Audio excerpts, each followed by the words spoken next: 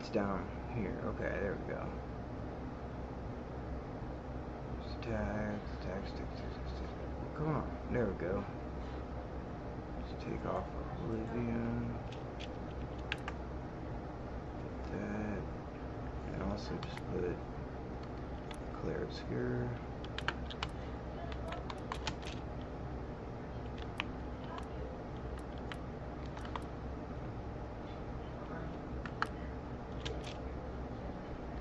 And then just put Expedition 33.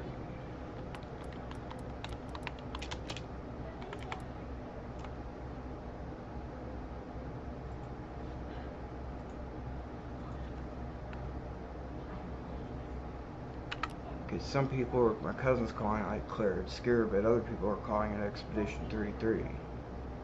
Oh.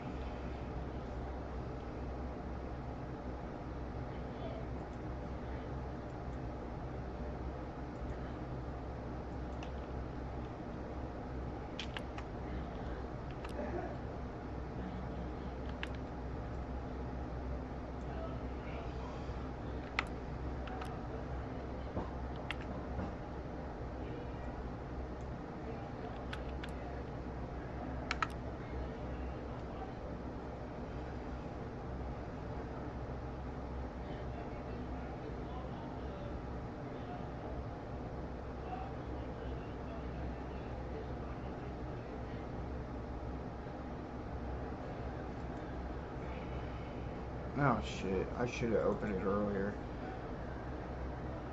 Because it's gonna have to like compile shaders and shit.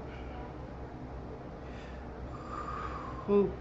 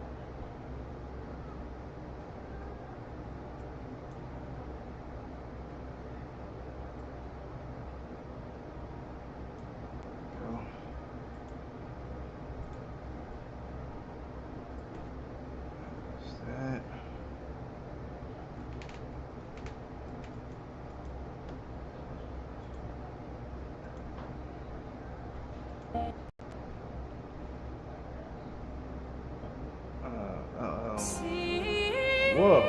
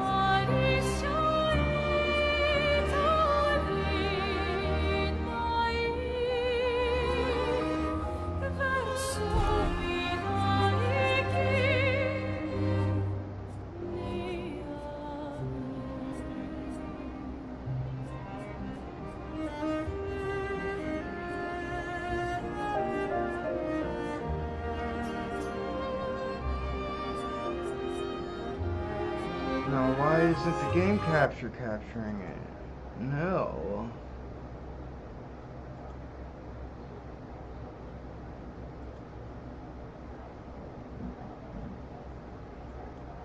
There we go.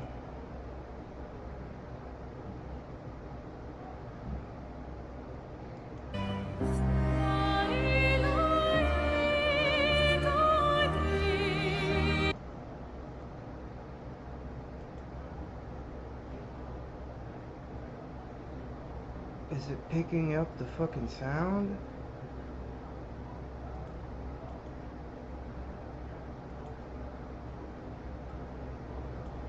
Is it picking up the fucking sound?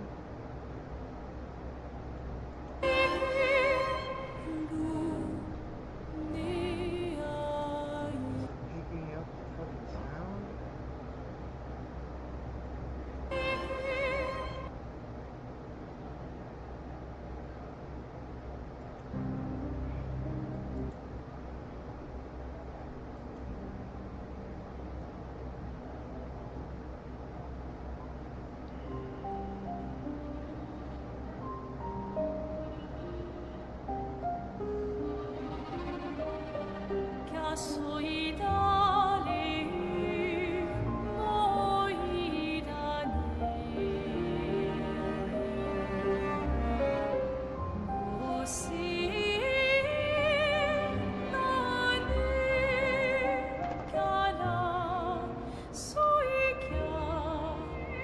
Yeah, okay, good.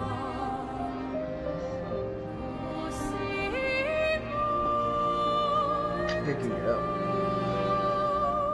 Dude, I have not heard a bad thing about this game. Everyone, my cousin was saying how amazing this game was. Then on the H3 podcast, Dan was saying like this is game of the year material. And my cousin was saying that too, but he thinks there's so many things coming out that this one might get pushed back.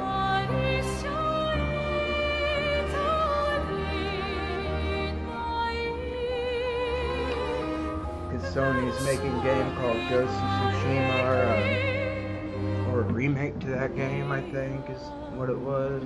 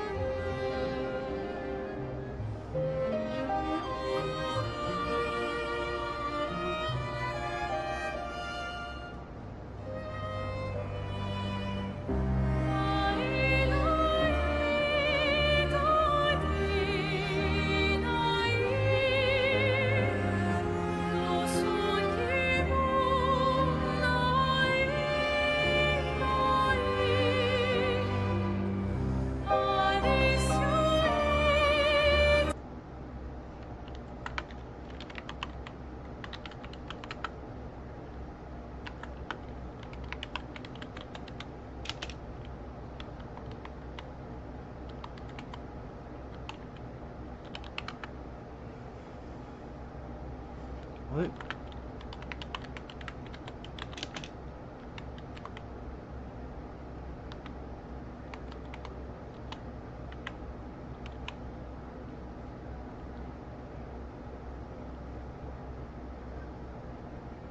Oh, I barely made it. How did I fuck up the first one?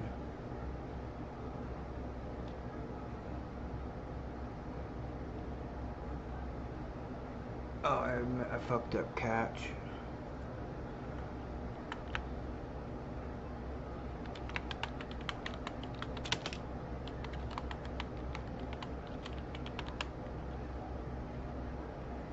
A, C, V works.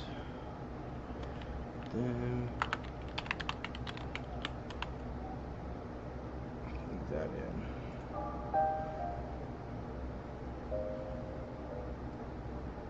in.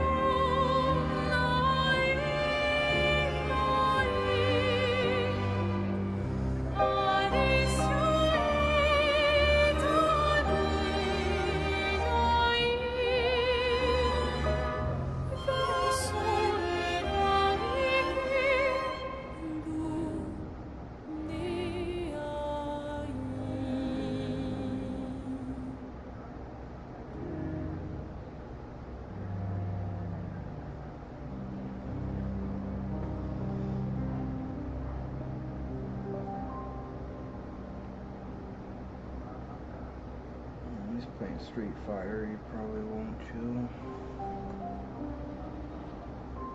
Hey Zarobi. Yeah, I'm doing okay streaming. I just got this up and started. I'm about to start playing this game. Everyone said it's freaking amazing.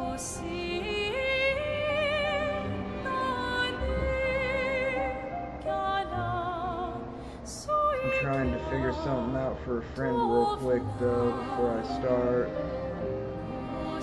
My channel, my videos. I'm gonna put private.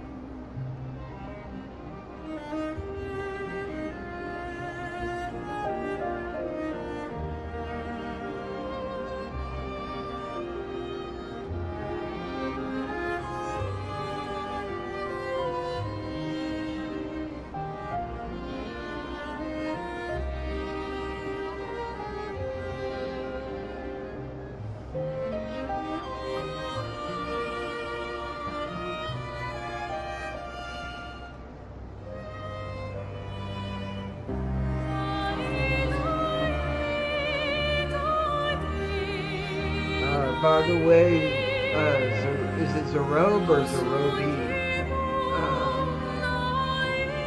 If you want, there's a Pokemon game in the chat that every 15 minutes a Pokemon comes up and you can catch it.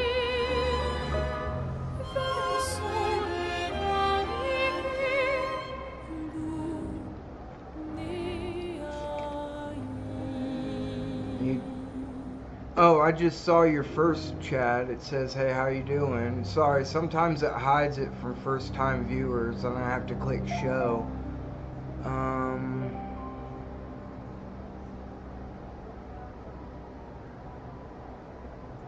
Oh, no, it's on there. It just has that around it.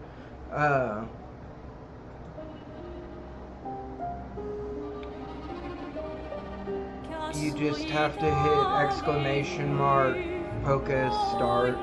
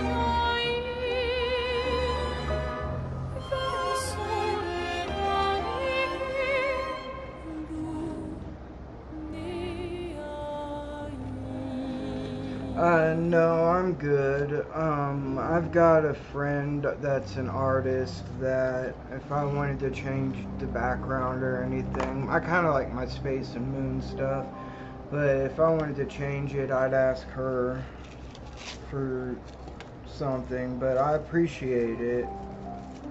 I do appreciate the thought.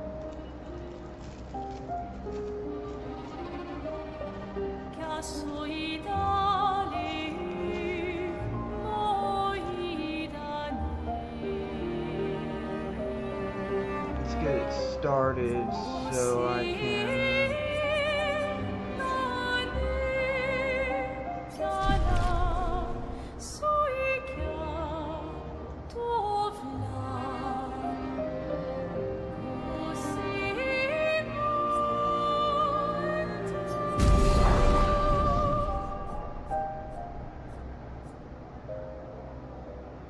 Wait, now I don't know which one.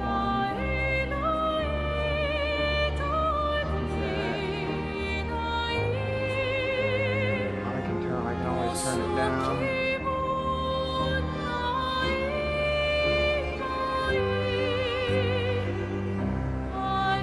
the matter? You wanna go out?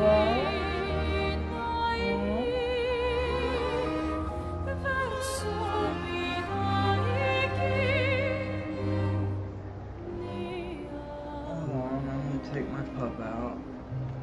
I'll be right back.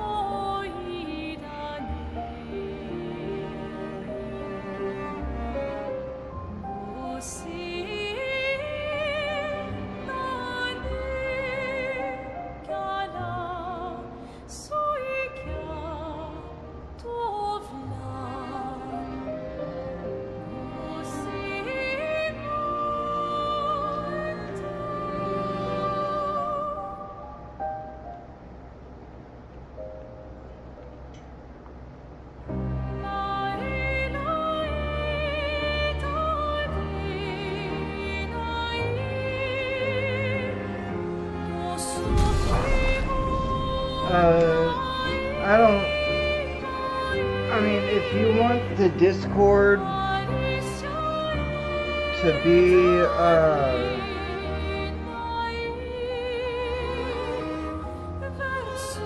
for the channel, I can give it to you, but, there's really no reason for me to check out your portfolio. Like I said, I already have a friend that I would rather use her art, and if I was gonna do anything, so unless, you know, showing me your portfolio isn't gonna change my mind on that. And I also want to make sure, like, because this is kind of loud in my headphones, I guess I could turn it down. but I want to make sure that I'm not being like over.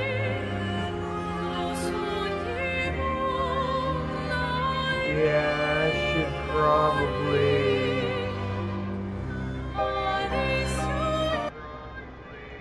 turn the desktop down just a little bit. Oh. And there's another Pokemon in chat. I don't even know what the hell this is, what the hell that means, but I think I don't have it.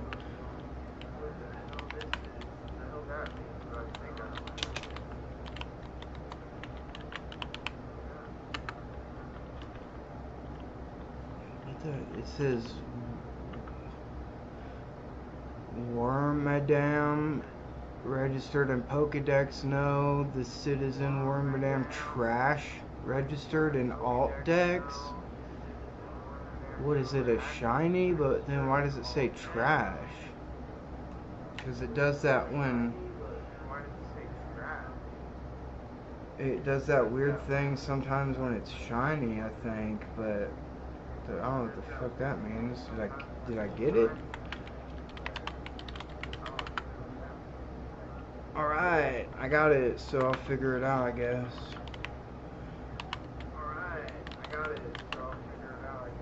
Oh, my mom sent me, but she got her Mother's Day present finally. It was supposed to be there before Mother's Day, but it just now got there.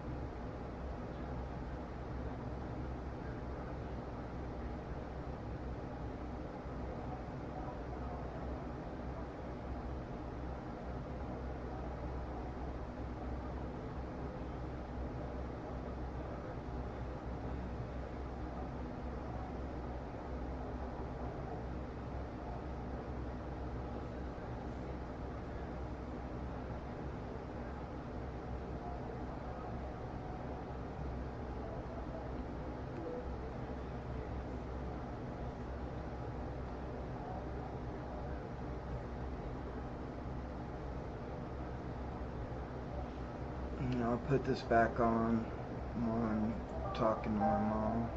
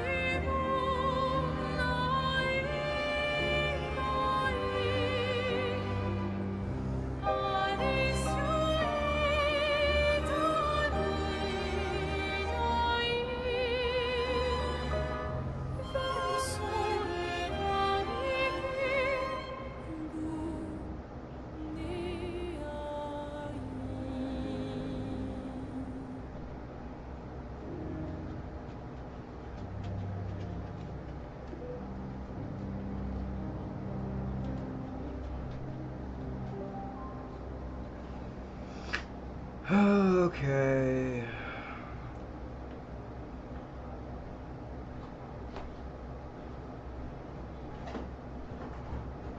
Oh, well, there's my puppy. You back in already?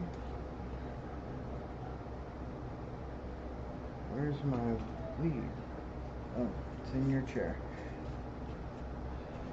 Come over here. No? Okay. I'm gonna put it in, make sure I'm not being like overdone by the music.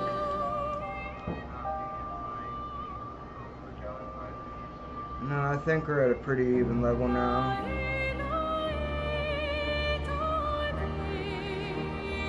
Okay, let's keep that. I like that. Alright. Now let's start the game on rolling it up. Wow. I still got a couple already rolled up, but maybe later.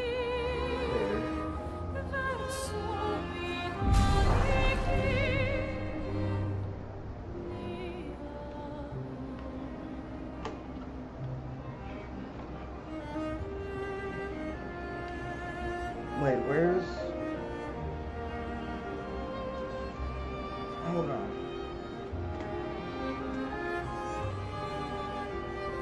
Oh my knife. Where's my sword?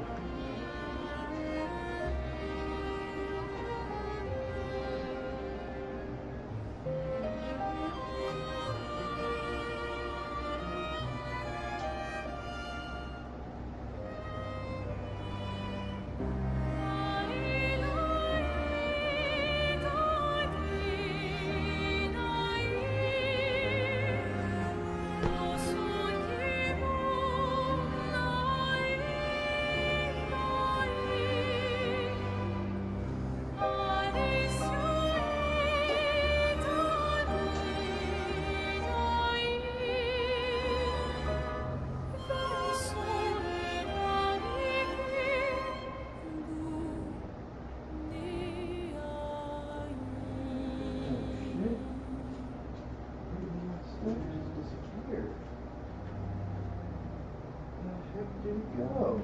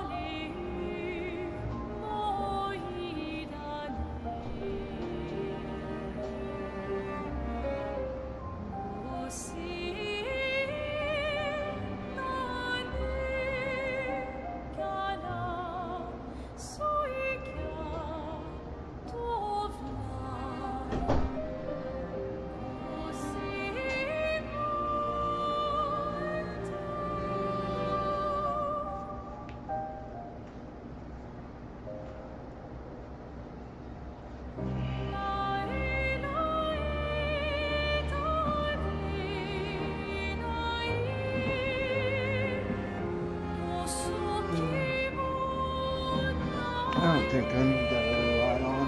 I want to stand it, but I want to play it in the dark.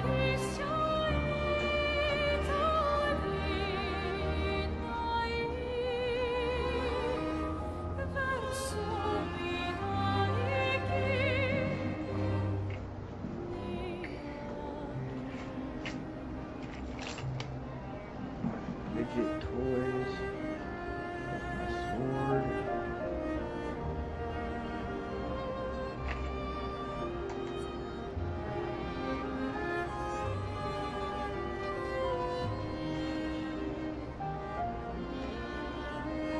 I appreciate it, Zerobi, but again, like I said, I've got a friend that does art, and I would probably ask him before I'd ask anyone else.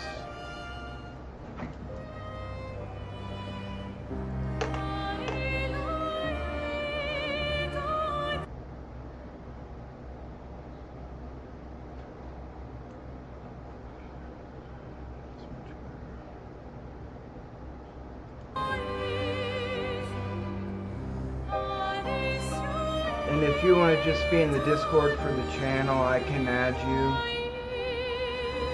But I mean, there's no reason to,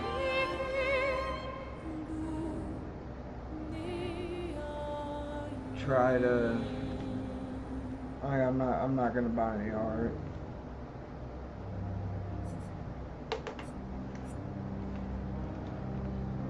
Let's try Expert, even though I've never played these games before.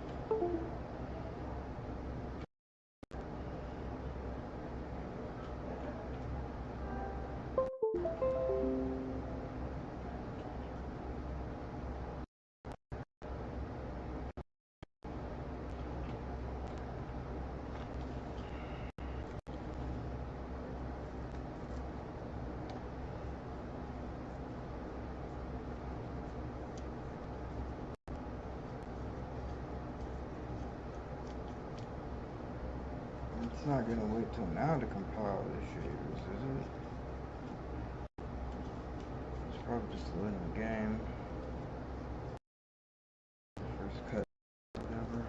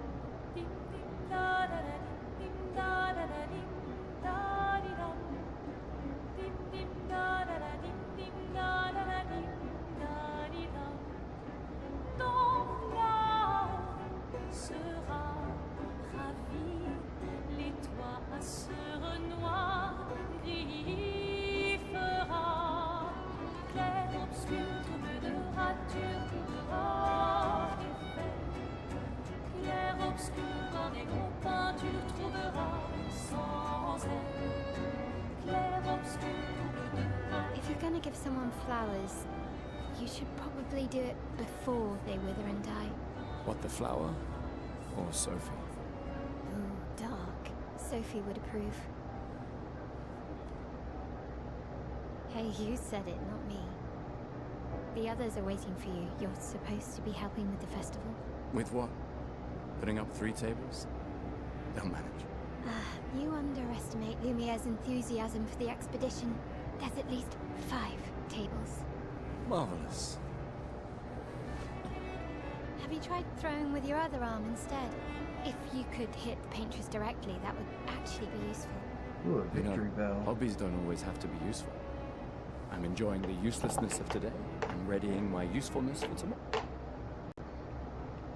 God damn it.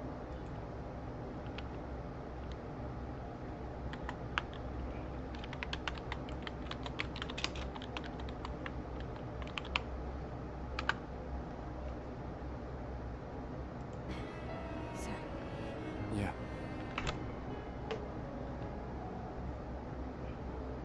You still got a flower to give, no? Yes. Yeah, I can't Yes. pause it.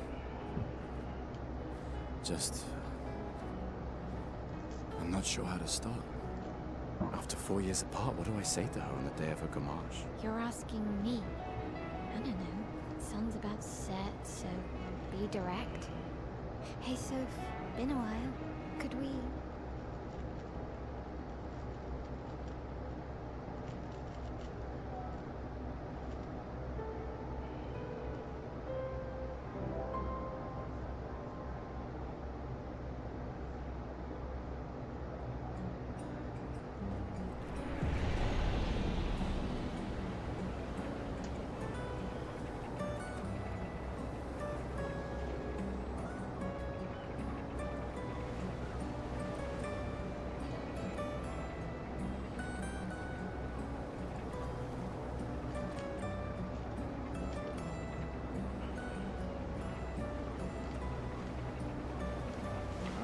already loving the music composition in this. It's fucking great.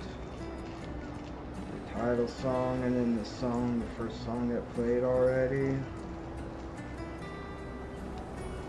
It's gorgeous. Alright, I got the victory bell. I think I've got a weeping bell and a bell sprout.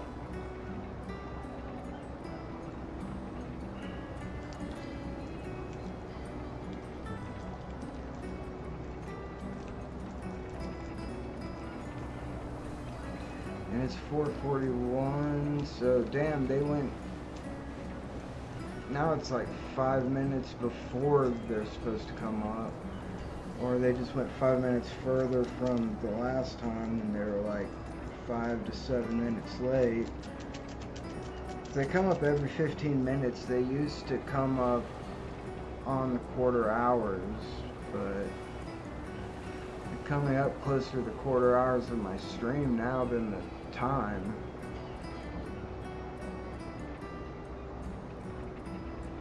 I must have started streaming right before 4 o'clock because I'm at 48 minutes, about to be 49, and it's just turned to 4:42.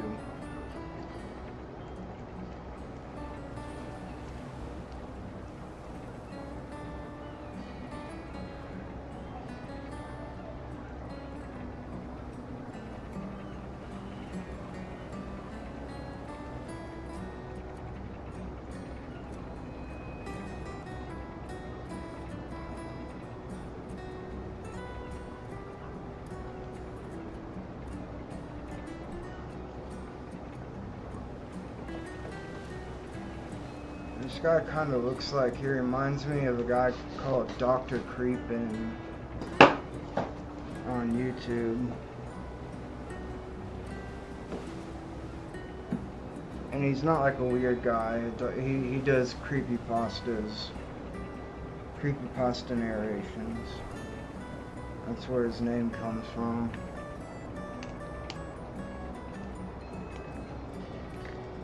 Oh, that's my headphones. I was like, what the hell happened to my hair?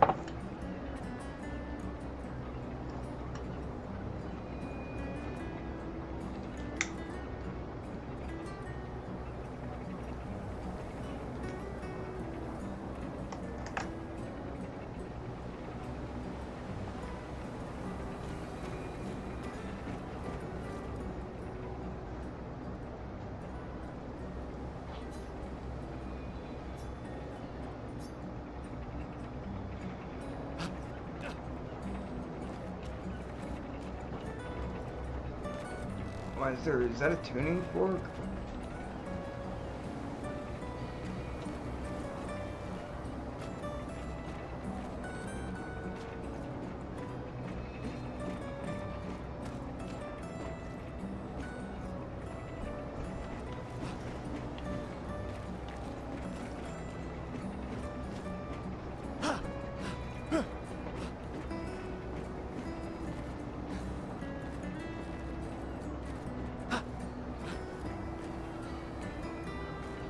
Nice, I like that. I like it when you can restart your view. Alright, let's go. I'll accompany you there. Are you ready to see her again? Yeah. Been ready.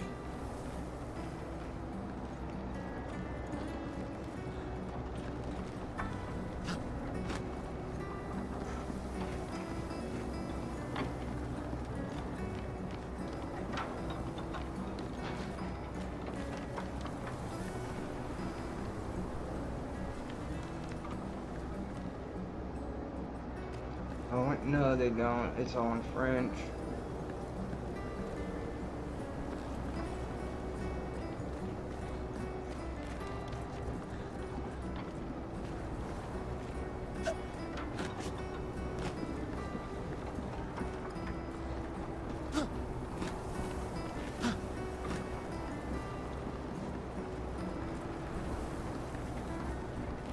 I set up these grapple shortcuts. Nice, huh? Don't tell your sister, though. I sort of borrowed the hooks from the Expedition Academy. Wish I had them when I was working as a courier.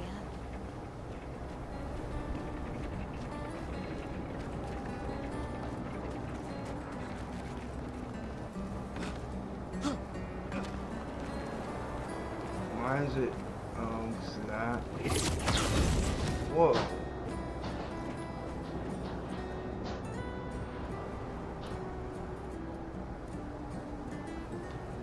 It works good with this controller.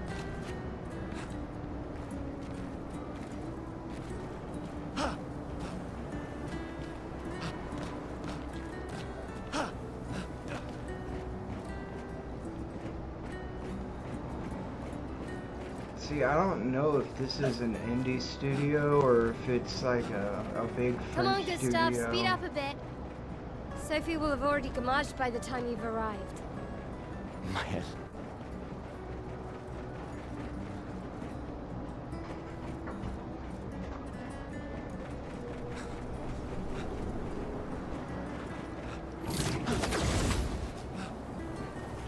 Can't believe Sophie already turned 33.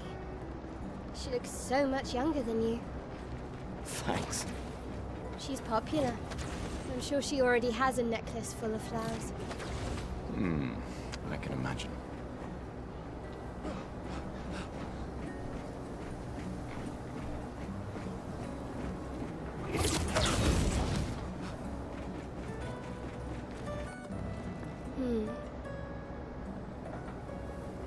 What?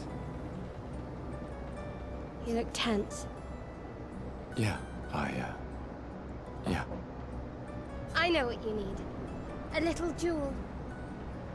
Okay. No. Come on, it'll loosen you up.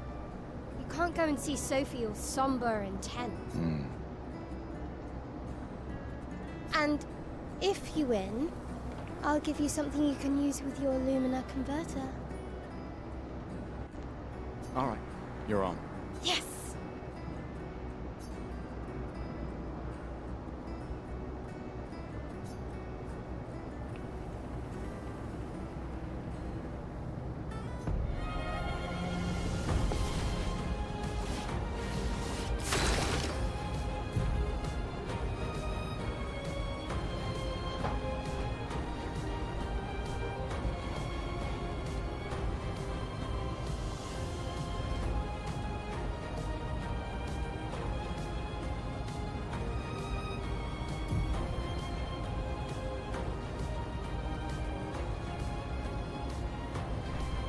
That's how Final Fantasy X did it.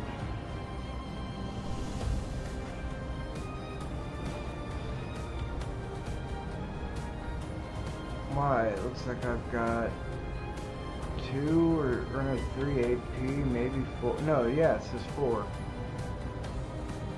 But that's all I'm allowed to do.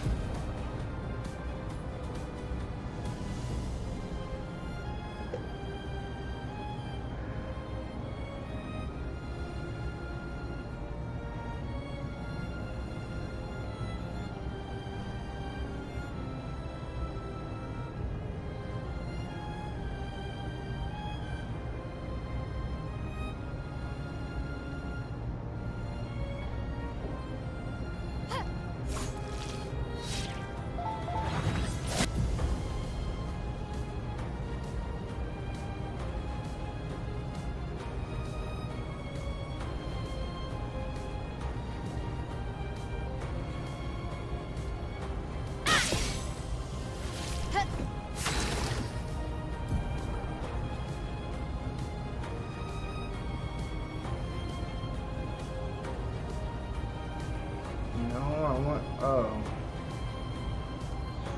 I've already got 6.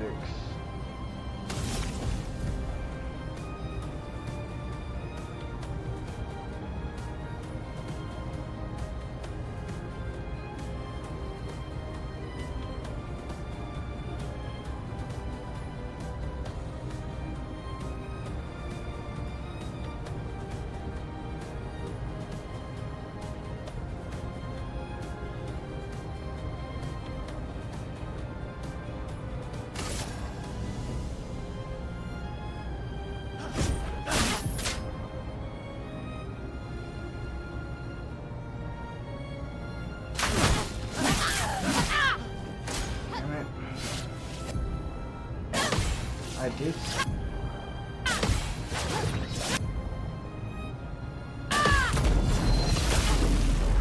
I kind of did that before it even told me to. I was on my own.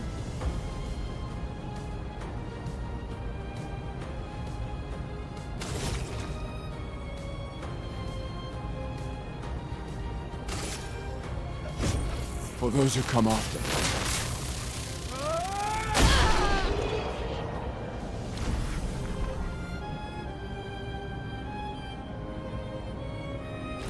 You won. Now, don't you feel better? I see your smile. All right. Now, let's go find Sophie.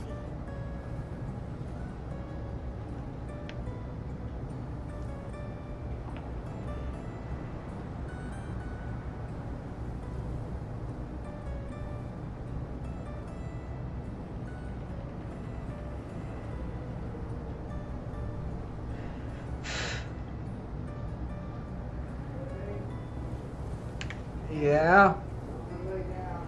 Alright. Love you. Good night.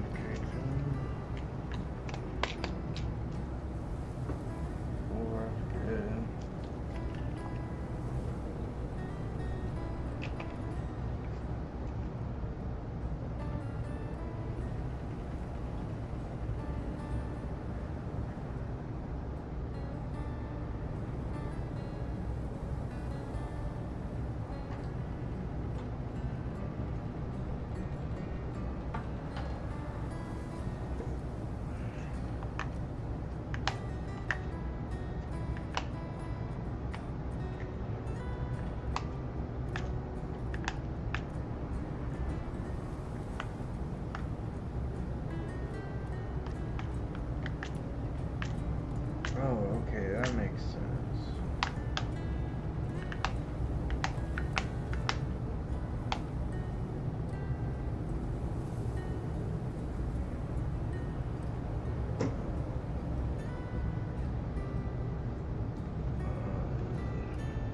Is that an Starly? Is that another one from the first 150?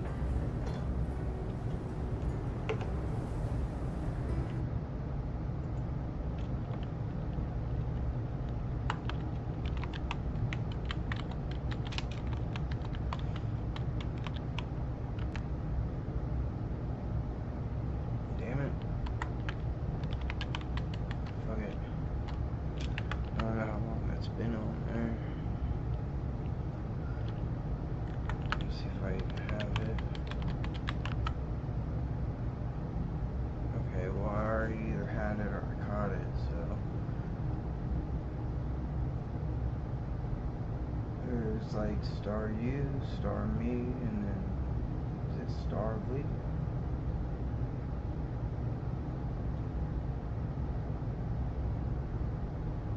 Yeah, I've already got one.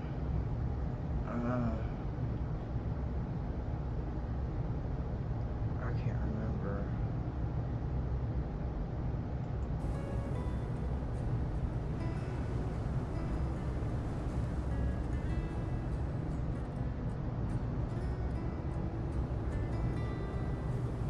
I saw her near the red and white tree. Yeah.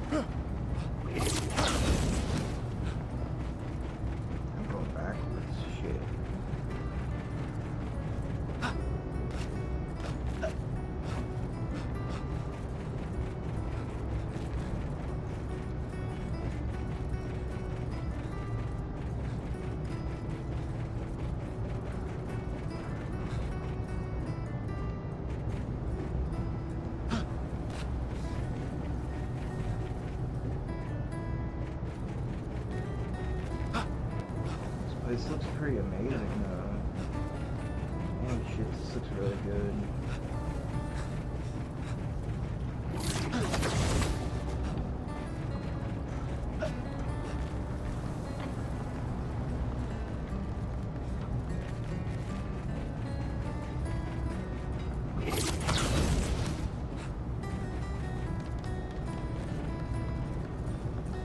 Oh, the plaza is lively.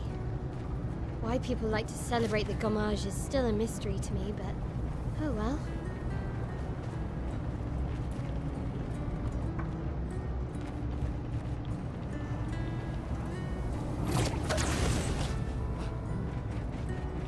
The red and white tree. I've always found it beautiful. I don't really understand. You and Sophie broke up so long ago.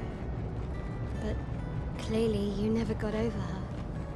Why'd you wait until today to say something? It's a bit late, isn't it?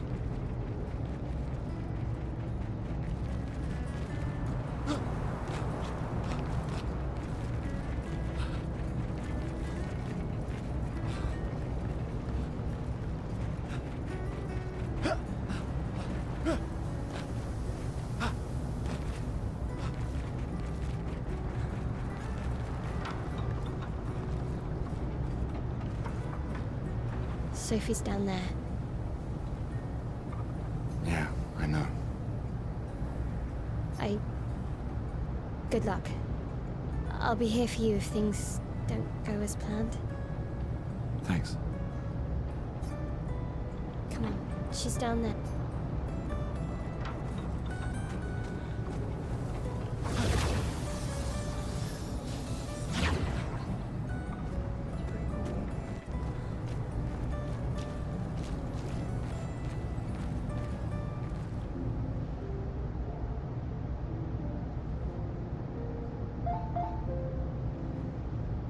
The last few days meant everything.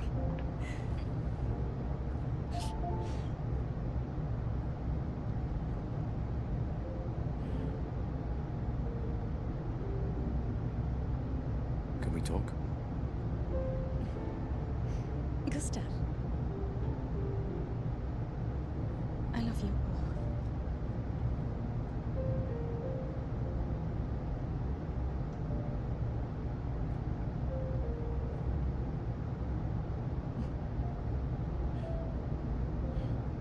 That's for your, if there's room. There's always room.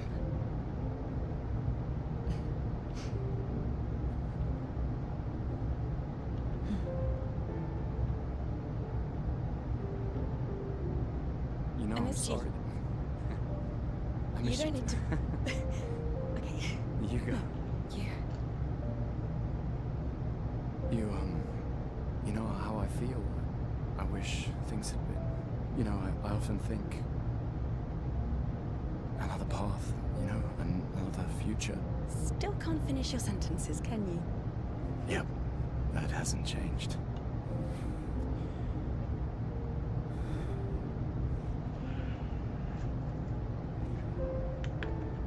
I missed that.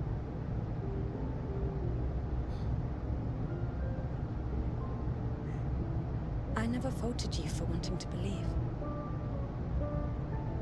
You're fighting to change things. 122 after I've had I understand. Just my second dose of medication, dude. This hard shit sucks. in a different world, right? I'm scared I'm gonna need We'll like a break the cycle. pacemaker. So she can't steal anyone else's future. Stubborn people change the world. And you are the most stubborn person I know.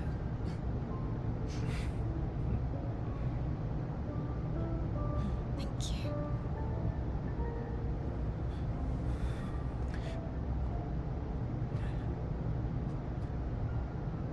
Walk me to the harbor? Yes.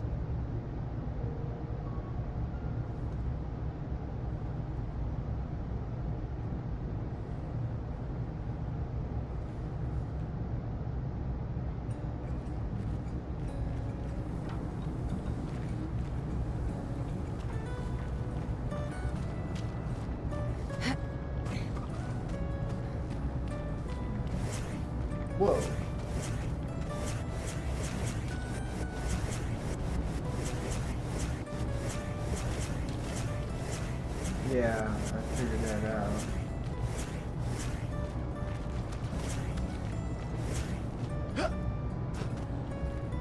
Oh, hi, Sophie. Oh, so it doesn't matter who So Gustav really did come, huh? you choose. Yeah. I knew he would.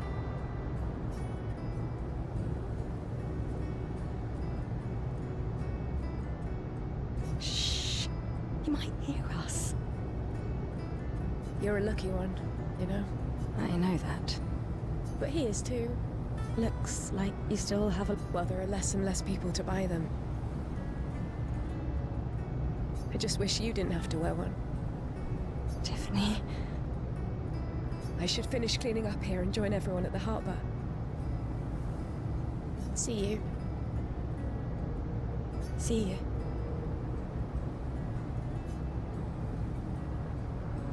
See you. See you.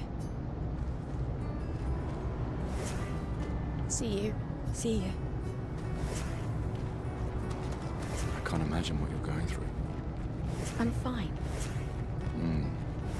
I'm fine. I've lived 33 good years. Look around. We've had our whole lives to prepare. We're all fine. Mostly.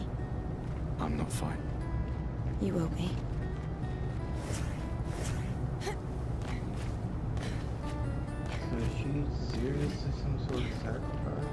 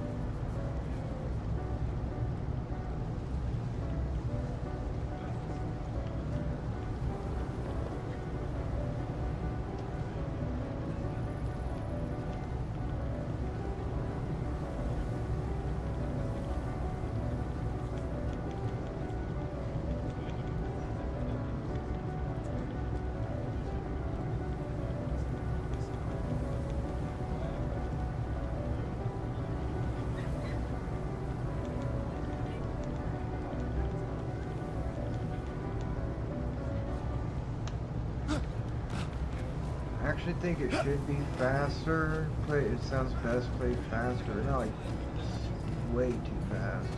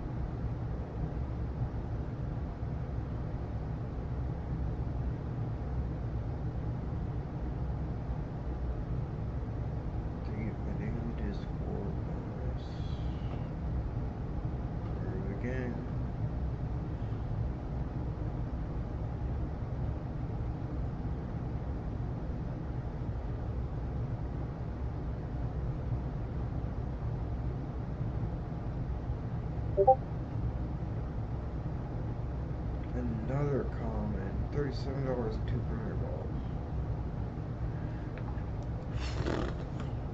I'm getting like, not only am I getting commons, I'm getting bad commons.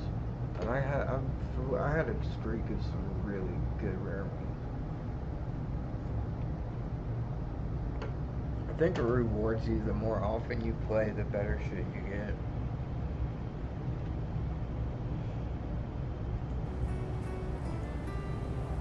Oh wait.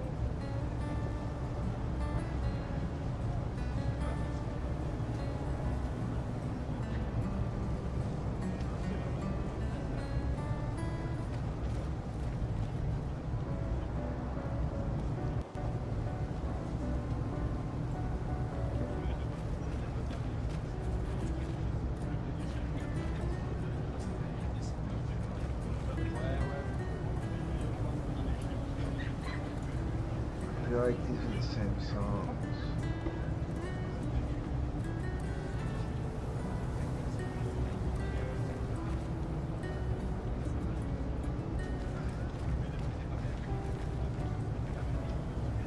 I wish I could reset the piano.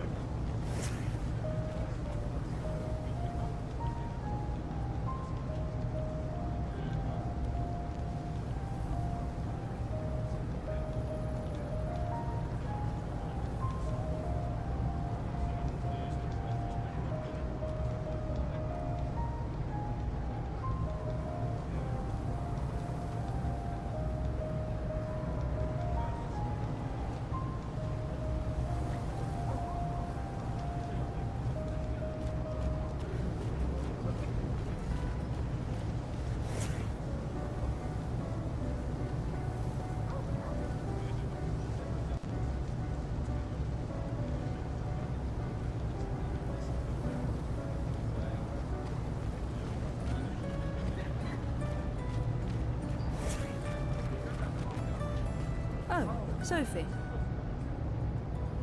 She's got a necklace too. Marie.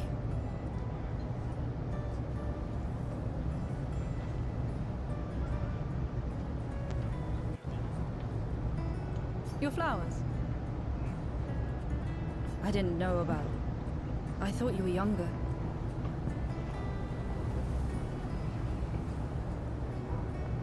And yet you didn't have children. I'm not having this conversation with you again. Not today. Do you care so little about the future of Lumiere? How can you be so selfish? What a con. I'm not selfish enough to bring others into our doomed world. I know we are not many to think like this now. And it destroyed my relationship with the person I loved the most. Now, if you'll excuse me, I'd like to spend this moment with him. And you should cherish this moment with your daughter. Sorry. See you at the harbor. Good luck, Mary. Oh, are we See you at fighting? the harbor. Good luck.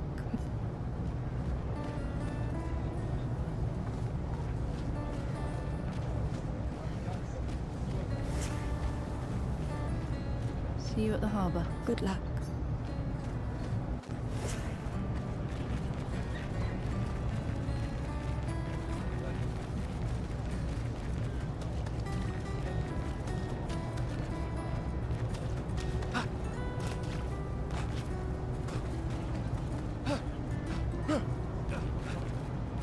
That guy's got a necklace.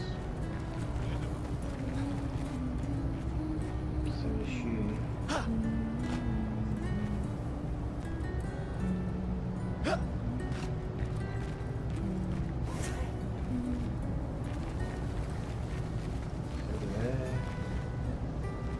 Talking.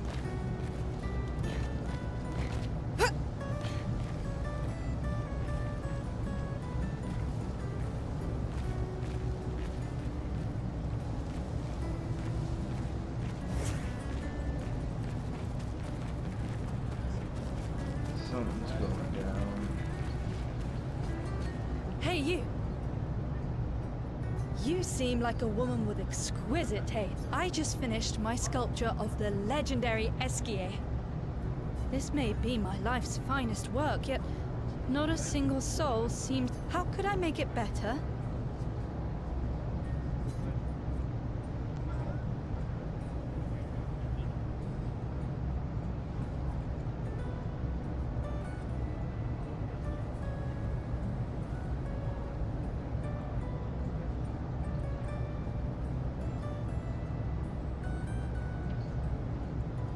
I don't want her to get in trouble.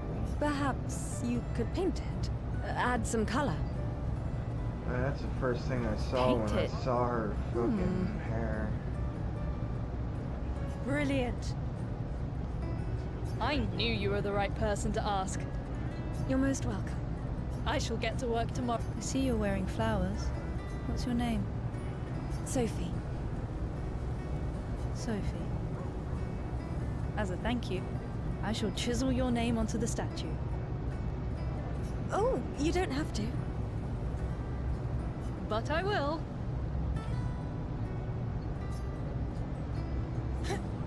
Sophie. As a thank you, I shall Oh, you... But I will.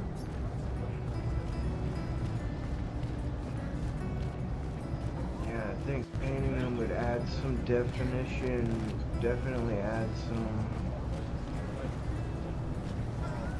and maybe make him look a little bit more menacing.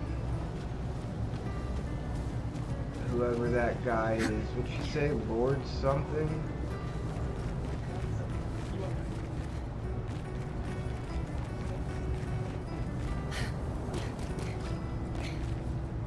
Oh, Sophie. What a lovely smell. Thank you, Richard. I could recognize it from miles away. It's good you're here, Sophie. I have a favor to ask of you. Anything for my beloved sewing teacher? We are of the same cohort. Oh, hey Today Jake, is my what's collage. up? Just playing this And my son and I had a fight. for the last night. first time. He said he wants to join the expedition. He wants to waste the last year of his life. Sorry, if I didn't see your comment. I tried to drop down the in-game audio on the mixer, so it shouldn't. I think it sounds pretty even now. I don't think it's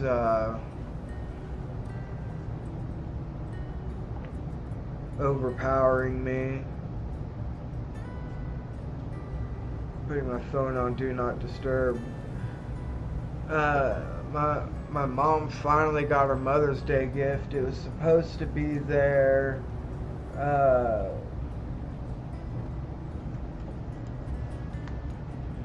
the day before Mother's Day, but nice, thanks.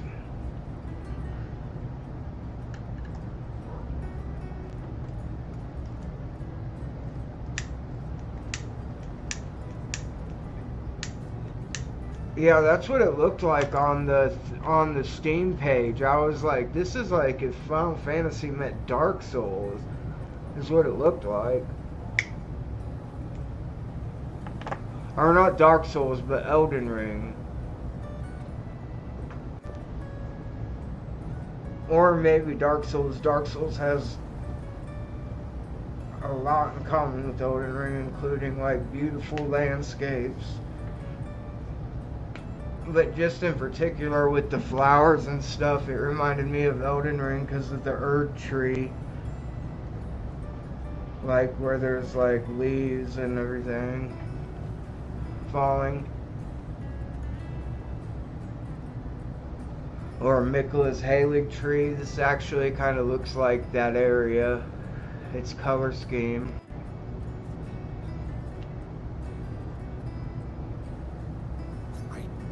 I didn't want that for him.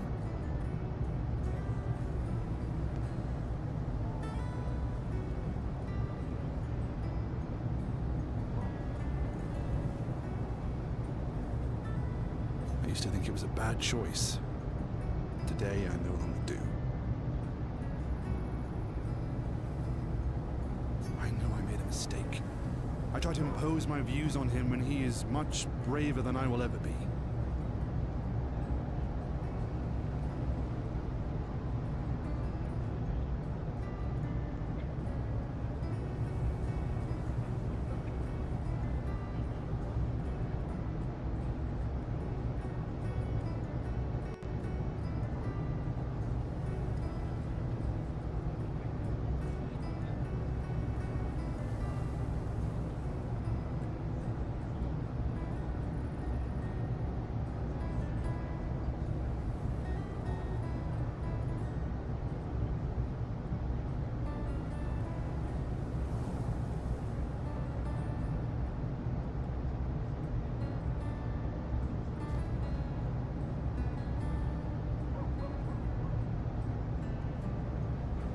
Sorry, I zoned out.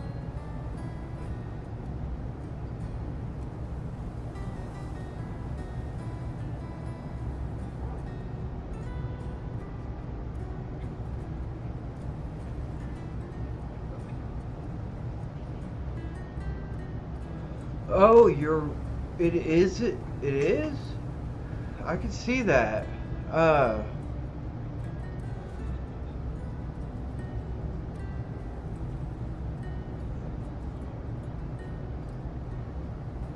So I sewed a special uniform for him. Are you talking? It's my last I'm gift. yeah, because Baldur's Gate was in English. Could you bring it to him? Of course. I'll bring it to Jules. Yeah, He will dude, I enjoy could the Mars definitely see ceremony, that. But he will be at the Expedition Festival tonight for sure. Oh, but you...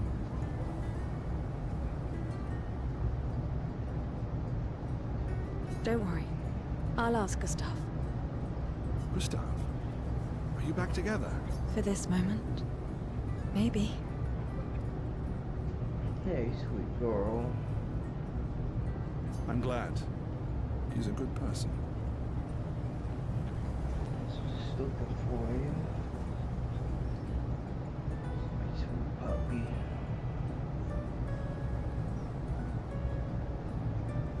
Yes. He is.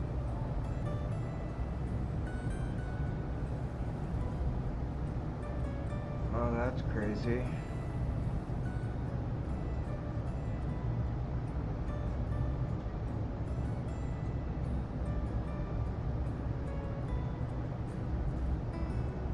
Nice.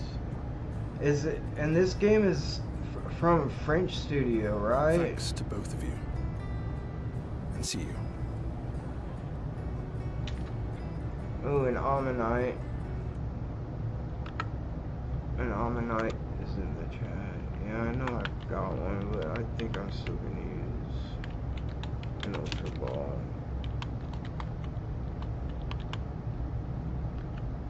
Maybe I shouldn't have used an Ultra Ball. I've got like almost 400 of them.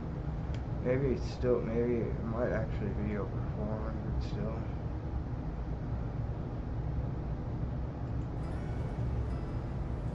See you. Thanks to both of you. And see you. I kind of wasn't paying attention. Do I have to like go See find you. his son?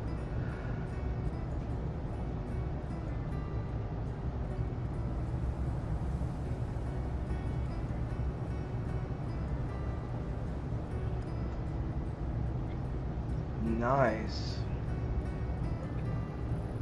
I always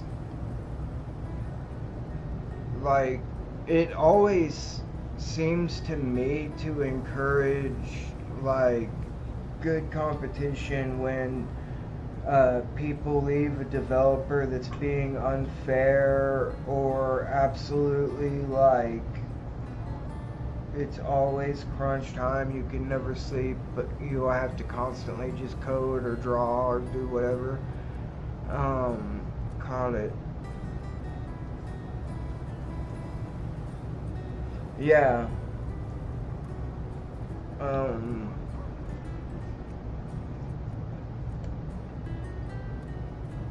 I'll go to Discord now.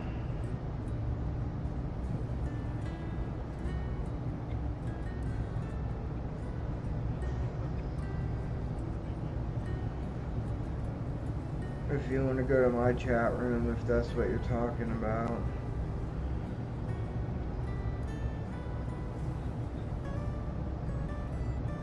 Oh, I just now saw your message from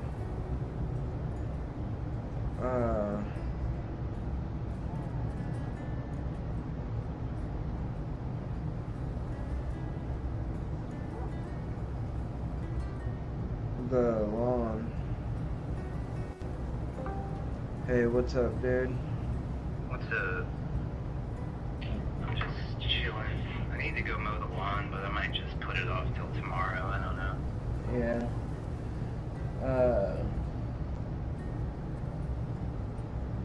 Oh, I figured you'd already done that, because you guys got a kind of a small lawn.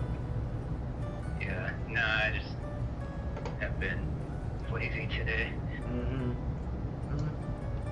Because that's my first day off this week, so I'm kind of tired from my work week. Nice. Well, that's your week. Well, you don't have two. Do you have 2 days in a row? Yeah, I usually work. I usually have 3 days in a row off. I work. I usually work Friday through Monday. So Monday's like the end of my work week, basically, which is kind of funny because it's like the start for most people. Yeah, and it's probably a slow day. Yeah. Usually, so you can like wind down instead of like, because when you're in like the food industry, it gets like fast paced and shit, especially when you're in a popular spot. Yeah. Dude, I remember New Year's Eve, people were like complaining and like, dude, we seriously had a line out the door for the pizza that we were selling, and people were like super pissed off, acting like they didn't staff enough people. And I'm like, dude, I told people, I was like, when they got their pizza and they were like, I've been waiting for an hour or whatever, I was like, well, you saw the line, bro. You didn't, you didn't think that you were gonna fucking, just because you showed up, you get your pizza now. You saw all the fucking people in front of you. If the dude stood in line for an hour, he knew what was going on, because there was a line to the register too. It wasn't like, like I said, the line was out the door. It's not like people couldn't tell it was gonna fucking be a minute for their pizza. Most people were super cool. Oh, and the thing is that we we started on Thanksgiving's, I think, is the first day we opened as a pizza place. And so like there were tons of fucking people there. And I mean, I've never fucking seen, and the people that were with me were completely unskilled when it came to this kind of work. They were actually students getting their degree, that like, I think probably actually the only experience they had was if they had to get their food card, but I don't know if they had to get their food card. Well, I had to. Well, he probably would have let it go. But a lot of places don't enforce Yeah. it until they get busted by the health inspector. This is the first place that I ever had to do it. Everybody like mentions it in the interview, but nobody enforces it. Yeah. So, but he probably honestly wouldn't have forced me to get it either, but I just did it because I was like, well, why not? What harm? It's not like it's gonna hurt anything. And actually, it was a pretty good course. And I think it's most of it's super fucking obvious, kind of. You know, not a bunch of big brain stuff, but it does actually. The course that I took, actually the state course, was informative still about certain things. But dude, you get people in the reason why I think it's a good idea to force people to get that is because you get people in the food industry that are just fucking dumb as fuck. Yeah, dude, like as a brick. Why does Manon keep saying death comes to us all? That's definitely true. You haven't heard that before? No. Yeah, my work was pretty unofficial expedition. Lax about it for a while until somebody got caught by the health inspector without theirs. Oh shit, that happened? I've never seen a health inspector also, and like I did at this one place actually, but I don't think they checked for those. Because anytime they've ever been to Uptown when I'm there, they're always like, "Hey, you have your food handler's card on you?" Yeah, because you're supposed to keep a copy with you, and then your employer is also supposed to have a copy in their office or whatever. Well, yeah, I think the employer, it can be either way. Because or at least in Cass County, when I got my license, I had two, but that was because I realized like a week or so after I got my license, they wrote the expiration date as the same date as the start date. So, like basically I can't remember what it was like. I don't know, right after I got into this kind of treatment a year or so. So it was probably like 2020, or not 2020, 2014 or something, but whatever day it was that I got it on was the same day it expired, so they fucked it up. It was supposed to expire like 2 years after that, but they made a typo, so I got another one. So my employer had one, and I kept one in my wallet. Yeah, what's super dumb is that if it expires, it's not like a driver's license where you just have to go get it renewed. They make you take the test again. Well, you gotta take certain tests when you renew your license. Yeah, but it's not like the entire driver's test. It's just like a little, like they give you like a vision test. Yeah. And you have to like show them your birth certificate and stuff. Oh, I was thinking about that earlier today. Like, I used to have so much road rage when I was young, and combined that with being a drug addict, like, I was a menace on the road, let me put it that way. Yeah. I was an idiot, dude. But I was thinking, like, I failed my license test like twice.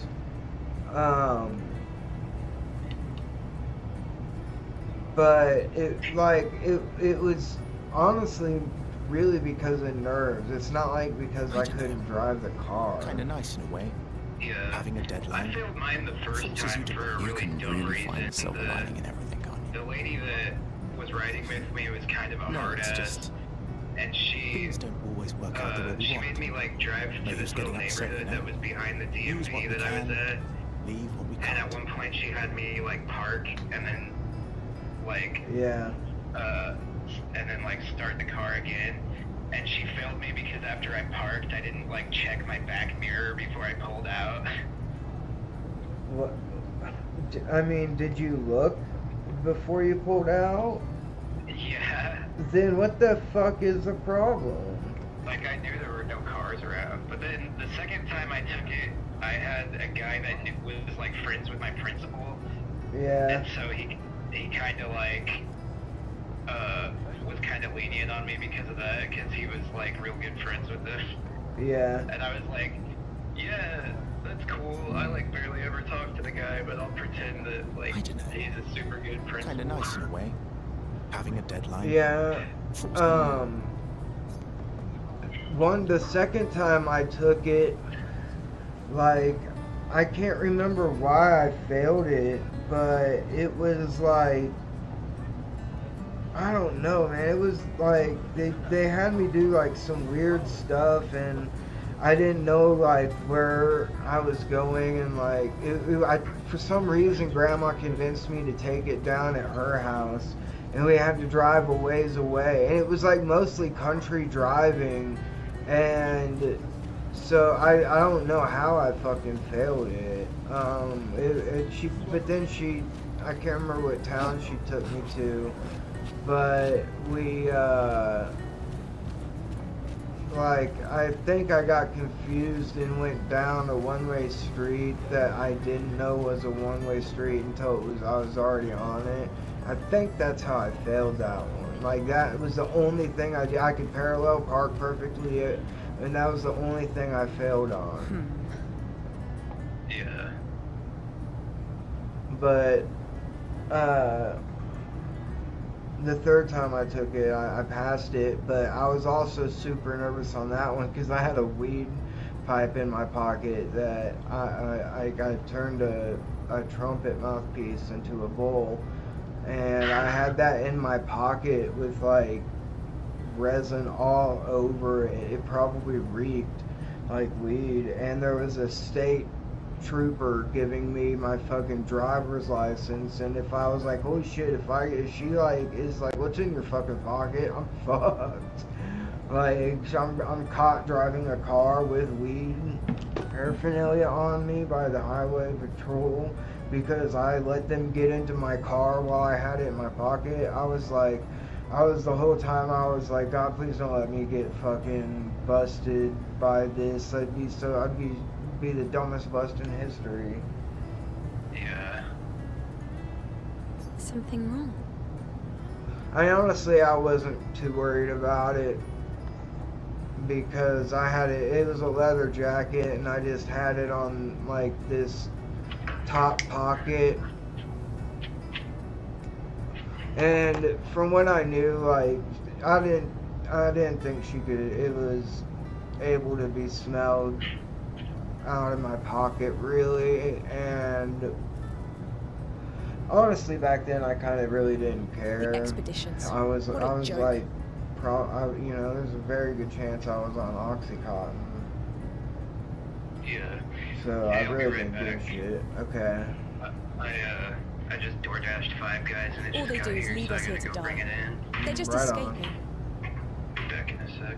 You know their goal is to save us all, right? Yes, that's what my father told me last year, before he left for Expedition 34. And here we are again this year. We could have spent one more year together instead of wasting it away. Your father fought to offer you a better future. I have no future. I know it, and I've accepted it. We're doomed. You never know. This expedition might be different. There are some special people in this one.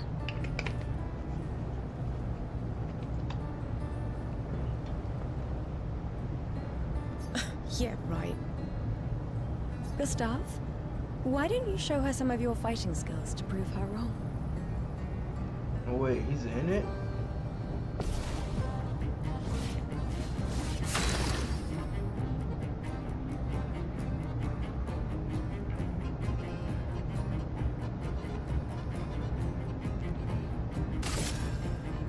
Oh, that. I was gonna fight her.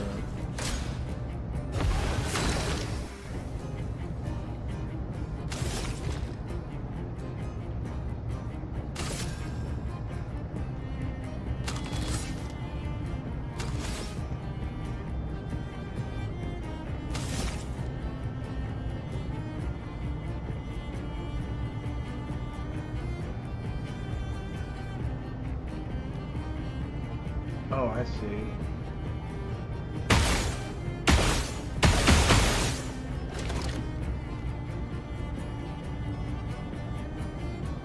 Oh, that took...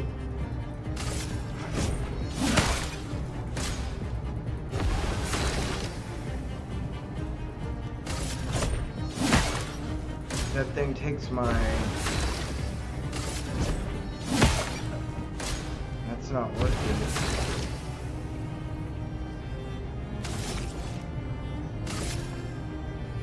I guess this will do. Alright, I'm back. Hey. Why does it keep healing? I'm trying to fight this balloon. You're trying to play. Fight this balloon. Oh, I didn't even know you could do that. That's kind of funny. There's like a secret boss in this like tutorial section. Is there? I mean, that's not what I'm fighting, but I'd like to fight that. Use your abilities or your skills. I guess this will do. Wait, space? What the hell is space? Well, it keeps healing. Yeah, I know. That's why you gotta use your skills, because they'll do more damage than the... But this thing, it takes up... The gun takes up skill points. I know. I didn't know that. Yeah, that's kind of a mechanic from Persona. Well, yeah, but I'm attacking it to get ability points. Yeah, but use Lumiere and Soul, and then that, I don't know if it already gave you the tutorial, but the way Gustav works is like, you have like a prosthetic arm that you build up overcharge for. See how the number on the right is 2 out of 10? And now it's 4, now it's 6 out of 10 because you just used the Lumiere Assault, because that move builds a ton of overcharge. So like, see, look on the right now, there's like the icon of his prosthetic arm. Yeah, it's 7. Yeah, so once it's 7 out of 10. You said it was 6. Once it's up to 10, it powers up for every level of charge you have. It powers up your overcharge attack, and 10 is the most powerful that it can get. Yeah. Oh wait. So you're saying Lumiere can raise that? Yeah, because you get one charge for every hit that connects of Lumiere Assault. So when you only have these 2 skills, that's kind of how you want to play Gustav. Is you want to build up. So now should I do overcharge? Yeah, now it'll probably just kill it because it will do so much damage because it's For those who come after.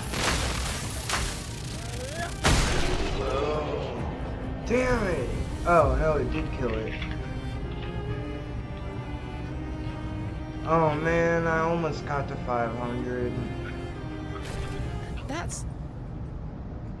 This guy's I didn't even know strong. that balloon was a thing, and I thought I explored that They area all pretty train their thoroughly. picture Damn, this skills burger's very gonna be hard to messy. save us all. Then, Madame, why didn't you join? Me? I'm content with my life.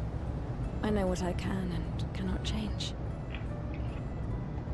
Or maybe because I was afraid.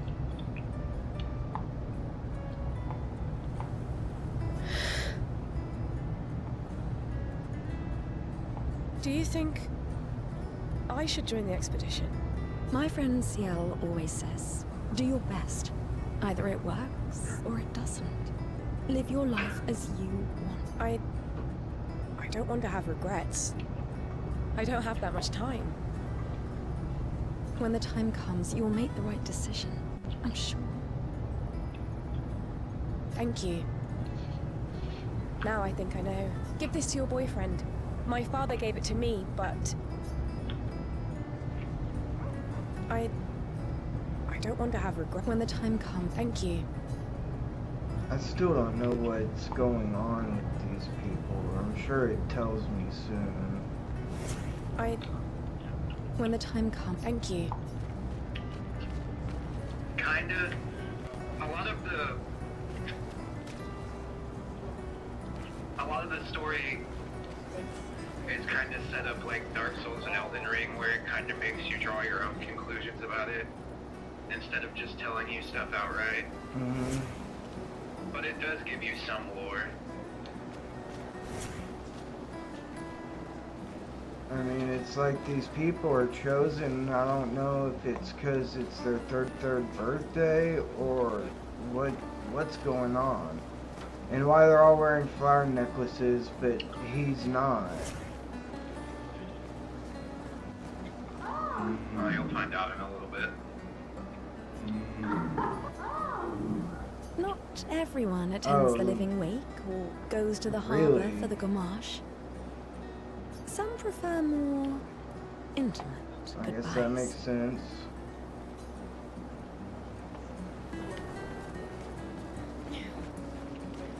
Do they have different dialogue? No.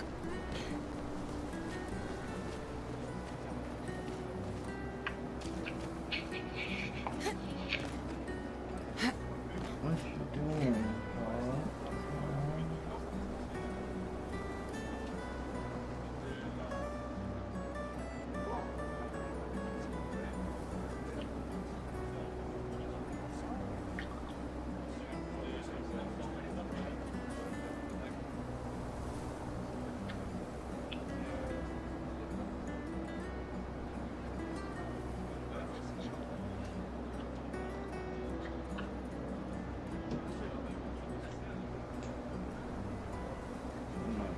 My puppy's so sweet. I love you, baby girl.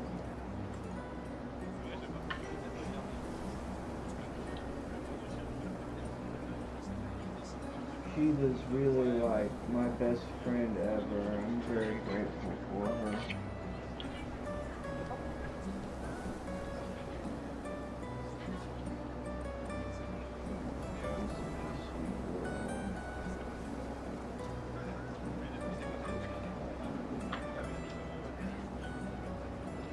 She's never given us any trouble. She's a little expensive. She gets fed a lot, like better than a lot of dogs is what my vet says. In the morning we give her rice and veggies and half a can of WAG wet dog food.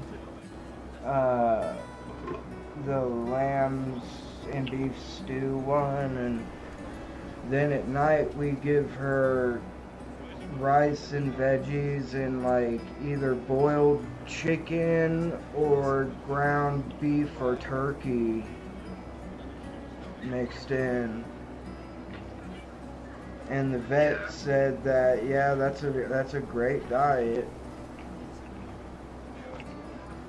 She said that's way better than most people feed their dogs.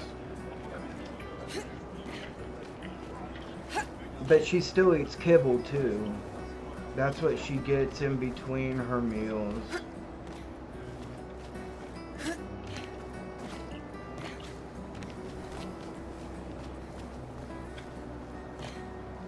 And then she also gets these treats every day that are supposed to like brush her teeth, you know? Those greenies treats.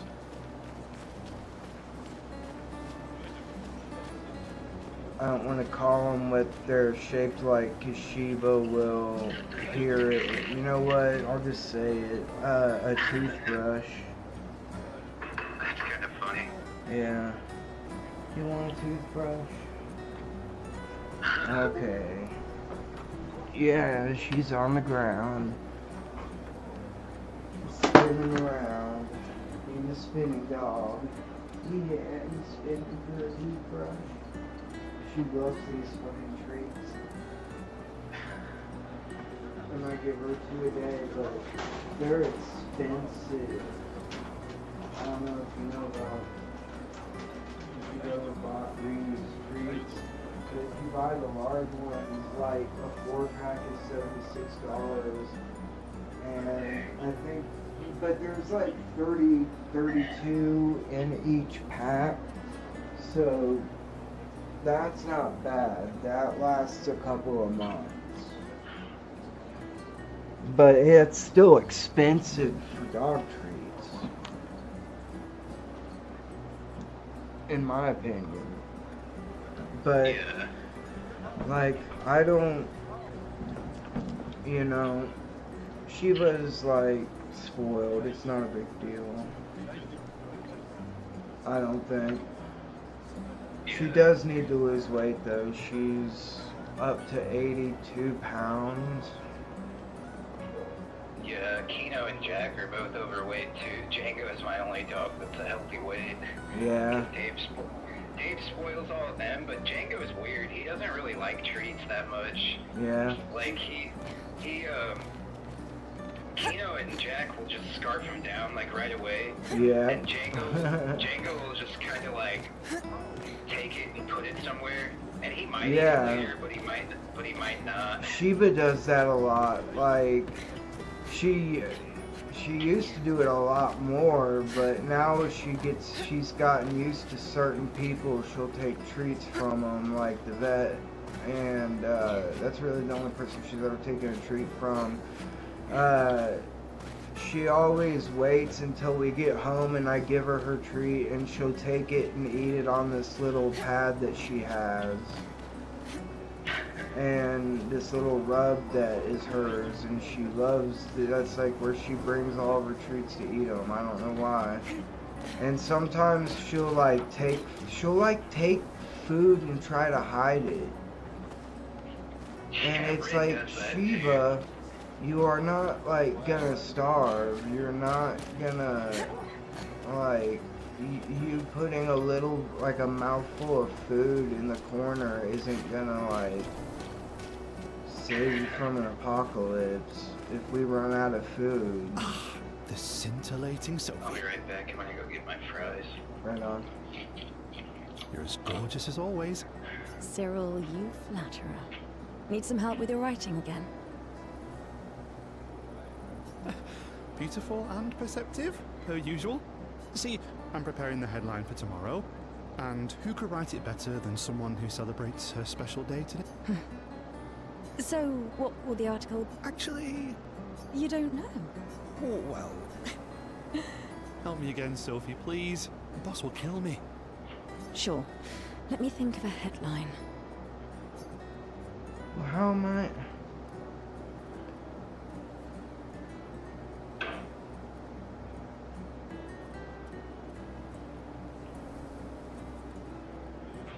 Expedition 33 shall be the destined journey. A headline about the expedition. That's bold. Nobody really cares about them anymore after their constant failures. But that would make a wonderful underdog story. Right on. Okay, now I'm inspired. You really are a divine being, Sophie. Don't forget to credit me. I would never. Thank you for all these times. It's always been a pleasure, my friend. Take care of yourself. Yeah. So I get it, like, we're going to see this lady that paints stuff. Is that what we're doing? What our job is gonna be? Or is our job gonna go fight the monster or some shit? He sacrifices to one that she makes. I missed a Remoraid Pokemon, but I think I already might have had that. But now there's an Orthworm. You'll kind of figure it out. Don't have it.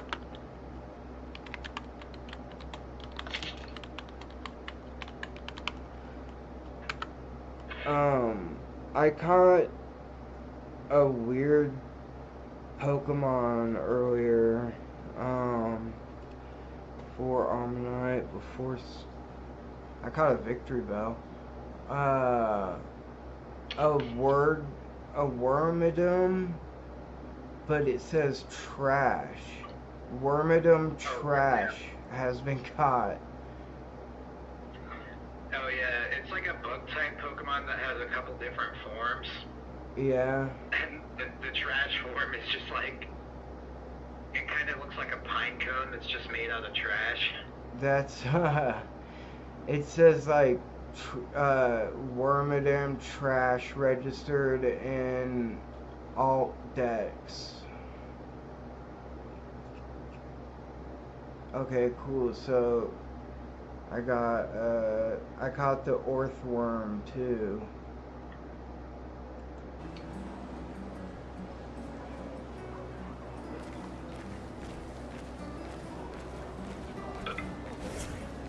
Sophie. Oh! Butter?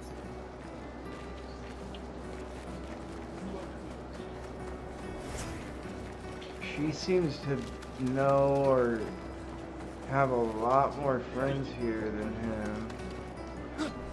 I can't find that girl that was with him. Or did she stay up on the roofs? You'll see her again later.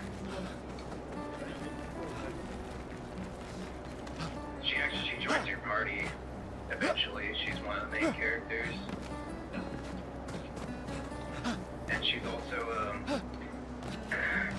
she's basically Gustav's adopted daughter. But they're like so close in age that they almost have more of like a brother-sister relationship. Okay, yeah. I can see that, like, kind of how they were interacting.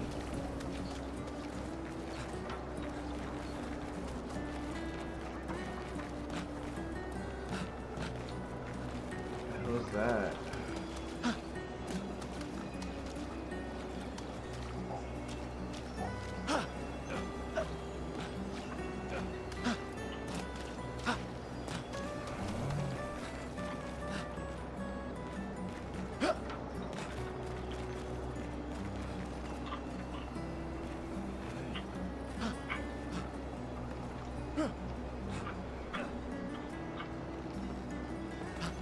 Whoa, what's this?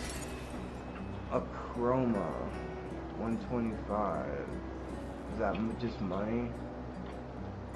Yeah, it's like the currency in the game.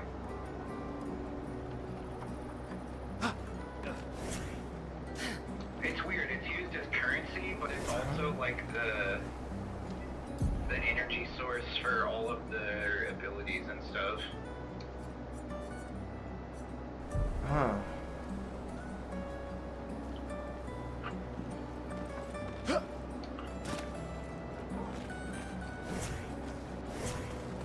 Because Gustav developed this technology called the Limina converter that basically like essentially like uses chroma to let people use magic. So that's what that girl was talking about, that she would give him if I won the tutorial battle. Yeah, because that's like I'm trying to get to it, but this is the only menu I can get to. yeah, once you get past this like opening section, you'll eventually be able to get to like your party menu. Kinda nice in a way.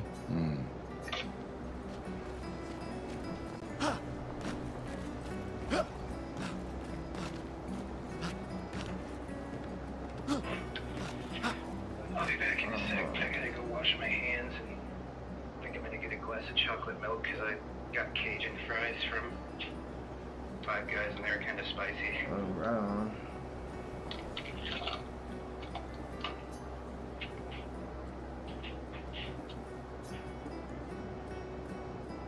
Oh, so everybody's volunteering.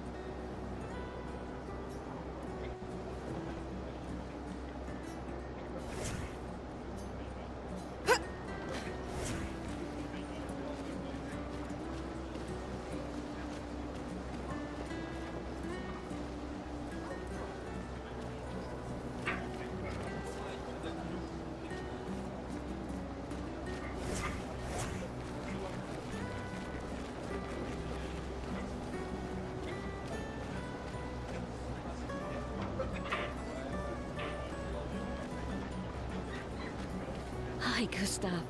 You're back. Oh, did you want to pick out a different flower? No, the one you suggested earlier was perfect. I'm glad. These garlands are our last farewell. I want them all to feel special. I have a garland saved for you too. But it's not a farewell garland. It will be a welcome home. God, good luck, my friend.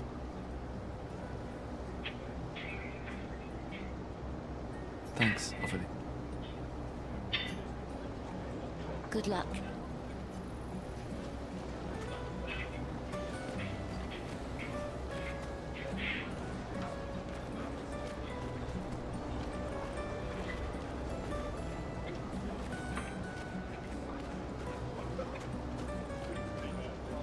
How does this work if everybody is selling like 1 million of these flowers? Alright, I'm back. Hey.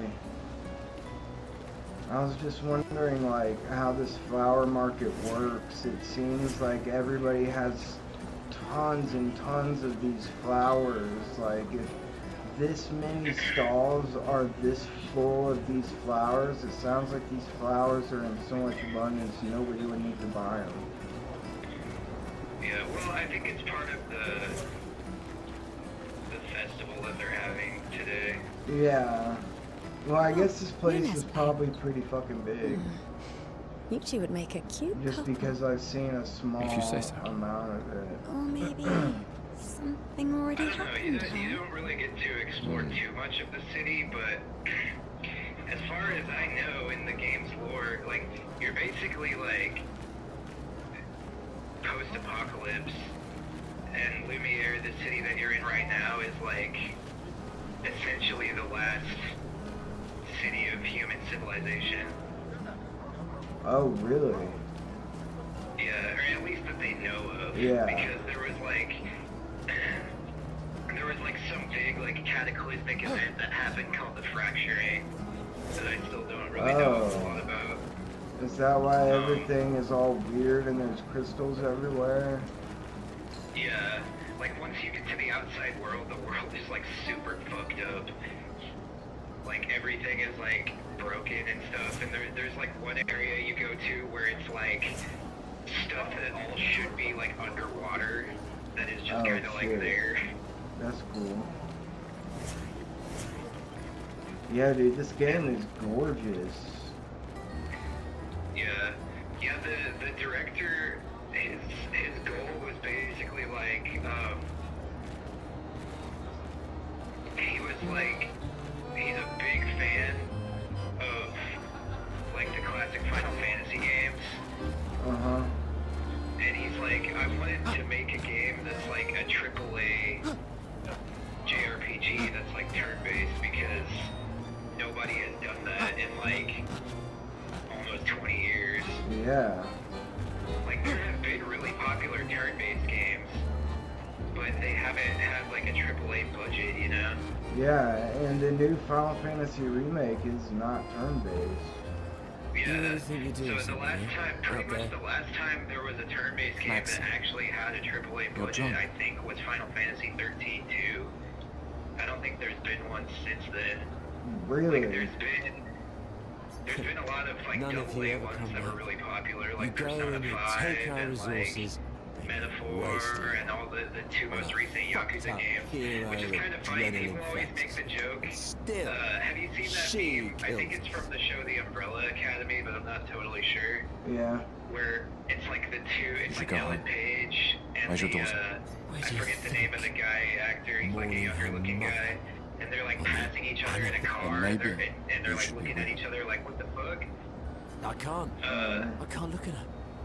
She's just anyway, another reminder that picture, nothing we and they do were matters. like, Nothing. on one of the top, like it's the two cars passing each other, and one of the captions was Final Fantasy going action-based, and Yakuza going turn-based.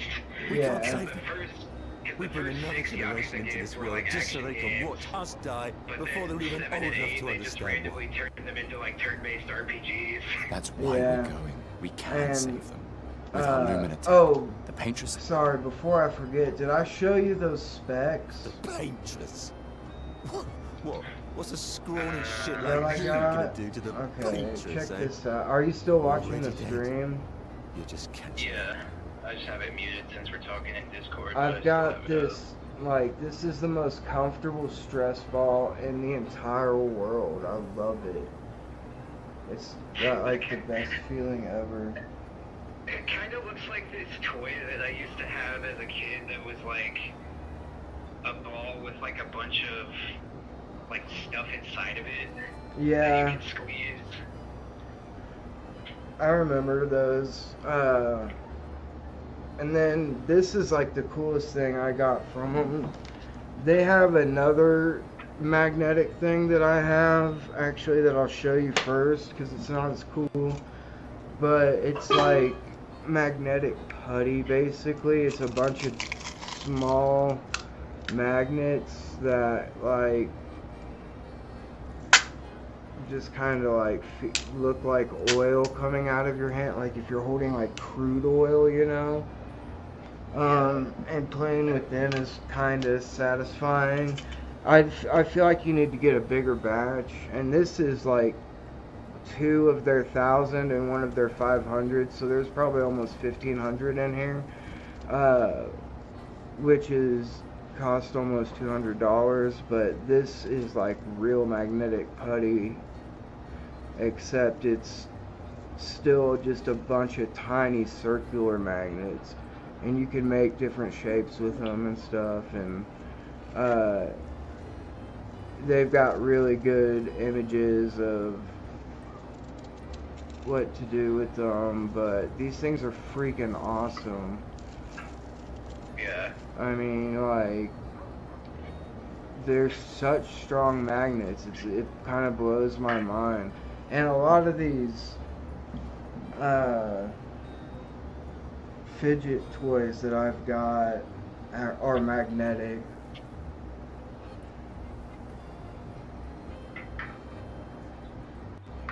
But I've been obsessed with these Specs things. That's why I bought the extra ones. Which, dude, like, I think it's like $79 for 1,000 magnets. Dang. Which is good enough. Fucking magnets. Yeah, but it's like, this is the box that it comes. Actually, this is the box that the 500 come in. And this is the box that the 1,000 come in. And the 1,000, if you pushed it all the way down, it would be about half of the bottom portion. So about half of this it would be full of.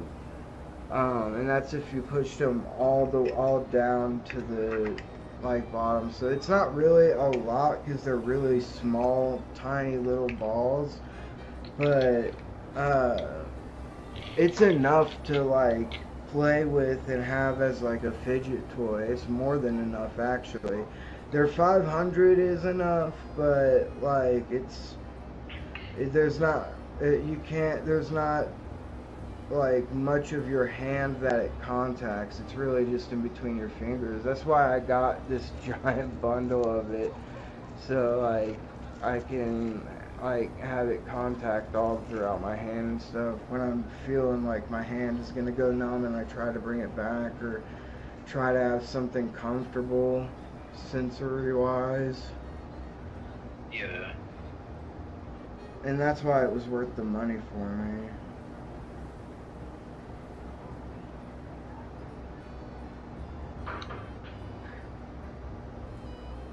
Okay, let's get back to the game. I don't know if I should go try to mow the lawn or not. I don't know if I have enough daylight left at this point. 6:09. I could probably finish like one of them before the sun sets, but I mean, are they like super high? not really. And as long as it's not supposed to rain tomorrow, I might just put it off until tomorrow. Yeah. Doesn't look like it. There's only a 13% chance. I kind of think that like America should go like Like, going lawnless should be, or native lawn, well, I guess, should be, like, really important. And instead of growing, like, whatever kind of grass, you know, like, because it's important. You can't just, like, pour concrete everywhere, because then the runoff would be crazy. But when it rained, but like, I think people's obsessions with lawns go too far a lot of the time, putting pesticides and which, if it needs it, I can understand that. Like, if it's getting tore up by grubs and you don't want that, you don't want that to draw little rodents. Those things draw like voles and moles like crazy. But and like, I don't know, putting seed and chemicals down and that shit, like, everybody in the neighborhood is doing that, and that's getting washed down into the wastewater, you know. Maxime, forget it. Yeah. I think, I don't know, like, there's nothing wrong with having a nice lawn, but I think, like, like, trying to spend that much money and chemical waste, like the impact that it has to keep a perfectly green lawn all the fucking time is not worth it, honestly. It's got too much of an impact on the environment for me to even consider it, let alone how expensive it is. Not saying you should, like, let your lawn grow so high it becomes like where foxes and stuff try to hide,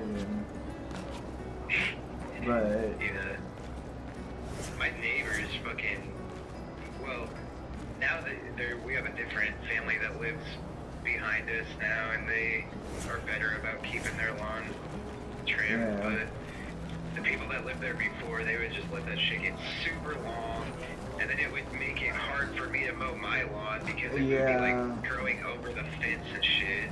Dude, I used to, like, that, my grandma's neighbor used to do that, and, like, I would have to, like, take the weed eater and go over on their side of the fence, and, like, I would just scalp it to the ground, because they let their weeds grow over into our yard and through the fence, and there were trees growing, and I'm like, oh man, I missed an Incada.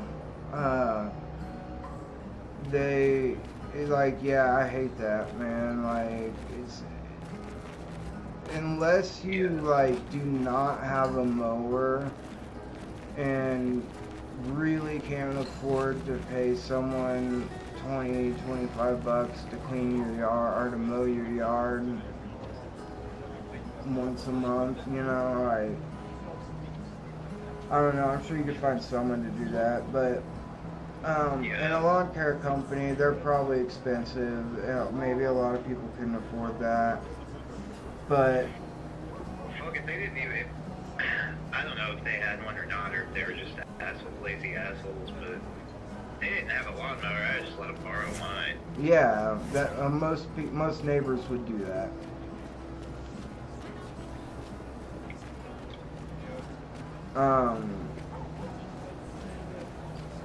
Sometimes I feel sorry for her. Who? The paintress? Lady that didn't cut the grass also had, like, really mean fucking dogs that would attack the fence. Maybe she's a and, person like, too. stick their Stuck in the heads same under the cycle fence. with Like, us. they would dig and try to get under, and I would, like, Only you could choose empathy. stomp on their fucking heads, It's like, one of the few choices I can make. because they were pit I couldn't bulls. do They had, like, their heads It's were okay. like fucking cinder blocks. You don't have to. Yeah. And they would attack the weed eater, and I'm like, get the fuck back. Like, they would, like, try to tear the weed eater up, and I'm like, you guys don't even give a fuck that you're getting weed eaten in the face. Like, holy shit.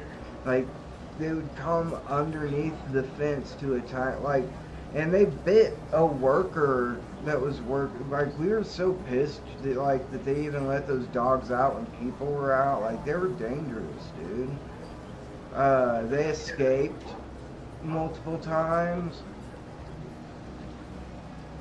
And they're like, no, they're really super sweet. They know us. They're sweet. And it's like, lady, they're like, they bit one of your other neighbors, and they bit somebody that was working on our lawn. Like, bad, like, to where he had to go get a tetanus shot because it was bleeding. Yeah.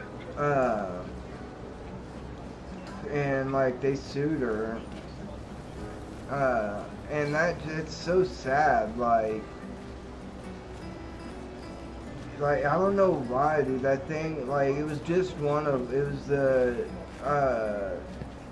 real big one. Like, it would always, like, try to, like, bring the weed eater, like, it would go under the fence to grab it and try to pull it back under the fence. Like, that would even happen. And I'm like, dude, you gotta stop. What the fuck? Yeah, some people just have dogs. And, like, making excuses for your dog being violent enough to jump over the... And, dude, if that thing... I mean, I love dogs, dude, but if that dog had jumped over at any point and bit my grandma, I would have lost it and probably shot it.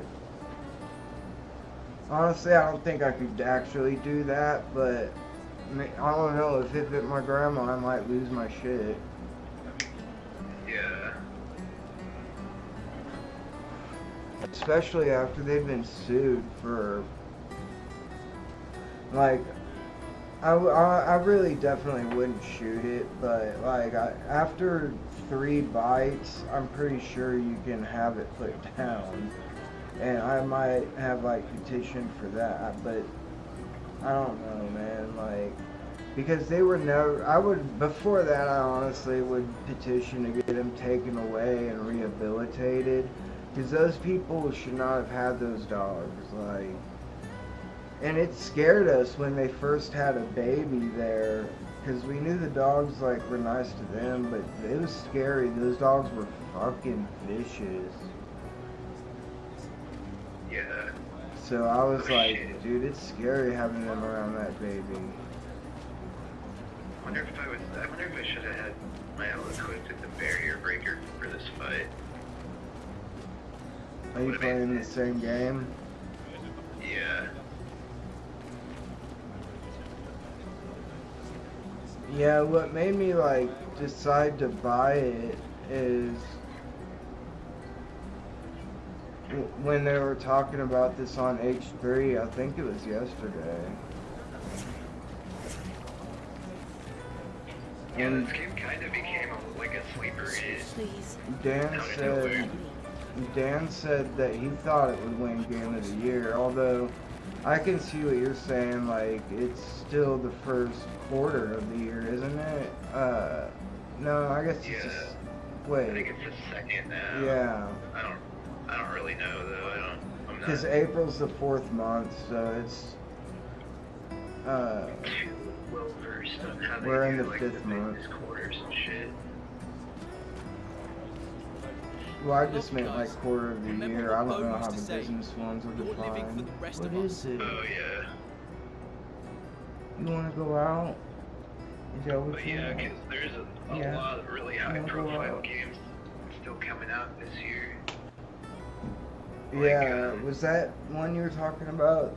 Sequel to Ghost of Tsushima? Is that what it was? Yeah, Ghost of Yote. What kind of a game is that? It's like an open world samurai game.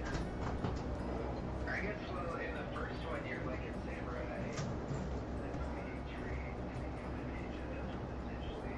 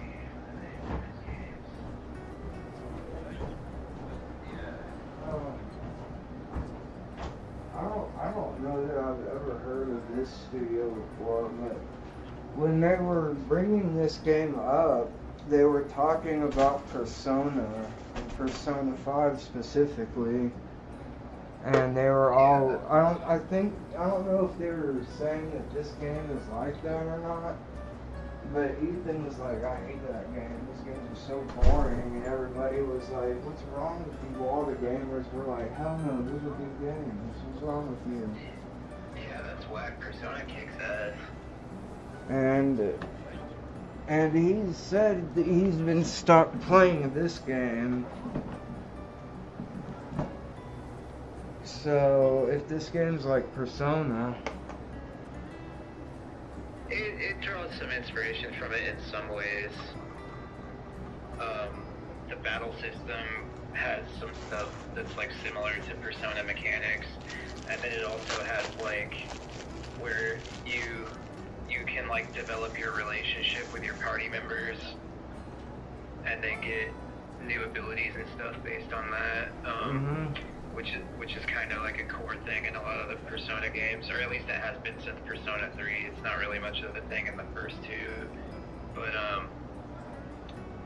it's not as heavily on that. But one of the big things about Persona is that it's like a mix of like a life sim and like an RPG, like a dungeon crawling RPG.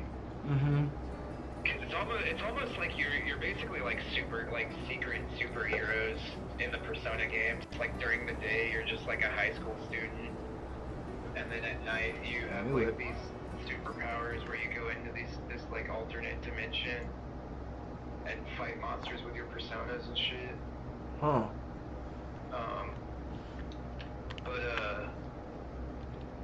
Yeah, that title makes sense. It's definitely not for everyone, but I like the series a lot. My gripe about it is that, like, now that I'm older, I have, like, more and more trouble relating to the fact that the main cast is all a bunch of high schoolers. Yeah. But, that's why I really liked Metaphor, because it was made by the Persona team, but it was more of, like, a high fantasy setting with, like, a more mature cast of characters. Yeah, and I was thinking about that about Final Fantasy the other day. Like, they're, like, still teenagers, I think, in Final Fantasy VII, Tifa and Cloud. No, they're, like, in their 20s. Are they? Yeah. Well, in 8, aren't they all, like, still in school?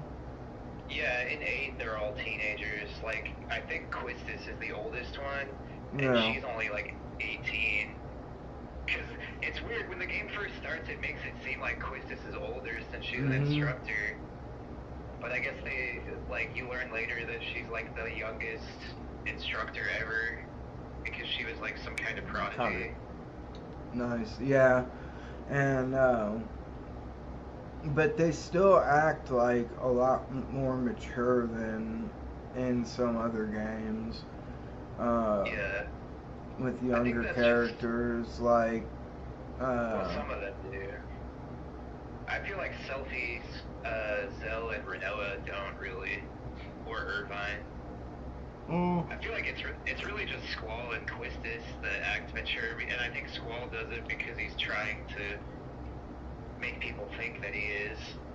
Yeah. And Quistis does it because she was an instructor, so she feels like she kind of like has to be a role model for the other kids. Yeah. How old are Titus and Yuna? Do you remember? Like, she's gotta at least be 18, right? To go to the pilgrimage? I don't know if you ever find out how old Titus was, but Yuna is 17 because she's 19 in 10-2, and it takes place 2 years after the first game.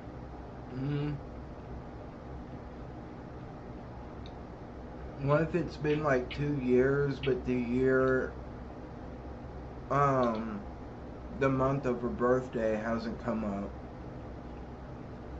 I guess it could be, I don't know. Because I thought it was like their 18th birthday is when she was going on her first pilgrimage.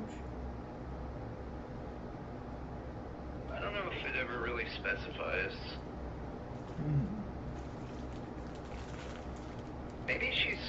Maybe I'm misremembering. Maybe she's 20 in 10-2, and it was Pain that's 19, but I thought Pain was the oldest one of the three, but I might be wrong.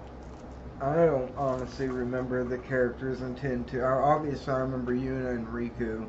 I don't... Well, it's just those two and Pain. Yeah. She's the only other party member.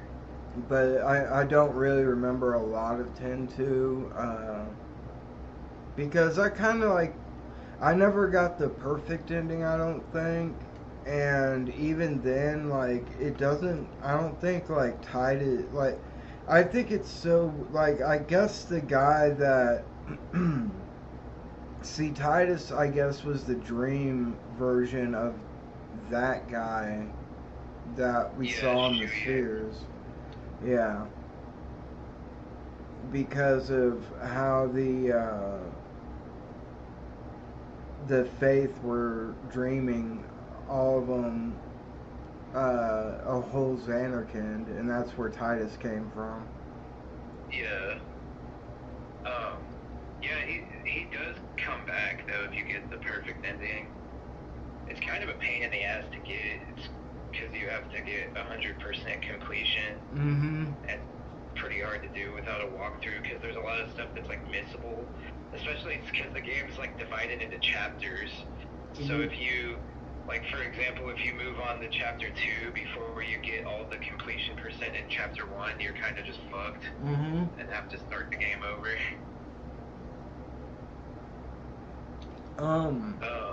You might... I had a guidebook for it. I think I sold all my games and stuff. I don't think I gave any of them to you. Whoa, there's like a caterpillar or a centipede or something in my house. Or some kind of millipede. I'm gonna go fucking smash it with my slipper. Yeah, dude, we get like these weird kind of like centipedes here. I'll be back in a sec. Mm-hmm.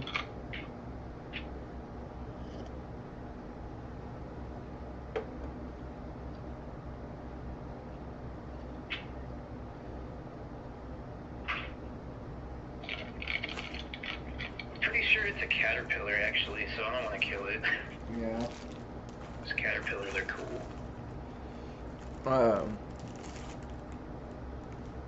You know, I heard that moths can remember things that they learned as caterpillars. That's kind of cool. Yeah, because do you know how they turn into butterflies? When they're in the chrysalis, doesn't their body, like, melt and reform? Yeah. Or something like that? It's kind of messed up. Yeah. It turns into, like, a soup of, I don't know, like stem cells or something, and then regrows as a fucking caterpillar. That's pretty weird. Or as a butterfly. And when it's a caterpillar,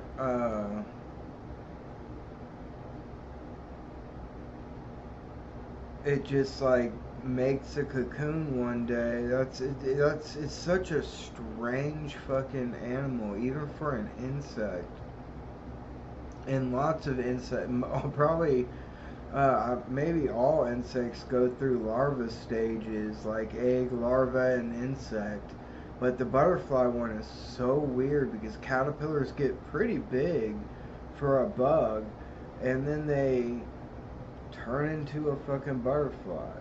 And if you cut it open in the middle of that happening, you'll just find a bunch of goo and maybe a mishmash of parts, like, depending on whenever you cut it open, like, and it must have baffled scientists before DNA. Yeah. Oh.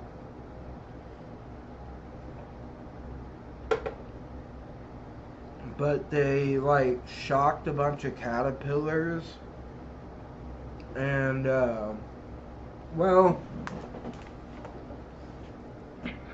it was like when they saw a specific image or color or something, and then when that came back up, when they were butterflies, they did not want to land on that color.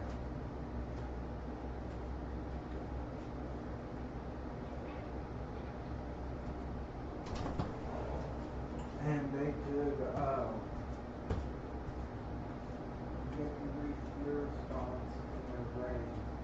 So that means that there could be a little caterpillar brain floating around in the sea.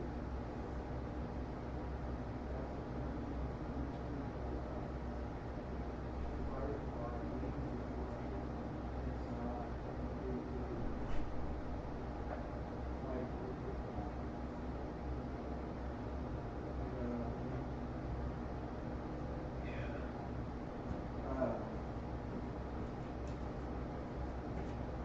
I don't know, that's weird.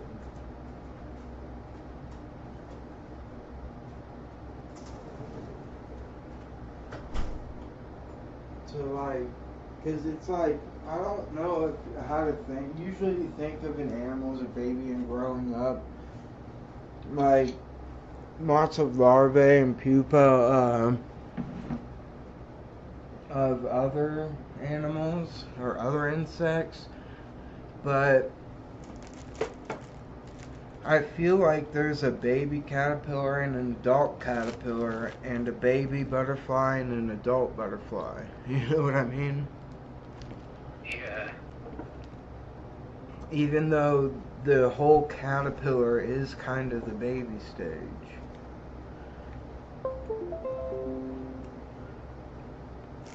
And to think that their brain might survive that melt, that is pretty crazy. Yeah, it is. And that they have memories of being a caterpillar, that's like insane. Imagine an alien that does that.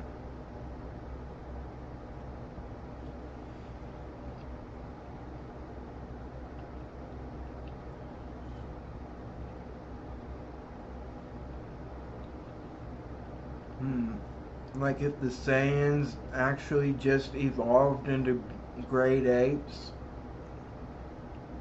Yeah. And just stayed that way. But once they gained control of the form, they would have memories of their old fighting. And they'd just be that's kind of how the xenomorphs work in the Alien movies. Like they like metamorphose from like face huggers into larvae into like the full-on xenomorphs. The only one I've seen is like part of basically the one where Sigourney Weaver like falls off this ledge as she's got a baby coming out of her stomach. I don't remember. I've seen the first one, but it's been a really long time. I don't remember a whole lot about it, but I saw the most recent one in theaters with my friends. It was called Alien Prometheus. I guess it's like set. I guess it's set between 1 and 2. Well, I don't remember if this one was 1 or 2. Like I just saw a small part of it. Like that's the only part of it that I actually remember. But I saw with my friend who used to like be really into like kind of classic and older movies.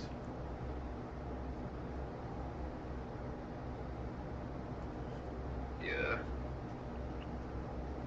Did you know Jack Nicholson did like a whole movie about acid? No. Yeah. That kind of sounds like something he would do, though. I think it was actually called like LSD or something like that. And it was him and the two guys from... Honestly, it could have been a side story out of...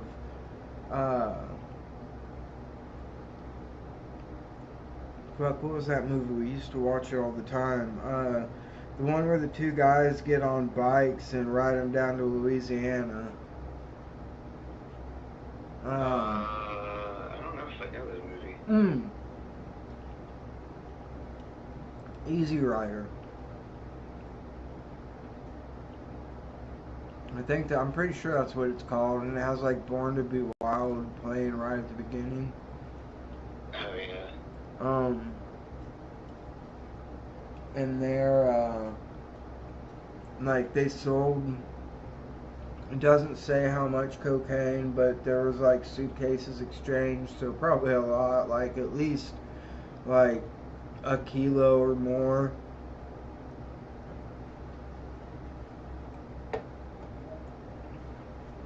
Because I think they said they had like either 10,000. I think they might have mentioned they had like $10,000 in cash, and they were just gonna ride down to New Orleans and just kind of live off that money. Yeah. Like with just their bikes, they were just gonna go down there and live, and they do acid in that movie too, actually. And they go throughout this famous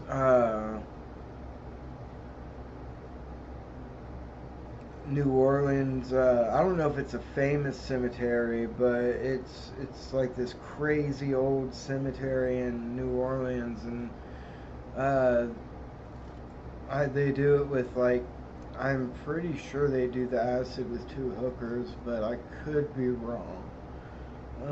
They could just be girls they met, but I don't remember. Because they stopped at like a hippie colony on the way, but I think these are different girls from them.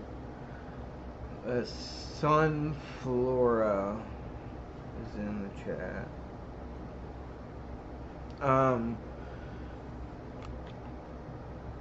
You should really watch it. It's a good movie if you ever have the chance. Like, it sucks because since they went down south and they were like hippies, these people just like shot them with a shotgun out of nowhere.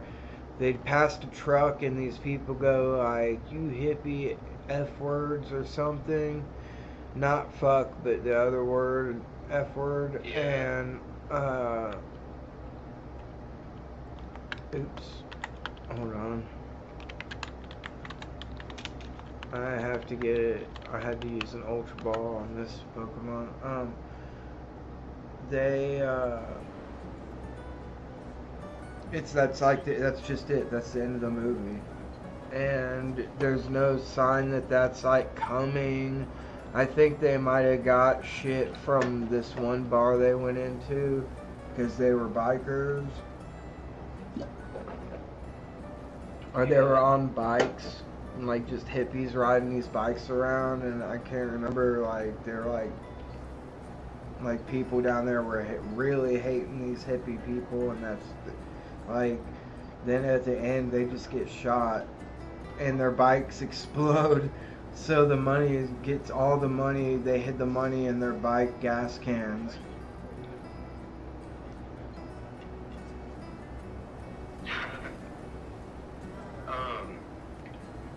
Did you know that Flea has an autobiography called Acid for the Children? No. That's an insane name. Yeah. Why Acid for the Children? I'd like that because I've read Anthony Kiedis's. Yeah, me too. I want to read Flea's, but I just haven't gotten around to it. I saw it when I was in Ireland. I went to a record store in Dublin, and they had it there on the bookshelves, and I was like, whoa, I didn't know Flea had an autobiography too. Fuck the Patriots! Anthony Kiedis talks about doing acid with them in his autobiography, but I used to do a lot of acid too. He was on Joe Rogan like last year sometime, I think. I didn't watch the episode because I just saw a clip of it online, I used to watch Joe Rogan, but I don't anymore because of how much he just fucking spreads misinformation. Yeah. I just can't support him anymore. Under the guise of, I'm just asking questions. Yeah. But I saw a clip of when he had Anthony Kiedis on, and he was talking about a time where him and his friend back in the 80s, they did acid, and then they got in those, like, one of those sensory deprivation pods. Oh, yeah. And he, like, left his body. Like, how much of an insane experience that was. Yeah. Fuck the Patriots!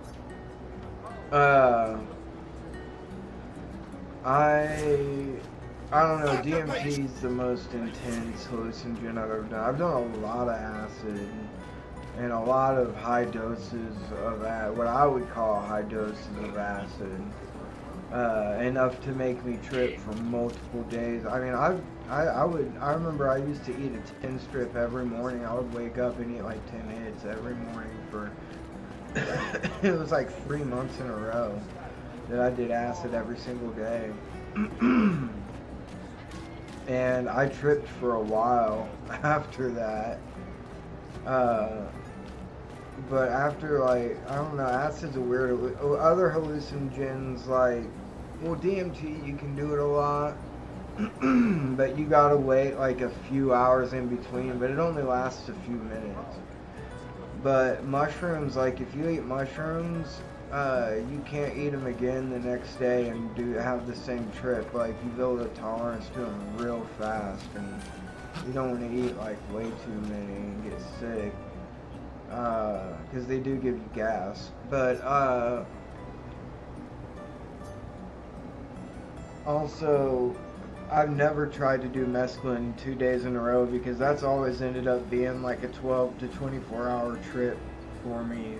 Like, definitely, like, taking 12 hours to peak and then staying at that peak for hours and not coming down for 24 hours. So I never, like, tried to do it 2 days in a row, even though it is an amazing hallucinogen.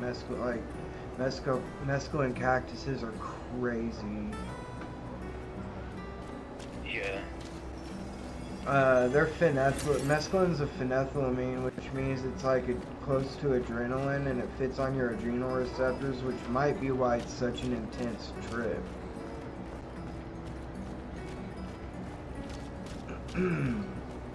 Other than that, DMT and Salvia are the most, and PCP are the most. I've never done ketamine. PCP is not like a good hallucinogen though. And I've heard morning glories are great. They have LSA, which you have to eat like 1,000 morning glory seeds, which will make you sick because of all the stuff they put in them. So you really gotta wash them, really gotta clean them, and even then you still kind of like feel ill. But LSA, it's got lysergic acid almide in it, which is a precursor to lysergic acid diethylamide, which is acid. So you can get like a cheap, like super tiny dose acid if you eat a lot of morning glory seeds that are picked. But be careful not to eat something else like Datura, because that shit is dangerous. And it's so disassociative. People like leave their bodies and their bodies act on their own. It's like, I don't know, the way it seems is like they're in a living dream. Smoking imaginary cigarettes is super common, even if people don't smoke. Yeah. And, I compare it to amanitas. I've never done those either. The red mushrooms with the white dots all over them. Yeah. I thought those were poisonous. Maybe I'm thinking of a different. They're classified as poisonous, and they are related to some of the most poisonous mushrooms out there. Amanita pantheria or something like that is one of like the deadliest mushrooms. It's like one that symptoms don't kick in until it's already too late. You know? Yeah. And found some fly amanitas in Oblivion the other day. Yeah, those are the ones you can eat and trip on. Yeah, they're in Oblivion. Aren't those what They the don't make you mushrooms in trip. Mario are based on too? Yep. It's kind of funny. There was this really good, like one of the best Smash Bros. Players in the world back in the day he went by the name Fly Amanita. Yeah. I think he's retired now though. Did he play Toad? No, Toad's not playable in Smash Bros. He played Ice Climbers. So wait, Toad's not playable? And No. I've always loved the harbor. that's fucked up. Why don't they play him in? He's one of Peach's moves. Like her neutral special is like she pulls Toad out and it's like a parry. Like that's cool. If you time it right when someone attacks you, then Toad just like sprays water at them. It doesn't really make any sense. Is that her down B block? No, it's her neutral B. I like don't if you know. just press B while you're not holding in a direction. Her down B is she pulls out the turnips like from, you know, in Super Mario Bros. 2, how you can pull the turnips out of the ground. That move's kind of messed up too because she has a random chance of like pulling different kinds of turnips that do different things.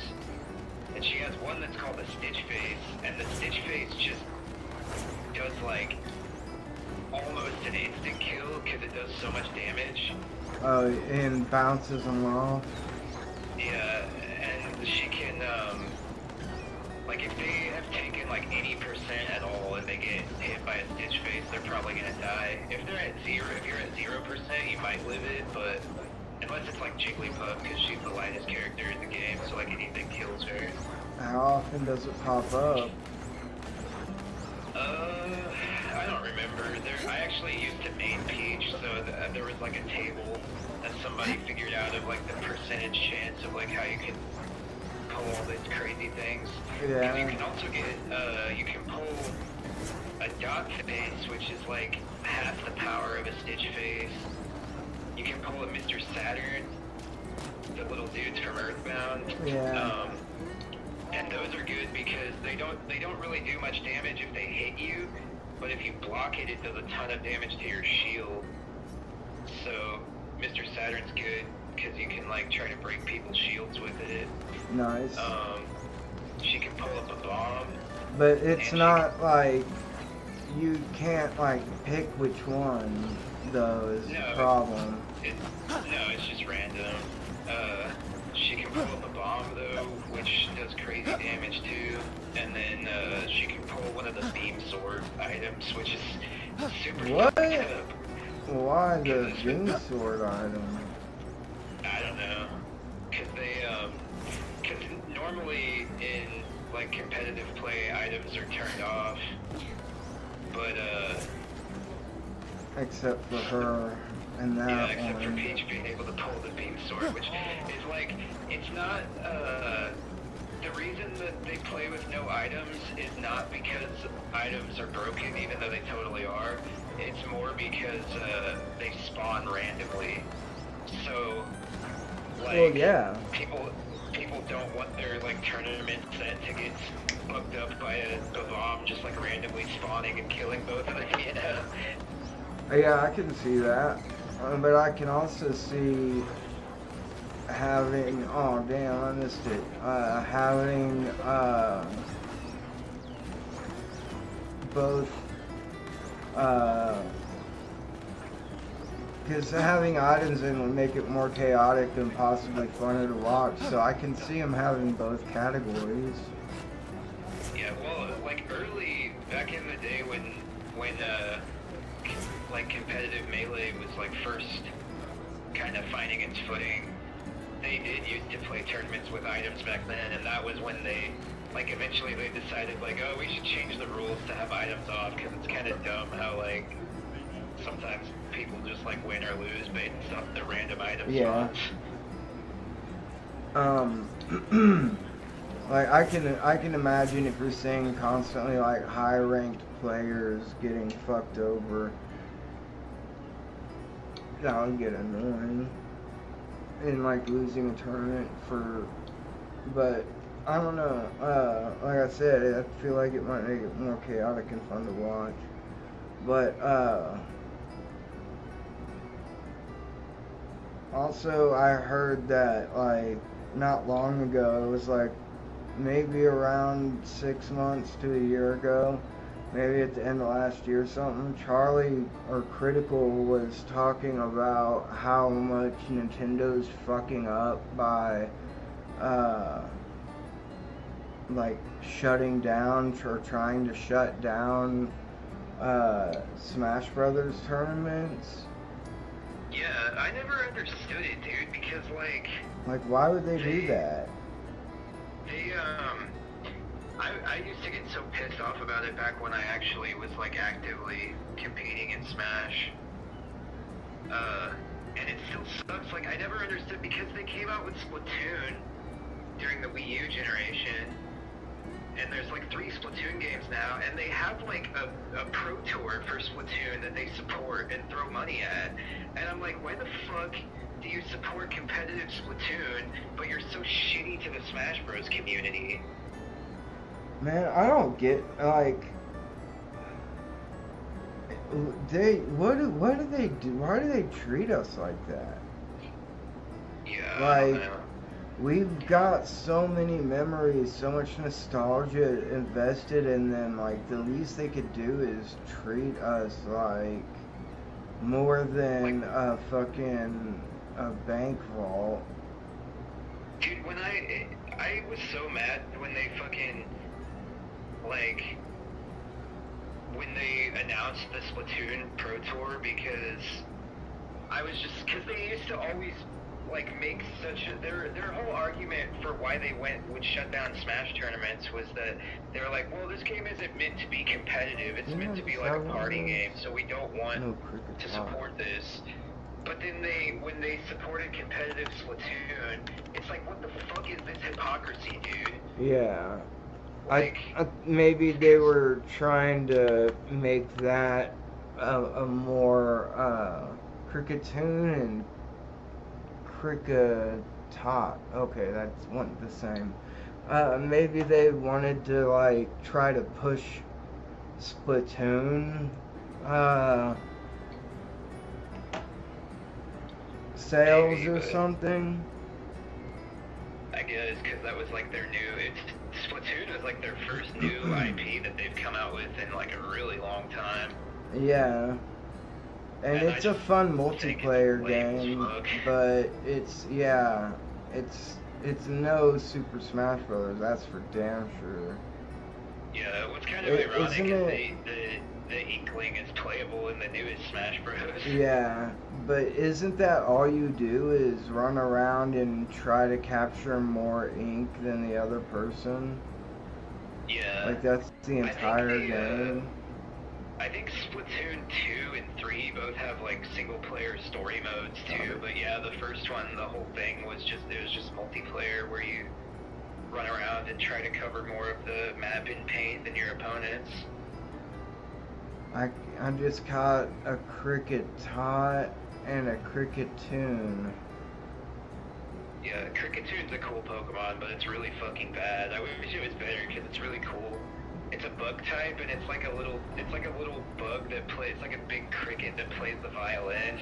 Oh yeah? That's why it's called Cricketoon. Is it related to, Cricketot? Yeah, Cricketot evolves into Cricketoon. That's kind of weird they put them both in the game, one right after the other. Or with one in between, I think. Yeah, there's a Sunflora in between them. I want to head to the harbor. Did you say there was another boss in here? Yeah, there's a secret boss around there that you can fight to unlock an alternate costume. It's pretty hard though. Well, I don't know what difficulty you're playing on, but I've been playing on expert. Yeah, that's what I'm doing. And on expert, a lot of this stuff, there's a lot of stuff that will one-shot you, so you have to get good at parrying. Damn. Okay, I can't go any further. And it's like, I think it's kind of near the harbor. I think if you go to the the right, there's like a little back alley. Yeah, this like is... go back a little ways, but just like where you are now, just kind of like hug the, so like to the left, just kind of like hug to the left. No, other way. Wait, going this way? No. Turn around.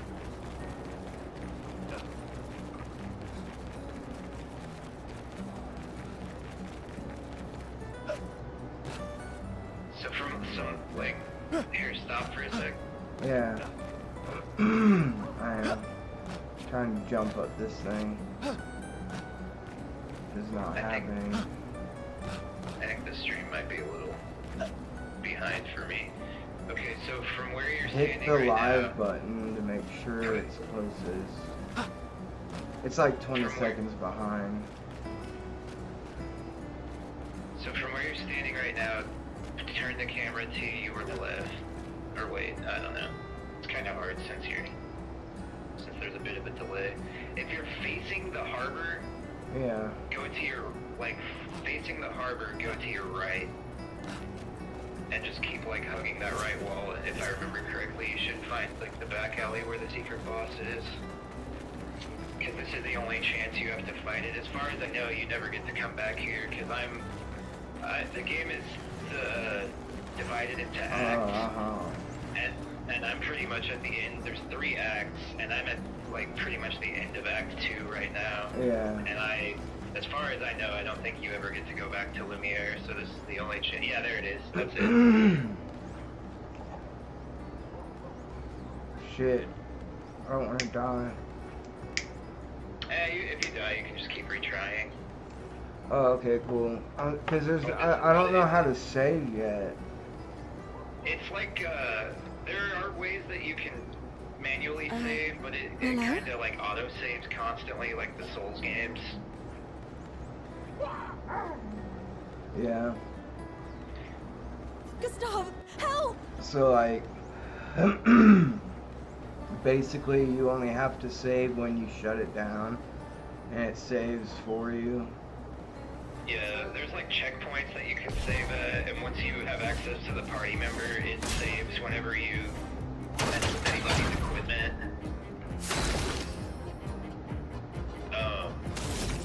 But yeah, you'll have to parry this thing because it will probably one-shot you. Shit. And you can't grind or anything either, so this is the only time that you can fight this thing. Damn, I'm missing. It's almost gonna kill me. You can dodge too. If you press circle, you do dodge. Oh, that's right. And the dodge window is a little more forgiving than the parry window, but you don't gain AP from dodging, and if you parry an enemy's entire combo, you do a really strong counterattack. Yeah. Let's leave it alone, Gustav. It's dangerous. Oh, nice. And later on, you get they're called pictos, but it's basically accessories and other RPGs. Gustav! And I have one that does that makes it so I heal a little bit of HP every time I get a successful parry, which is pretty nice. Yeah. You said that using Lumiere Assault, it charges up my AP, right? No, it charges up your overcharge. Oh, that's right. That arm, I see the arm on the side. And yeah, so the way that Mind Boss works, it puts up that barrier. And you know how Final Fantasy VII Rebirth has the stagger mechanic, where you have to fill up an enemy's stagger bar. Yeah. This game has something really similar. So if you notice that the little yellow bar under its health bar, once it is full, then it becomes breakable, and your overcharge attack has the break property. So when you break an enemy, they become stunned for 1 turn. Okay, cool. And the way these mine Let's bosses, leave it alone, these mine Gustav. bosses It's are like hidden all dangerous. throughout the world. The way they work is they put up that barrier at the start, so you do hardly any damage to them. But once you break them, it breaks their barrier too, and then they start taking a shitload of damage. Gustav, help! Nice. So even though it seems like he's unkillable right now, once you break him, it becomes unmanageable.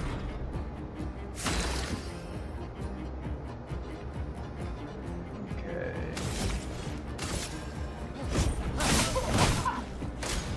I missed one.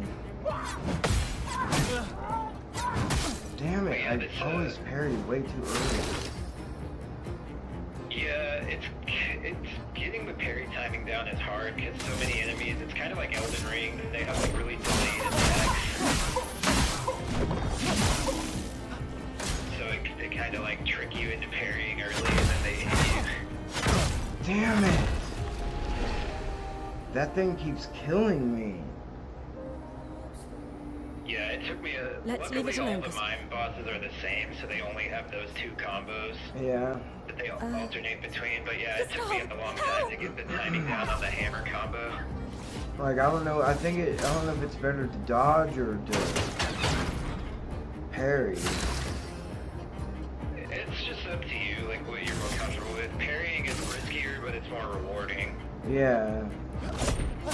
Like, that's what I was gonna say. Didn't you say it helps break the,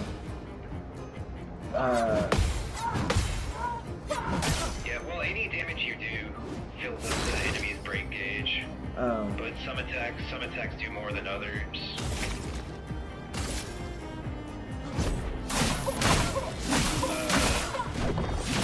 But parrying, if you parry their entire combo, then you do a counter attack. So yeah, that'll do more break damage. ooh, I don't know, I had to dodge.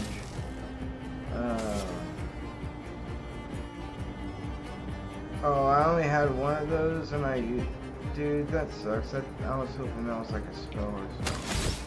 Oh, it didn't refill. I guess because no. so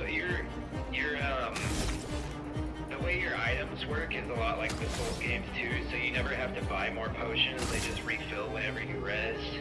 Yeah. And then eventually you get, And eventually you get more. Shit! And you get to upgrade them. Yeah.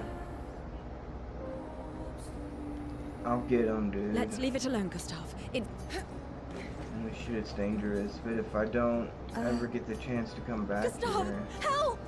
I don't remember what you get for leading them. Most of them just give you like alternate costumes for your party members, but I think this one might give you something else. I don't know. So are they special,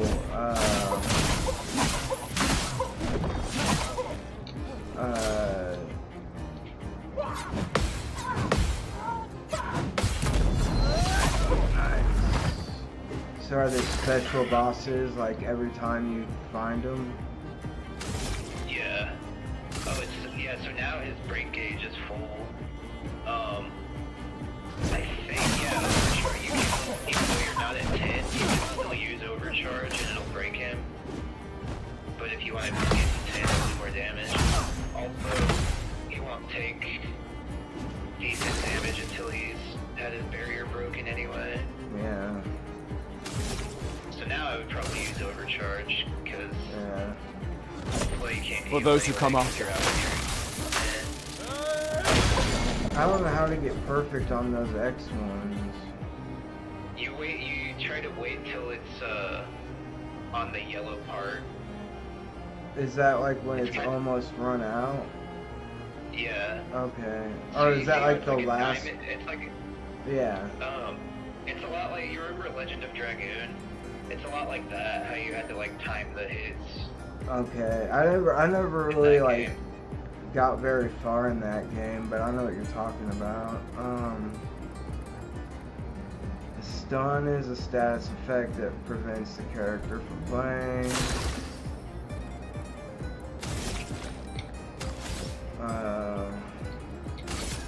What did I just So now attack it? Now his barrier's broken, so... Oh, damn. Once you notice, he'll take a lot more damage, and he also has to skip his next turn. Yeah, he's almost dead now, so you'll probably just kill him with the Lumiere Assault. Oh, it's because I killed him. Okay, so all I had to do is survive those things. And then I could break them. 58, 171.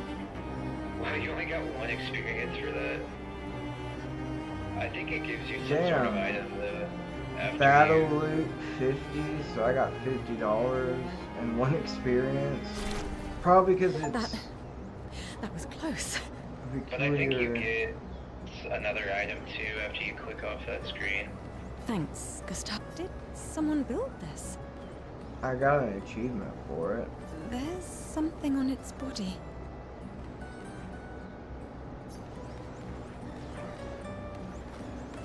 A musical Oh yeah, it's a... Once you get out in the world, you can camp, and there's like a little music player at the campsite where you can listen to the music that you've collected. Oh, so that's all I got was a music soundtrack. It's cool. That helped me at least learn the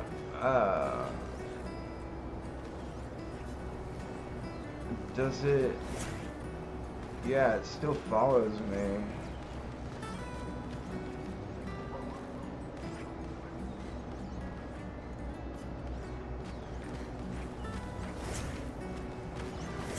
It got me some battle experience. Damn, dude, are all the battles gonna be like that, or am I gonna be able to do a lot more damage? You'll be able to do a lot more damage as you get farther in the game. It's all those mime bosses are like that. They all have that barrier mechanic. But, yeah. Every enemy can be broken, but you don't need to break them to make them take like respectable damage like the mimes. Yeah. Or break that barrier basically. I've already got a Lydian. It's 7:09 and it's supposed to be coming up every quarter hour. Are Premier Balls in the real Pokemon? Yeah. Oh, puppy dog. I don't remember which one introduced them. I want to say it was either Gen 3 or 4. But, because in this game, they're just the same as Pokeballs. Yeah. They're just, every time you buy 10 Pokeballs at one of the Pokemarts, you get, like, a complimentary Premier Ball. Oh, yeah. It's kind of like... And it's like all white with, like, red trim. Yeah. So but as far as the capture rate, it has the same capture rate as just a normal Pokeball, so it's kind of just like an aesthetic. That's pretty much what it is here. Like, you can win them. It's like something they give out at the daily rewards.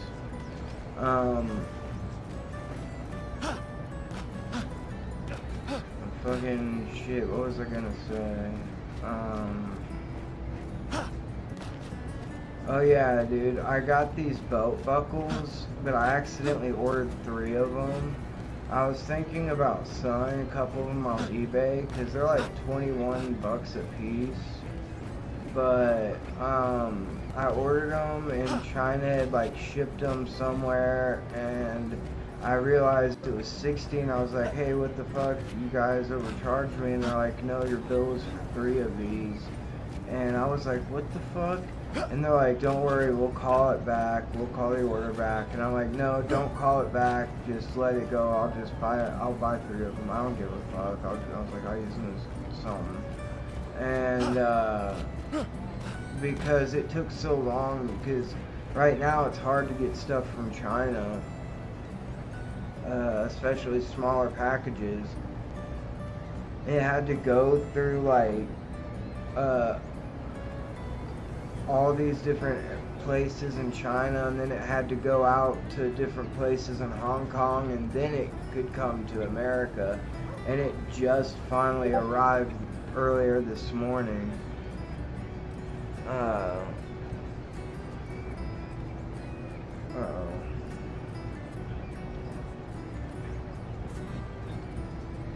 Can you... Damn it. No.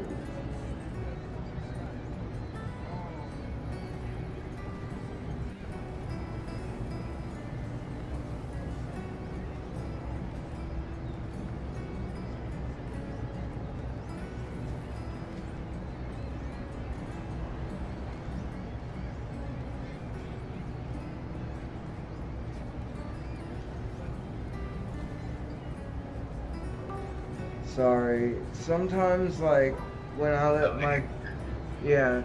Sorry. Sometimes when I leave my Discord on for chat for too long, it, turns off and I have to restart it for some reason. I forgot what I was talking about now. Oh, there was, this package from China that, it took forever to get out. It went through like a bunch of different places in China, and then it went through a whole bunch of places in Hong Kong, and then it finally landed in America. And all that took like weeks. I'll look it up now, and they're finally coming in. I was gonna see if you wanted one. They're belt buckles that it's a dragon, and it has a little pocket knife in it. I don't know if I would use it. I don't really wear belt buckles usually. Yeah. I have one with the belt buckle, but I just have a normal belt buckle in it. But I think this one's cool because it's got a little pocket knife in it. And you could probably get into a lot more places with it. People wouldn't even think about it. Yeah.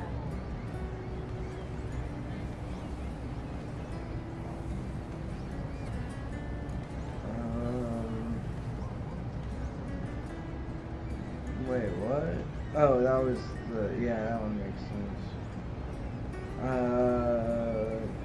Shit, dude. April 27th is when it finally shipped out.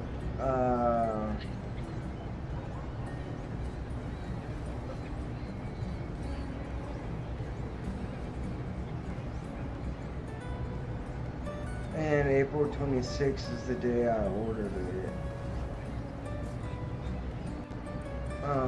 And I got the specs, and they arrived in like a week.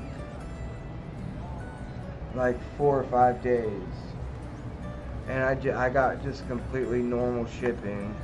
Or I might have got like better shipping because no, I got like 20% off because I got a big order, but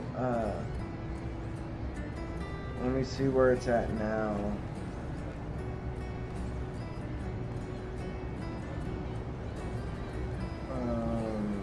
Why does it do this sometimes?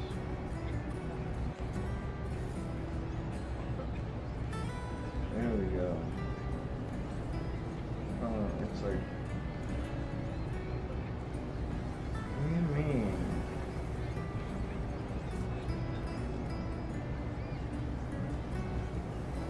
Maybe I have to hit track. Dude, I don't know. Sometimes it like won't let me track it. I don't know why. But it finally like, I think this morning landed at an airport.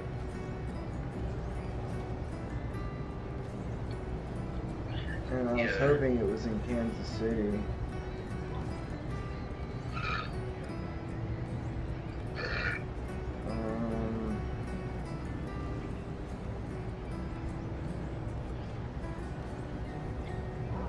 Because that means if it was an airport in like oh shit, California or something. There's a party member you get later named Verso, and I just learned he's voiced by the same guy that voiced the main character in Final Fantasy 16, Clive. Oh, it's going through U.S. Customs right now. I didn't really like 16 that much, though, to be honest. Yeah, that's what you were saying the other day. Like, it wasn't terrible, it wasn't as bad as 15, but it felt like it should have been a spin-off rather than like a main Final Fantasy game. Was it worth like, $60? No, fuck no. I would pay maybe like 15 for it. Oh, or like damn, 20. it was that bad? Yeah, okay. I definitely would not buy FF16 unless it went like on a deep sale. I kind of regret buying it day one. Yeah, but who would have guessed they would have dropped the ball with the Final Fantasy franchise like that? Yeah. I'm just glad Rebirth was good. Remake and Rebirth were good because 15 and 16 were so fucking bad. Yeah, dude, I still gotta play Rebirth. I can't believe I was so fucking excited to play it. I can't believe, like, well, I had to stop playing it for a while because, like, I just, like, my arms are all fucked up, but... Yeah, I kind of want to replay it soon, just because the battle system is so fun. It is. I see you're apprentices. And I bought it on PC, even though I already beat it on Sophie asked PS5, us to so bring you your code. I should try to see if I can like download somebody's save that already has like hard mode and New Game Plus unlocked, so I don't have to play through it again to unlock it. Turns out it's not that Why? hard. You really should have done this ages ago. Wait, why would you have to, why don't you have it saved? Well, if I play on PC, I don't. Oh. Because remember, it was PS5 exclusive for Yeah. a year. So I got it on PS5 when it first came out. Well, I was thinking, why wouldn't you just replay it on the PS5 then? I don't know, because I don't want to set my PS5 up. I just want to play on my PC. Oh, I got you. So you It's went not to even festival? set up. Well, it's, Don't leave I mean, without saying goodbye. it can't be that Yeah, hard. of course not. No, it's not. It's just I'm just lazy. And I already bought it on PC anyway because I got the bundle of that and Remake when they were on sale. I know that face. Oh, nice. Because I figured the PC versions would be better. Yeah. Yeah, they mean I would know, but Legacy can take I know many it's forms. really fucking good. I know it like blew me away when I got the new graphics card because I had to get a new Honestly, I think I probably could have gotten around it if now that I think about it, if I like downloaded all the newest specs for or whatever for my old graphics card, like I did when I got this new one set up. But either way, getting this new graphics card is like completely like. I already thought this monitor was amazing, but like graphics are so fucking have gotten so good in video games. This too is it like blows my mind. In a way. It's yours too. Like it's crazy how good the graphics are in this game, and this game didn't even have like a super crazy huge budget. Yeah. I mean, dude, this game looks really good, honestly.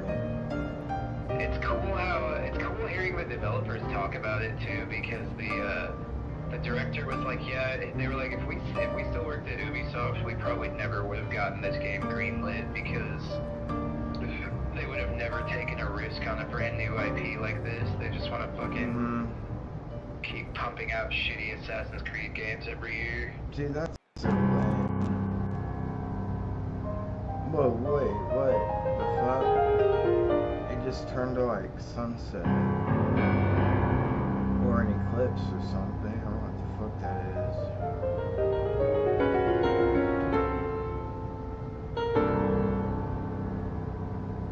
Yeah, so basically what's happening is there's the paintress at the monolith, and see how the number is 34? Uh-huh. Every year she paints a different number, and it goes one lower, and everybody that is that age just dies. And then she starts over with like what, age 100 or? No, she just keeps going until humanity is extinct. And at least as far as we know right now. Wait. Okay, yeah, if everyone that number that age dies, it doesn't matter if you have kids or not. Yeah. So like every 34-year-old in the city is about to die right now.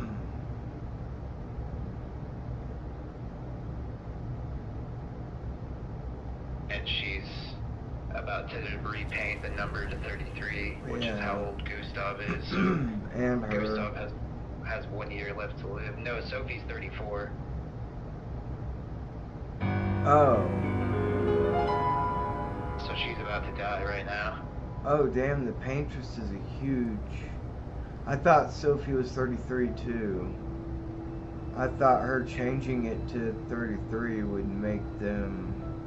Maybe it is. Maybe Sophie's 33 and Gustav is 32. Maybe that's what it is. No, his arm says 33 on it. Yeah, well, that's because he's part of Expedition 33. Oh.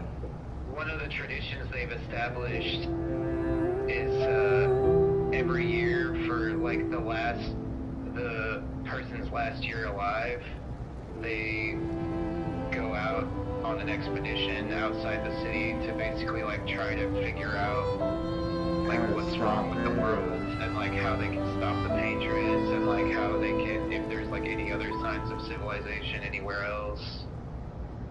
Okay. Yeah, fuck. Sorry, there's a Pokemon in chat. A Frillish? I'm pretty sure I've got one of those. I don't know. I still don't know any more than the first 150, like 4 or whatever. Is Missing No is a Pokemon though, right? No, it was just like a bug in the game that let you do the item duplication glitch. Well, what are the ones that are letters? Oh, those are unknown. Unknowns, okay, yeah, I got those confused. Yeah. Missing No is just like the babbly barcode things. Not babbly, but like corrupted looking barcode, or corrupted looking like pictures. Like it tried to load in a Pokemon and it's a short bar and a long bar and it's all corrupted looking. I remember doing that when I was a kid. Because red, blue, and yellow were the only... I didn't get red. I think I had blue. No, maybe I did get red. I can't remember which one I got. They're the same game anyways, but... which is weird. I never understood why they did that. Unless they got red if you wanted to choose Charmander and blue if you wanted to choose Squirrel. But then why not come out with green? They did actually in Japan. Oh, you're right. In Japan, it was originally red and green, and then when they released them worldwide, they for some reason changed green to blue. Well, why didn't they do all 3 of them in Japan then? Still. I don't know. That's weird.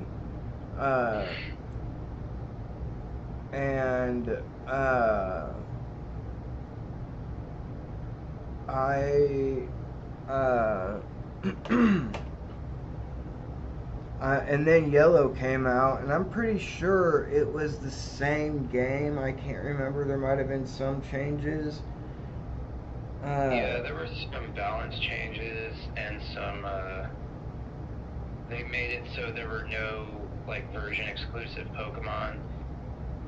So like in Red and Blue, you had to trade for certain ones. Yeah, because they wanted there to be like a social aspect to the games too. But Yellow, I think you could get all of them. And they made it so you start with Pikachu, but then you can get all 3 starters as you progress through the story. And they kind of did that with later generations too, like they would have the initial release, and then they did like, basically like a director's cut. Well, that was like the definitive edition, because like with Gen 2, there was Gold and Silver, and then like a year later they released Crystal. Yeah. But there's, even on like Red and Blue, if you, no matter what starter you picked, you could get the other ones in certain areas, right? No, you had to trade for them. Oh, damn. I didn't know that. And Yellow is the only one that's like that, where you can get all 3 starters, because even in, like with Gold, Silver, even though Crystal did away with all the other version exclusives, you could still only get 1 starter per playthrough without trading. Yeah. And it was the same in later ones, because they did, for Gen 3 there was Ruby, Sapphire, and then Emerald. And then Gen 4 was Diamond, Pearl, and Platinum. And then they kind of changed it up a little bit with Gen 5. Instead of doing like a definitive edition, there was Black and White, and then they came out with Black and White 2, which was actually like a sequel to the story. And Black and White, I'd say Black and White 1 and 2 probably have the best stories in all the Pokemon games. And then with Gen 6, they only had 2 versions. There was just X and Y. Yeah, the first one in Yellow, like, I'm pretty sure Pikachu was your starter on that game. Yeah, because Yellow was supposed to kind of be loosely based on the anime. Yeah, and it follows you unless you evolve it. You can. Yeah, you can. Not if you, not in your actual game. You have to either trade it or like put it on Pokemon Stadium or something to evolve it. No, I'm pretty sure you can fight its you have to push B when it's like getting ready to evolve to cancel the evolution. No, maybe I just thought you had to do that. No, so normally Pikachu evolves with a Thunderstone. You can evolve it at any time, as long as you have a Thunderstone. But if you try to give your Pikachu in Yellow a Thunderstone, it won't take it, because it's supposed to be based on the anime. Yeah, but don't they level up and then evolve once they get to a certain level? Some Pokemon do, but not Pikachu. Pikachu evolves with the Thunderstone. Oh, that's the only way. Yeah. And that's how it was in the anime too, because there was the arc where Ash goes to try to fight Lieutenant Surge, and he has a Raichu, and he tries to make his Pikachu evolve, and he won't use the Thunderstone. Yeah. And so that's how it is in Yellow too. If you try to give your Pikachu a Thunderstone, it'll just like, that little portrait will come up and it'll just like shake its head no. Yeah. But if you trade that Pikachu to a different game, or if you like upload it to Pokemon Stadium, then you can evolve it that way. Which a lot of people did that because the Pikachu in Yellow could learn Surf, which is a move that Pikachu can't normally learn. Yeah. So they would trade it to evolve it so they could have a Raichu that knew Surf. Well, yeah, and keep it in their other games. Yeah.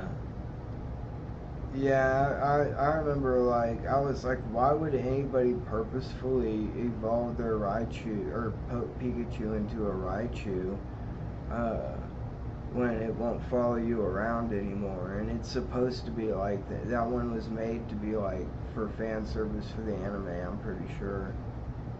Yeah. Well, normally, too, you don't want to evolve your Pikachu until...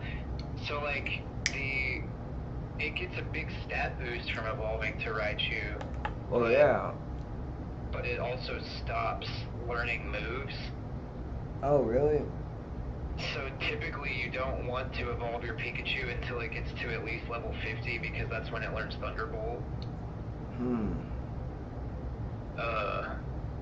But you can also get Thunderbolt as a TM, so if you get the TM, you can just evolve it and then teach it Thunderbolt with the TM. Yeah.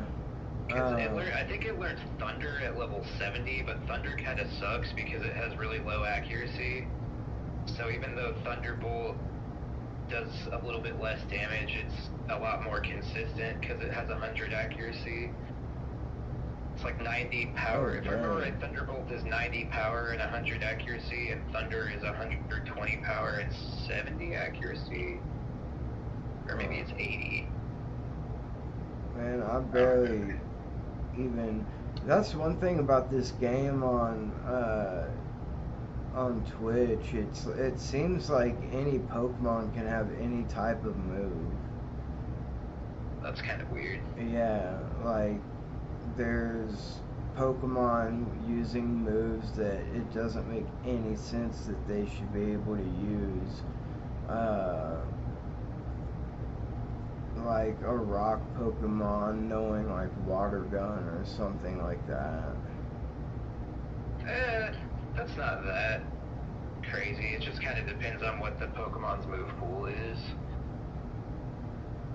Plus, there's like a lot of dual type, like water and rock types. Like even back in Gen 1, there were all the fossil Pokemon were water and rock. I think you can get them to learn any move. Let me check. Twitch. Where's my Twitch? Okay.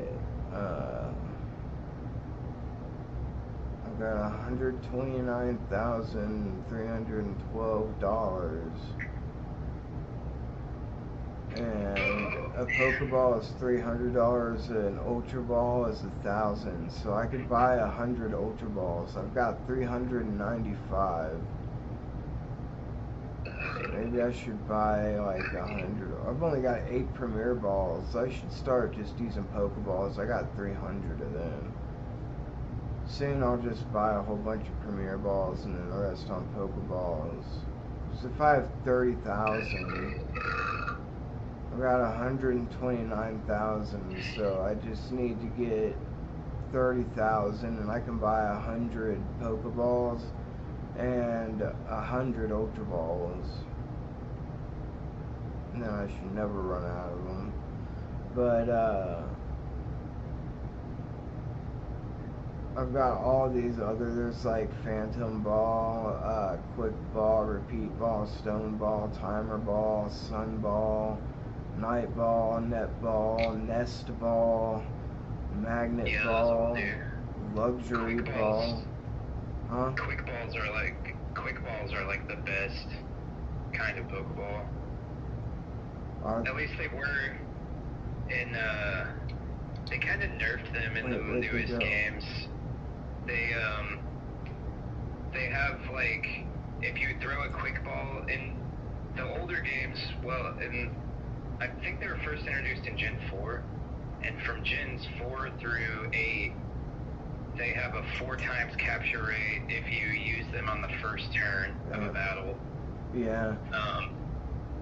Which is higher than an Ultra Ball. Ultra Balls only have 3 times. Yeah, this one, Ultra Balls go up to 80%, and this one goes up to 90%, actually. It says a somewhat different Pokeball that has more successful catch rate if used at the start of a wild encounter.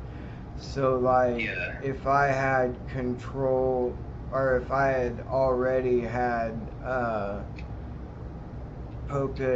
Catch Quick Ball in the chat, and the second that the new Pokemon came up, I hit enter, I'd have a 90% chance.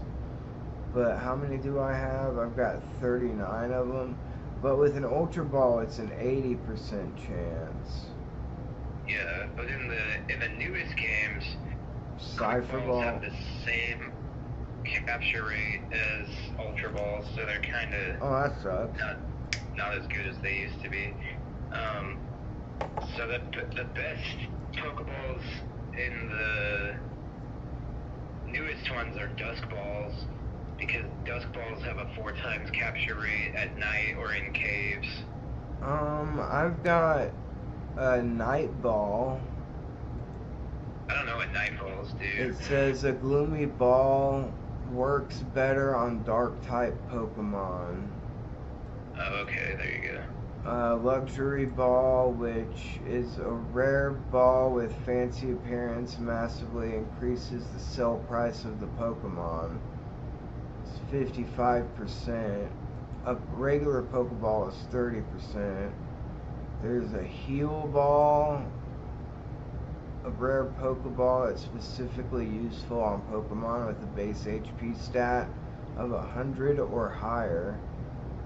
Obviously, Great Balls, and there's Cherish Balls of... Heal Balls are kind of fucking worthless in the games. All they do in the games is they have the same capture rate as a normal Pokeball, but whatever Pokemon you catch with them, they heal it to full and like cure any status effects. Yeah. Which is honestly kind of worthless unless you plan on putting it in your party immediately, because you can just take it back to a Pokemon Center. Yeah. Then there's the Cherish Balls of the regular, like, Pokeball and Great Ball and Ultra Ball that help you catch shiny Pokemon. Then there's a Clone Ball that makes 2 Pokemon. And it's worth $5,000, which is, I think, the most of any Pokemon. I don't know what the fuck a Cypher Ball is. Somewhat different Pokeball that is more effective when attempting to catch poison or psychic type Pokemon.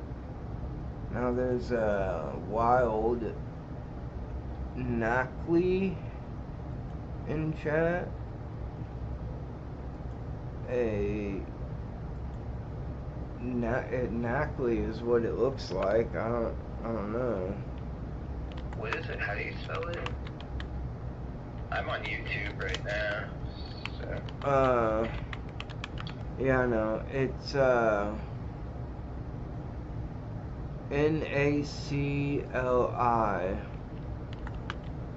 I think it's Knackle. Knackle? I might be wrong though. Damn it, I didn't catch it, so I can't look at it. Oh no, I guess it is Knackley. I don't know if I know that Pokemon. God damn it. My fucking internet browser's being really shitty right now. That reminds me, dude, I was thinking earlier when I was downloading this game, like, dude, if I didn't have fast internet, this game would take me hours to download this game. Yeah. Oh no, it is Knackley, but it evolves into... I think the fully evolved form is Garganacl. Yeah, that's what it was. Garganacl? That sounds pretty dirty. Knackley evolves into Knacklestack, and then Knacklestack evolves into Garganacl. And they're all rock type. They're from the newest games, Scarlet and Violet. Damn, so they got the newest Pokemon in this game. Uh-oh. Put the game back on. I think I'm gonna like this game, the fighting and everything in it. YouTube is not liking my ad block right now. I might have to watch on Twitch. Oh no, there we go. I just had to restart my browser. It puts ads on my fucking stream? I'm here.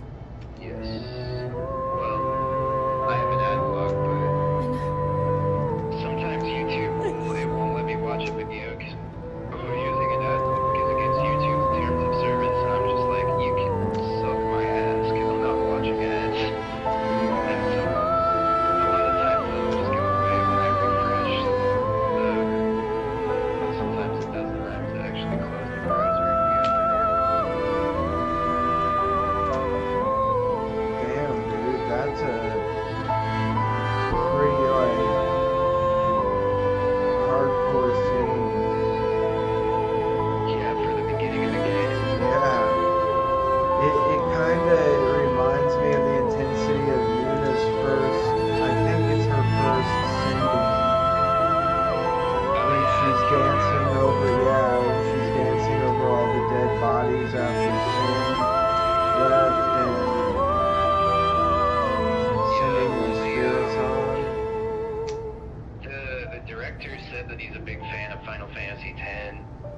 Well, and who's that not?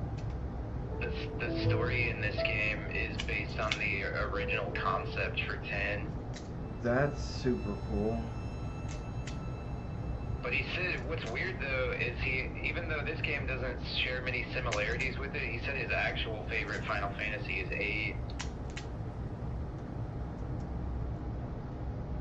So there was another interview where he said like what his favorite games of all time were, and they were it was Persona 3, Devil May Cry 1, Demon Souls, and Final Fantasy 8. Yeah. Final Fantasy 8, I feel like left a lot up to be to be interpreted by the player. Yeah.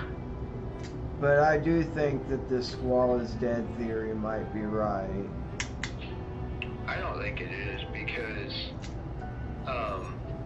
the main like there you are. Thought process behind this theory is that like I said, they say that it's like everything is a dream that happens after it is. Disc 1 Breathing alone is the worst. Yeah. It's so much more like weird and fantastical than everything you've seen up to Yeah. that point. But Sante, les amis. I didn't know this until like pretty recently. There's this podcast I like called Resonant Arc where they do like deep dives into JRPGs and like they talk about the stories and analyze them and stuff and 5 talk about tables the this year. development of them You and see things that? like that. Told you we'd beat the 34s. And they did Even my a own series sugar. on She 8. hates these things. And I never knew this until I watched this, but Wanna there's go a take a look? tutorial section in the menu that I never fucked with because I'm like, I don't care about that. But if you go into the tutorial section, there's a section in it called Information, which just is like a shitload of lore. Really? In 8? And yeah. I remember there being a lot of stuff on the computers in the school at the beginning, but I didn't know anything about that. Yeah, so most of the stuff that people say comes out of nowhere is actually foreshadowed in the information section of the tutorial menu. And there was a witch that was in that orphanage, and the witch, hunting the witch, it makes sense that things would get more and more crazy. Yeah, and I also noticed, I replayed it when the remaster came out a couple years ago, and I noticed that when you're in Timber, when you're like on your way to the TV station, before they turn the like broadcast towers back on, when you walk under the big TV screen that's like all static, Yeah. between the static you can see messages from Sorceress Adele. Yeah. And I was like, whoa, okay, so that like foreshadows when you have to fight her later. Well, I didn't know that it was necessarily from her. Yeah, because they trapped her in the, You're talking about in the first assassination attempt? No, that's Sorceress Edia. Adele is the one, she was the previous sorceress, and she was the one that was like super insanely evil. And they couldn't figure out how to kill her, so they like trapped her on the moon. Yeah, isn't that like who she's like, Edia's like, not her reincarnation or something, but she's like trying to become her or use her or something? No, well, the one that's possessing Edia is Ultimecia, who's like the actual final boss. And I still like, even though I like know a lot about 8's lore, I still don't really understand a whole lot about Ultimecia, like what her goal was. From what I can gather, like, she's basically like incorporeal, and she has to create time compression in order to be able to physically exist. Yeah, I only have Final Fantasy VII on the Switch. And I've got 10 and 10 too. I don't know, I'm gonna like look it up on the wiki page and try to read a little bit about Ultimecia, because Ultimecia is the main antagonist in Final Fantasy VIII. The powerful sorceress, her ultimate goal is to compress all of time and space, in essence making herself one with existence as a whole to become a living god. She knows some of the most powerful magic witnessed, able to manipulate others to make them bend to her will. It can manifest and give life to subconscious thoughts and inanimate objects. Ultimecia is the first identifiable female antagonist in the series. Although the Cloud of Darkness has a distinctly female appearance and is referred to as such in spin-off appearances, it is in fact sexless. Yeah.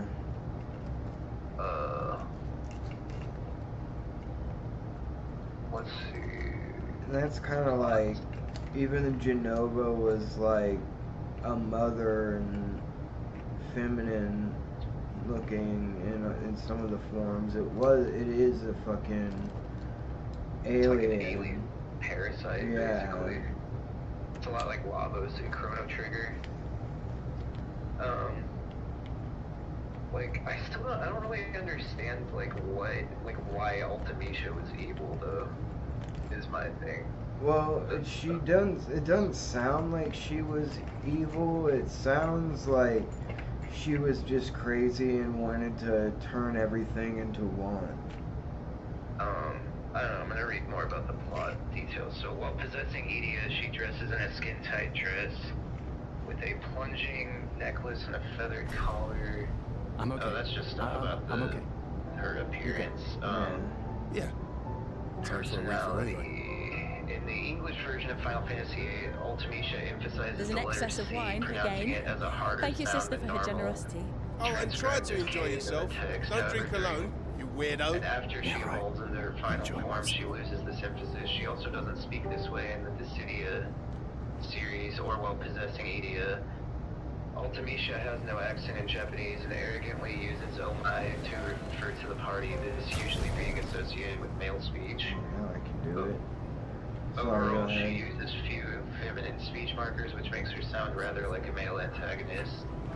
Ultimecia has a definitive sense of style. The interior of her castle is filled with faux Victorian opulence. In Delling City, her waiting room is draped with sheer curtains, while in Galbadia Garden, she reclines on a throne designed like a translucent flower with lights similar to the fronds of luminescent sea kelp. Acting through bodies of other sorceresses, Ultimecia is malevolent and manipulative and filled with anger and hate. Her background and motives are alluded to indirectly. The most significant being her inauguration speech in Delling City, where she implies that she had been persecuted due to being a sorceress in the events surrounding the final battle. Ultimecia demonstrates a strategic and diplomatic mind, such as convincing the president of Galbadia to employ her as the nation's diplomat, as well as enticing Cypher, normally a hostile youth, to devote himself to her. In Dissidia, Ultimecia manipulates Kuja into performing for her ends and tries to get Sephiroth to join her and Emperor Mateus in their quest to take over the world. Wasn't he in their seed class? Cypher, yeah. Here they are. In Dissidia, if defeated by someone other than Squall and Shade Impulse, Ultimecia is painted in a more tragic light, where she implies that she tried to use good time compression to return to her childhood. Yeah, that's when you are at that orphanage, right? Yeah, well, the orphanage is where all of the party members grew up, which that's another thing that people point to as being dumb in the Squall is dead theory, because it's like the GFs like make people lose their memory, and that's like a big plot point later. Is like once you meet Irvine, he recognizes everybody, even though they think they're meeting him for the first time, because they all grew up together in the orphanage, and they all forgot about it. Yeah. Because they've been using GF so much, but Irvine hadn't started using them yet, so that's why he still remembers growing up at the orphanage with everyone else. I didn't know that. I always wondered about like what was up with them not knowing about some of the stuff in their past. What if you never used GS though? Then I guess they would have still had their memory. Because like Squall remembers the orphanage, but the only person he remembers is his sister, and he only remembers his sister leaving. Because I don't think I ever. Sorry, go ahead. But it turned out like Quistis, Selphie, and Irvine all grew up at that orphanage too. Oh. Which is kind of a dumb fucking plot point, honestly.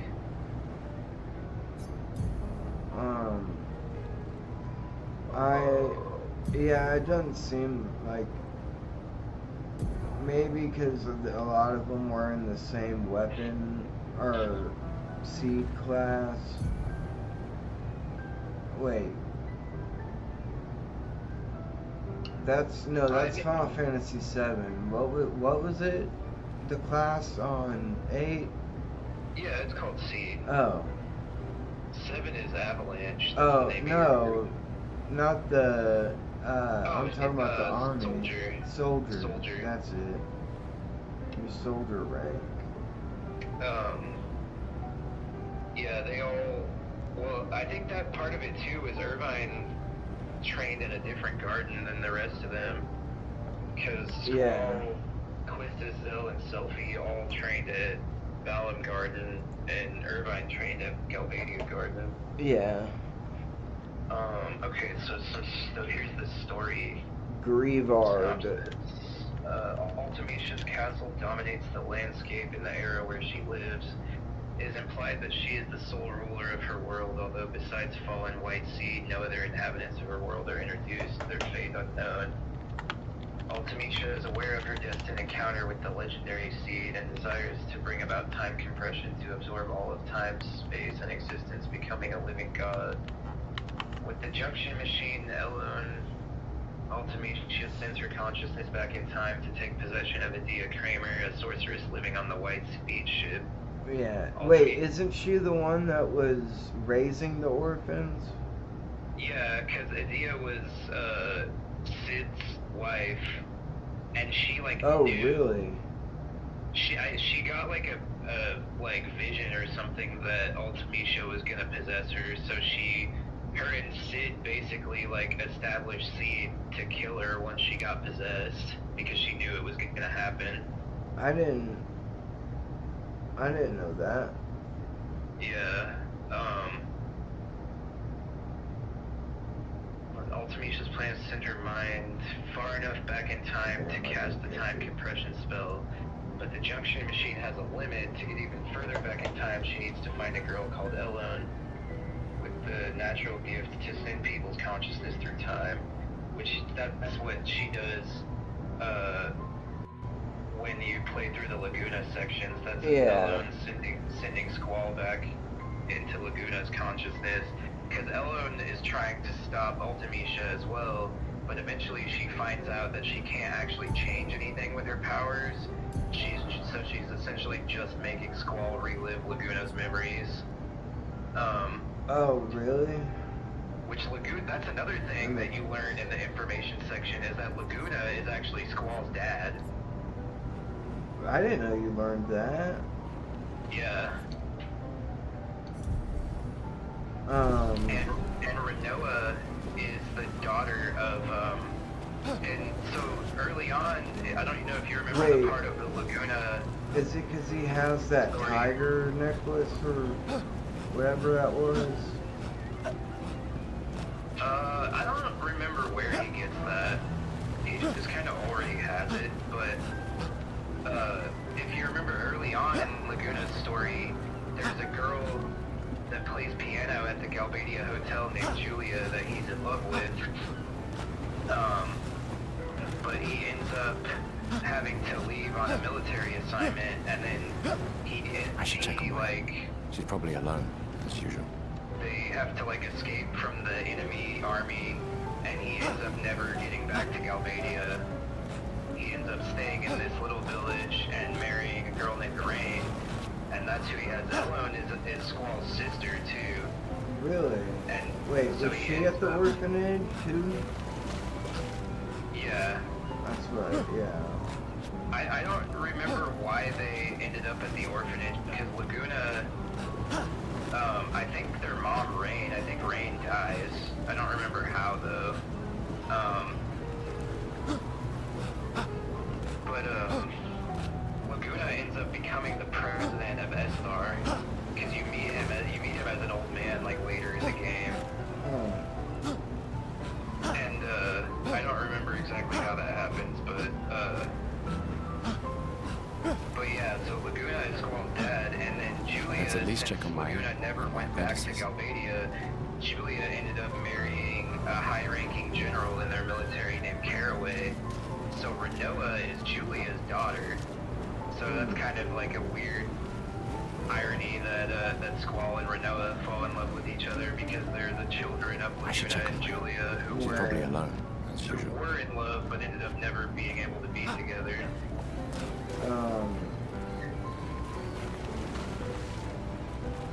Yeah, there's a lot more of a clear affection on that one than on 7. She's probably alone. On 7, you can assume it's either Ares or Tifa. The conclusion I always drew is that Cloud was really in love with Ares, but then she died, and so he ended up getting together with Tifa because they were the only two left, essentially. Check out the new pigtails I made. Especially because in Advent Children, they like live together. A bit rough. So it's like, it's never like outright stated that they're a couple, but like it's pretty heavily implied. And also I'm pretty sure it's also like implied. Come on, give it a whirl. I don't know, they couldn't really like show a romance scene because 7 was rated T, and they probably would have had to rate it at M for this, but... Well, what about 10? It had that kissing scene in it. Yeah, that's true, but it doesn't have like a full-on sex scene. No. But it's pretty heavily implied. It did the Honeybee Inn. Yeah, that's true. But like, before you go to fight, Sephiroth towards the end of 7. Sure, why not? Great. Everyone, Cloud and Tifa tell everyone to go, they like to leave the airship and like go back to anyone that they still care about, and like basically make sure that they really want morbid curiosity. To yeah, your token. Like go through with going to fight Sephiroth. Yeah. And you and won't they're regret just like, well, probably. We're the only two. We basically just have each other, so they just like spend the night together on the airship while everyone else is gone. Oh yeah. So I always, in my head canon, Cloud and Tifa end up together. Yeah, it's same here, honestly. Even though the romance is not as big of a factor in 7 as it is in some of the other games. Yeah, that's like 8, it's obvious that Reno and him are together, kind of like it is in 10, almost as obvious. 10 is a very obvious that they fall in love. Same with Zidane and Garnet in 9. Yeah. And I guess 12 doesn't really have romance either, but it's kind of like a little implied, I guess. I don't know, not really. Not in 13 either, really. In 15, the main character's fiance gets killed by the main villain, and you're supposed to feel sad about it, even though she has like 0 character development. I think, and it was really dumb. And maybe it wasn't 13, but I don't remember much about 13. Maybe it was 12 that I felt like there was like a strong like lesbian relationship in there somewhere. Oh, it was probably 13, because a lot of people say that about Vanille and Fang in 13. Yeah. Even though I never got that vibe. I always just thought it was because they're from the same tribe. Because they're from Grand Poles. And they, when the rest of the party learns their full names, they're like, oh, so you guys have the same last name, so you're like related, right? And they're like, well, technically not, but like we're from the same tribe, and in Grand Pulse, like your tribe is your family, basically. What the hell is a pigtoes? It's like it's like an accessory, basically. It's like your equipment. Anyway, I'm gonna read some more of this Ultimecia story, because I'm trying to understand what her motivations were, because the game is kind of unclear about it. So anyway, Ultimecia's last natural, okay, upon whose powers the junction mission beam was originally built. Ultimecia uses Idia as a host to infiltrate the government of Galbadia and is appointed ambassador of Galbadia by President Minzer Dilling. President Dilling announces her appointment in the first worldwide televised broadcast in 17 years. However, the broadcast is interrupted when Dilling is taken hostage on air by Cypher, a renegade seed cadet. Ultimecia, within Idia's body, surfaces from a teleportation spell and offers to save him from his predicament. When Squall's seed party approaches her, they are paralyzed by her magic, and Cypher allows Ultimecia to teleport him away to Galbadia. Although Cypher is announced to have been executed, Ultimecia turns him into her sorceress Knight and makes him her personal guardian. Nonetheless, Dilling continues to publicize his new ambassador and plans a parade in Dilling City to honor her appointment. Unbeknown to Ultimecia, General Caraway of Galbadia and the seed mercenaries from Bellengarten formulate a plan to assassinate her at the parade to prevent her from usurping power across the world. Yeah, she saw that coming. General Caraway's daughter Renoa Hartilli attempts to trick Ultimecia into taking a bangle created by Dr. Odin to steal away her sorceress power. However, Ultimecia seemingly recognizes the bangle, telekinetically disables Renoa, and takes control of her body, leading her to the balcony of the presidential palace. Ultimecia ascends the podium to give her acceptance speech to the people of Galbadia with Renoa in tow, but is a speech of hatred during which she declares herself the new ruler of Galbadia. According to the Final Fantasy VIII Ultimania guide, Ultimecia casts a fascination spell that drives the crowd into a frenzy of reverence. Ultimecia impales President Dilling through the chest with her hand in front of the city and throws his corpse aside. She declares herself the ruler of Galbadia, assuring the beginning of a new reign of terror, and brings 2 Iguian statues to the side of the Arch of Triumph to life. Fight them. And orders them to devour Renoa as a sacrifice, leaving Renoa to her fate. Ultimecia boards the float that glides out into the street parade. There's people selling... Was that you that I was talking about? People selling art on here? I think so. No, that might have been... I think that was Allison talking about people selling art. Like, it happens all the time. People try to sell art to me. Oh, yeah. On yeah. Twitch. We've talked about that before too, because I've had people do that too. Like, I had this artist follow me on Twitter, and I was like, oh, okay, yeah, I'll follow them back because I like to support artists or whatever. And then they kept DMing me, and they were like, hey, do you want to commission me? I can make you a really good banner for like a stream. And I was like, well, I don't stream. Yeah. And they were like, well, you should commission me for like blah blah. And I'm like, I don't want to commission you. I just followed you because you're like, I wanted to support you as an artist. And yeah. And then I was just like, I ended up like blocking them because they just wouldn't fucking leave me alone. And I'm just like, dude, yeah, they're persistent. I'm like, that is not how you fucking establish yourself as an artist right? by fucking harassing people into buying your art.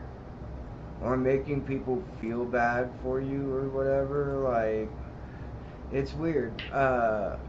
And it's like, it makes me think that they're not even using real art, that they're probably just using like AI and trying to sell you, trying to it gives me like big scam vibes. And even if it's not, even if it's actually them drawing and doing something, it's like, dude, I could do that for myself.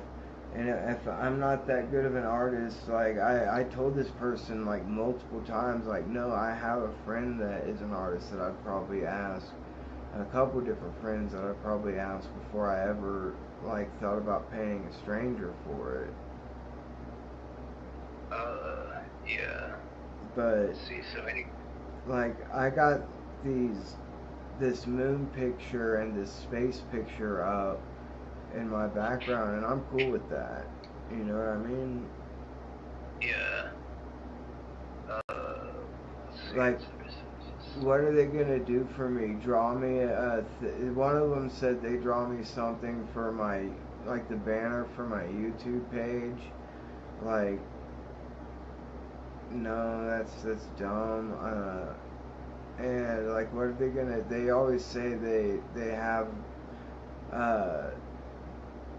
like they think things would work good on or they know they could draw something in my style that suits me or whatever is what they always say. Yeah. Okay, so as Ultimecia passes underneath the Arch of Triumph, the gates trap her inside. Sniper working with the seeds, Irvine Canius takes a shot at her from atop the clock tower, but she blocks the bullet with a protection spell. Ultimecia is confronted by Squall, Irvine, and Renoa, who had been rescued from the Aequions, and is disgusted upon discovering that Squall is a seed. Ultimecia uses Adia's Ice Strike limit break to stab him through the shoulder. Yeah. Instead of killing Squall and his friends, Ultimecia has them imprisoned in D-District Prison and orders Cypher to extract information from them via torture, namely the reason why Seed persecutes sorceresses. The interrogation yields no results, as the Seed themselves have not been informed of their organization's true goal. As Galbadia's new dictator, she declares Garden to be her enemy and orders missiles to be launched at both Balam and Trabia Gardens.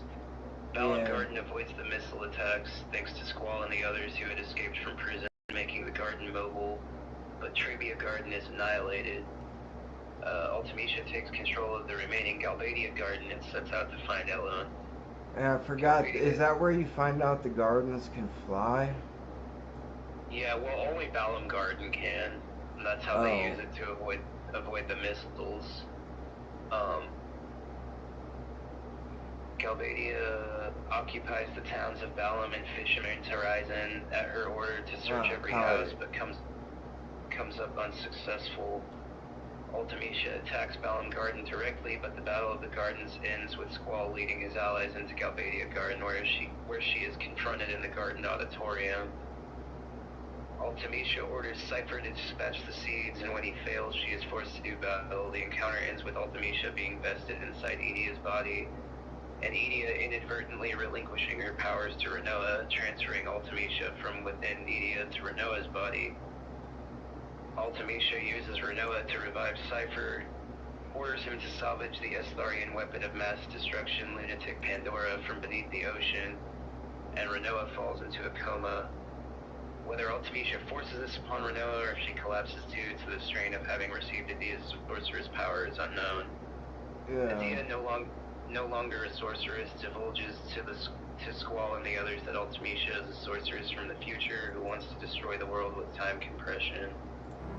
Searching for a means to awaken Renoa, Squall takes her to the lunar base, the Estharian space station, to see Elone, hoping that she can cure Renoa with her powers over time. Elone had come to the space station to meet with the president of Esthar, but Ultimecia appears to be unaware of her presence and uses Renoa to unlock Sorceress Adele's tomb, kept in space orbiting the planet, overseen by the president of Esthar himself. With a more powerful sorceress in reach, Ultimecia abandons Renoa in space to die.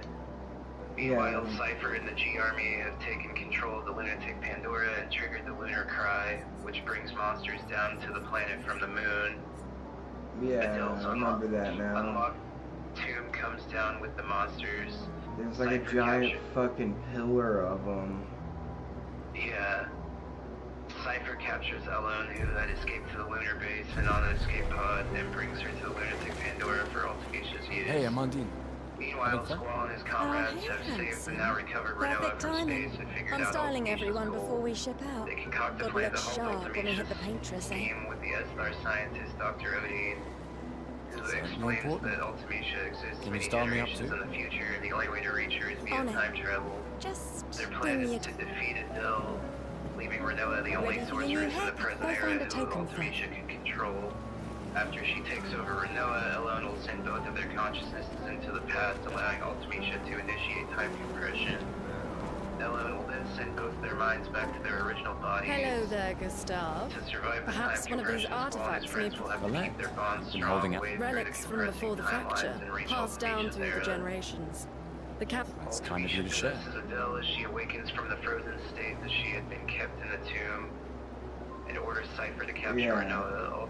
Ultimatia junctions Renoa to Adele's body, but after engaging Squall and his friends in battle, I may not Adele be is able to defeated join the and passes expedition, on her but I'd powers still. to Renoa. I should have known. Ultimatia possesses Renoa, allowing Elone to send both of their minds to the past, where Ultimatia casts time compression, only to have it temporarily halted when Elone sends their consciousness back to their respective You're here for the eras. artifact? Squall views of the partial time compression to enter Ultimatia's future. Squall and his allies enter Ultimatia Castle, and after getting past the various traps, puzzles, and monsters, confront Ultimatia. One token is all I ask. Come back when you have one. Ultimatia reaches into Squall's mind to find a power that he values most. Using this information, she summons Griever, the strongest guardian force in Squall's mind. In the Japanese version... Wait, is that one you actually have? No, that's the lion keychain. I can't believe you're working right now. So it's basically like a character that only exists in Squall's Tristan mind. dragged me. Oh, okay. It's not an actual one. Is that the final In the spot? Japanese version, Ultimatia It's amazing unveils the the party's triangulated fears of memory Expedition loss, Zero's but landing site. claims that it is not what they should fear, but the power of Griever, and orders the GF to unleash its ultimate attack, Shockwave Pulsar. After Griever's defeat, Ultimatia junctions I trust your herself to calculation. him, amplifying her power. Yeah. After Griever's body is destroyed, Ultimatia transforms and begins absorbing time, space, and existence into her new body. She speaks of the futility of fighting against time, and her final speech is distinctly different from how she spoke before. Despite her extensive powers, Ultimatia is unable to overcome her fate as the link It's a good strategy, tracing the steps. They're the only expedition with any survivors, and they made it to the a moon. massive explosion as time begins to decompress. Assuming As records Ultimatia correct, cannot die until she passes on her calculations are sorcerer's correct, power, we she left ends clear up in markers India's that house in the past, road conditions where haven't she passes on her changed. power to the India Kramer of that time. In doing so, Ultimatia You need ultimately perpetuates her predestined defeat while fading away into a cloud of purple smoke. I didn't know that because I never actually beat her. Go away, Gustav. That last form always killed me. Like, and it would like turn everything all fucking Go away, Gustav. weird, like with the time compression shit. And it was already like a. I never knew if it was like a meteor or something that your castle was in. 'Cause it was like chained to the ground like it was gonna float away. Come, let's play some cards. No way. Everyone. That's just what sore losers say. Come now. You're gonna be a little cautious mouse with the Cautious is good. I don't know. We're expeditioners. Yeah, it Stay does. smart, yes, but be bold, huh? Money's no good out there anyway. Yeah, her in that winning's in her final form in the fight, if she KOs any of your party members, if you take too long to revive them, they just like die permanently and they get replaced by a different one. Really? Yeah. That's weird. Which I think is supposed to be a callback to Final There's other Fantasy survivors VI out because there. the final boss fight in that game is like that too. Doubtful. You would have seen signs.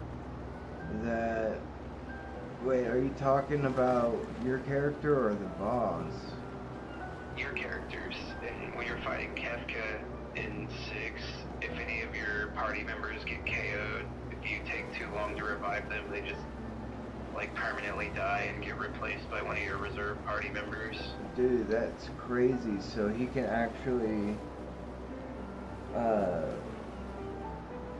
win by, like, I guess the last person, either KOing all of the people, but he could like make it to where it would take a while, but eventually you might be at a space where you can only have like 2 players fighting him.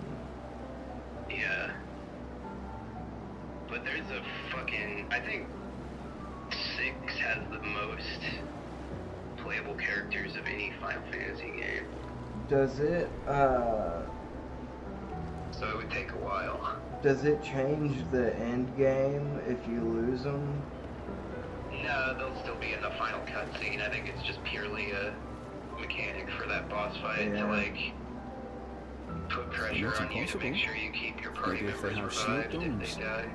But they would have been overrun by Nevrons before they could go. Like if you can't keep up on keeping them healed up, you're not ready for this boss, kinda. Yeah. I don't know. Like, people are resourceful, and Nevrons can't be everywhere. I'm betting on human ingenuity. Mog, Edgar, 7,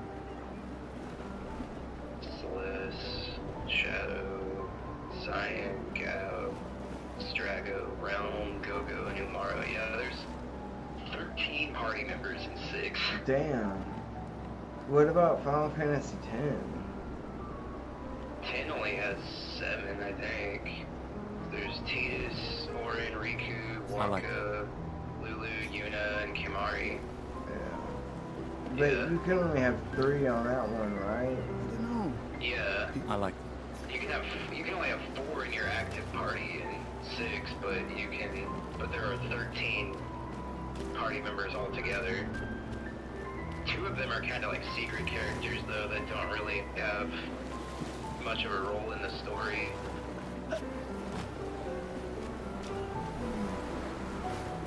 I think am I going back to the market? Yeah, I should check on Maya. She's probably alone, as usual. Oh, but I'm going all the way. I do like this game. This game is already really fucking crazy.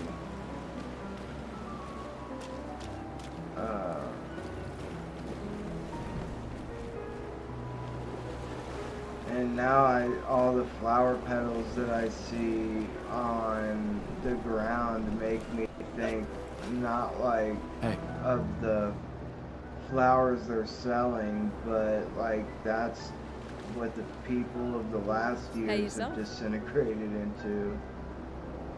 You okay? Want to talk about it? Because they all disintegrate into flower petals. Actually, no. That's okay. What about you?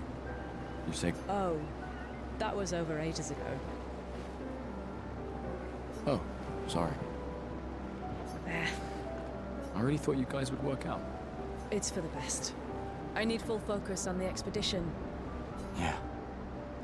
We're all we have. So, if people stay and they don't come back to the town, when the number changes, do they still die? Hey, yourself. Like, if they don't come back from the expedition... Glass of wine? Or a hug? Keep your sweat to yourself. Bring Gustav a glass of wine. Who exactly are you talking to? They cut servers from the budget years ago. Uh-oh. The ultimate indignity. A farewell party where we serve ourselves. There's a metaphor in there somewhere.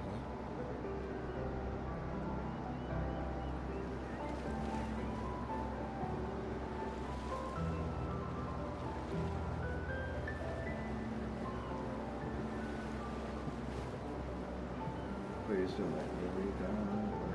Restart. Okay, good. My bad. You're good. I need to keep checking it, and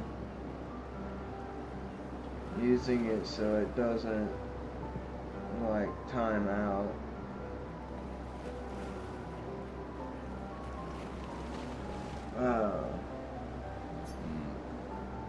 I'm betting you've got another. You wound me.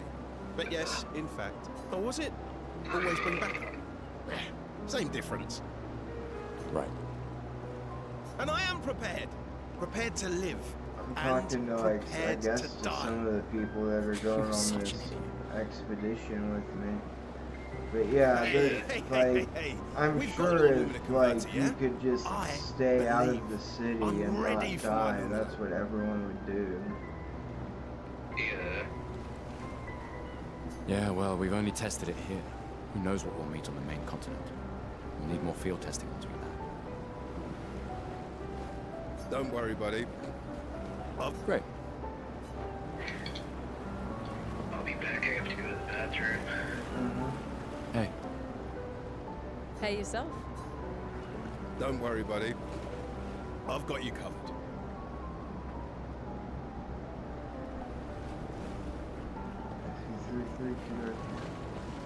Yeah.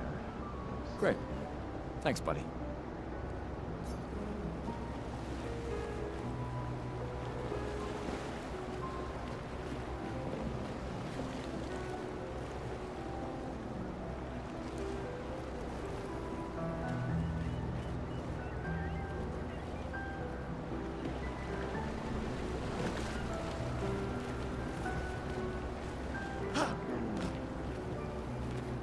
Commander? Gustav? Saw you with Sophie. You talked. Oh, no tank again.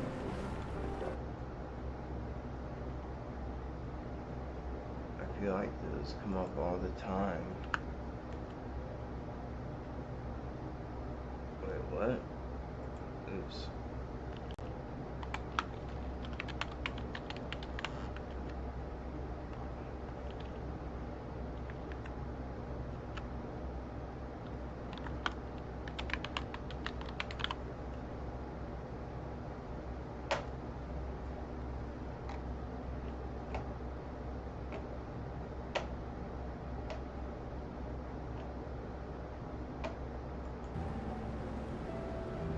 Yeah, where's your daughter?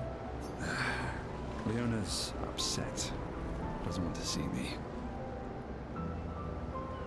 Shit. It's okay. She doesn't need to understand, as long as she gets to live. Yeah. I'm counting on you.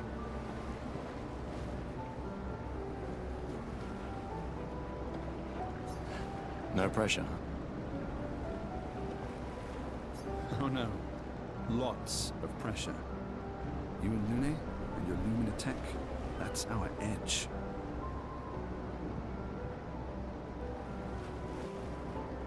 Oh, my powder.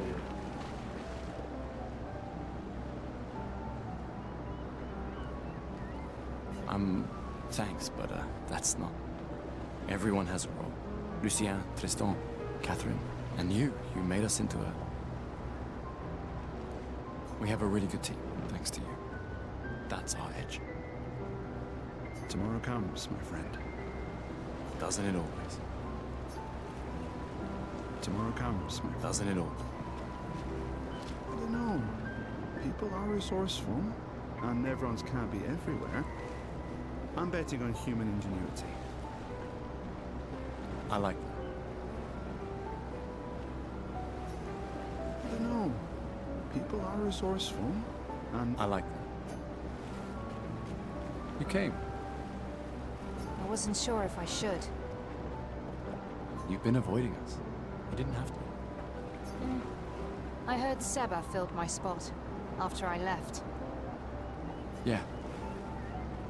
Do you think I'm a coward for staying? Do you? Not anymore. Not all. Meaning what? Make yourself accept the unacceptable? Make believe that happiness is... this? More like... rediscover. Happiness. one Gomage left. Maybe contentment is the highest form of happiness. It makes me sad to hear you talk like this. The painter stole so many things, including your capacity to dream. No, you misunderstand. My mind is where I can be free. She can't touch me there. This is my final act of defiance. Just like the expedition is yours. If you say so.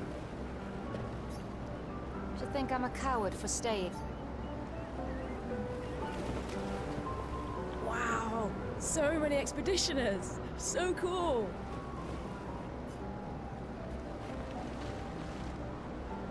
Cool.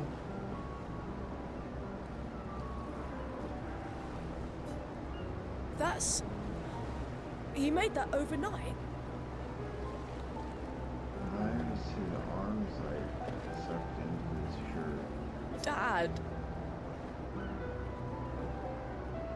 Damn. Alright, I'm back. Now I feel stupid for fighting with him. Oh, that's the kid. Oh shit.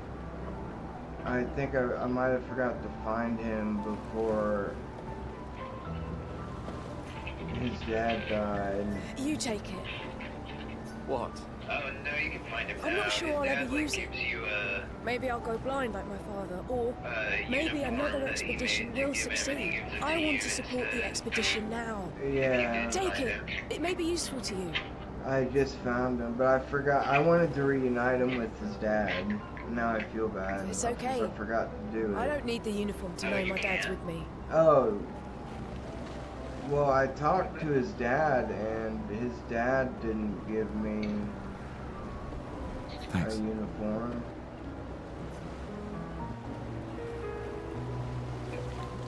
No, he made it for his dad, I think. Oh. Maybe you'll win and I won't need it back. Or maybe I'll reclaim it with your dead bodies during my expedition. And it's just an alternate costume that you can use. I thought he said he made it overnight.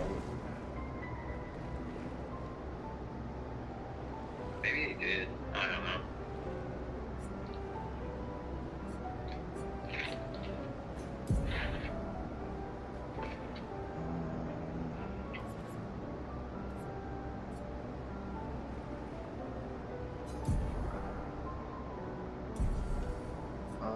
Change it. Go over to wardrobe on the right. Oh. I see. Oops.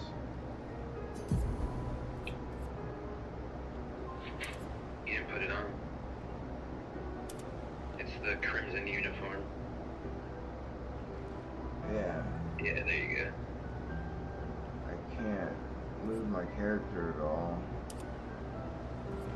Yeah, I don't know why they didn't let you do that in the wardrobe viewer. I feel like you should be able to rotate them, especially because, like, some of the different haircuts, you can't really tell the difference without seeing them from the back. Yeah. That's kind of... I don't know, maybe it was like a time-saving effort. Maybe you'll win and I won't need... Maybe you'll win...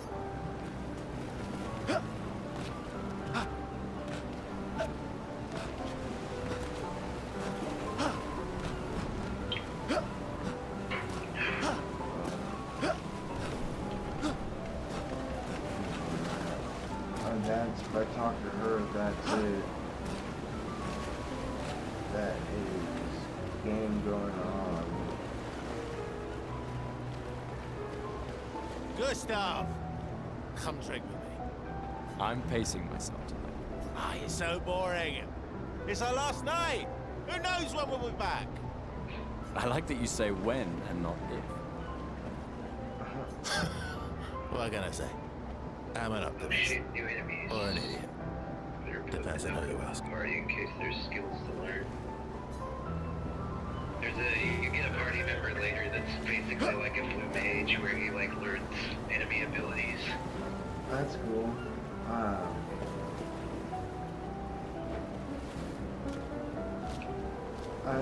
I don't know. It's, so you obviously you do meet life outside of here.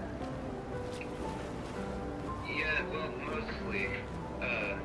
There's only 5, or I guess 6. There's only 6 party members, and only 2 of them are ones that are from outside of here. I guess, well, technically only one of them is, but that kind of gets into spoiler territory.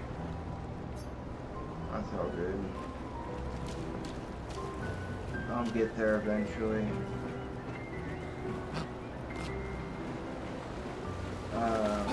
I should check on Maya. She's probably alone. Yeah, I think that's everybody. Now I can talk and progress the storyline. I'm always scared, like,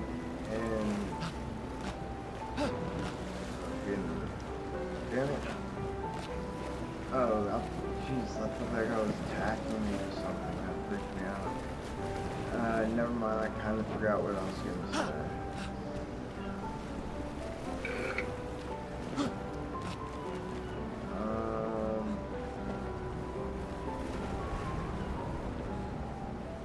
Talk to these kids. Gustav, we got something for you.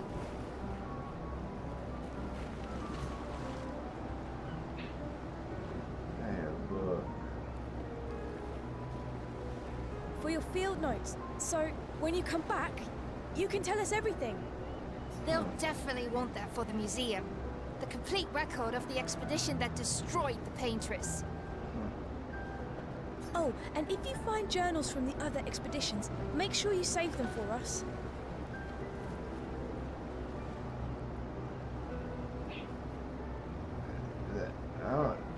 That thing was like, it reminds me of a Titan. I shall faithfully record all our adventures, every strip. And nevrons. I can do that. Yeah. And in return, do you solemnly promise to take care of the shield dome while I'm gone? I'm entrusting you with the safety of She reminds me a lot of America, too, though.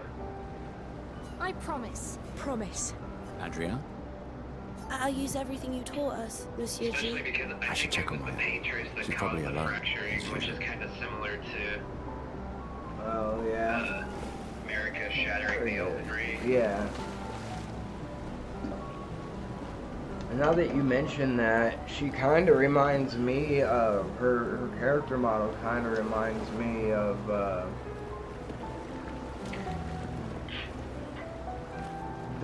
how it's like the hardest sword in the game. I just finished calibrating the Lumina converter.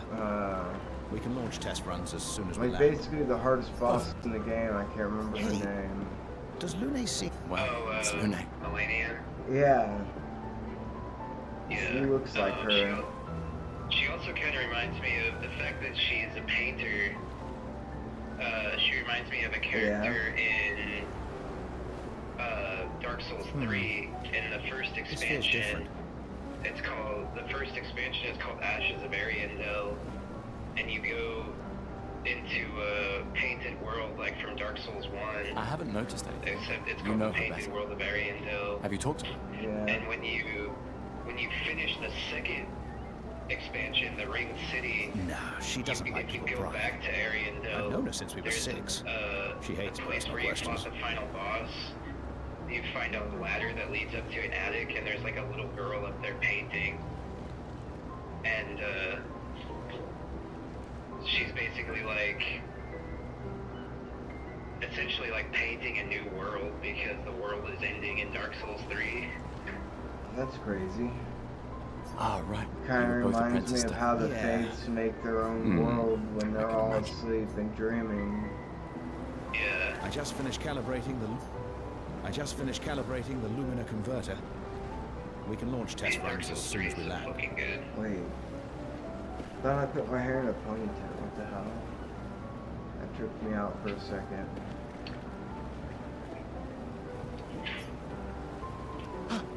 I just finished calibrating the Lumina converter.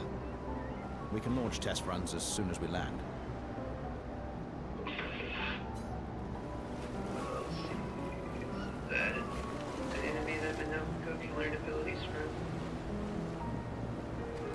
I don't think there are any enemies in this town that I'm in.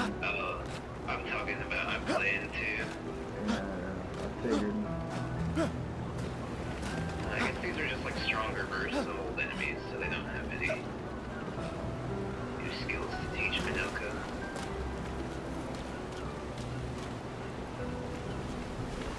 I can walk in very, very shallow water. I don't know, like a few inches. There she is. I knew I'd find you. Having second thoughts about the expedition?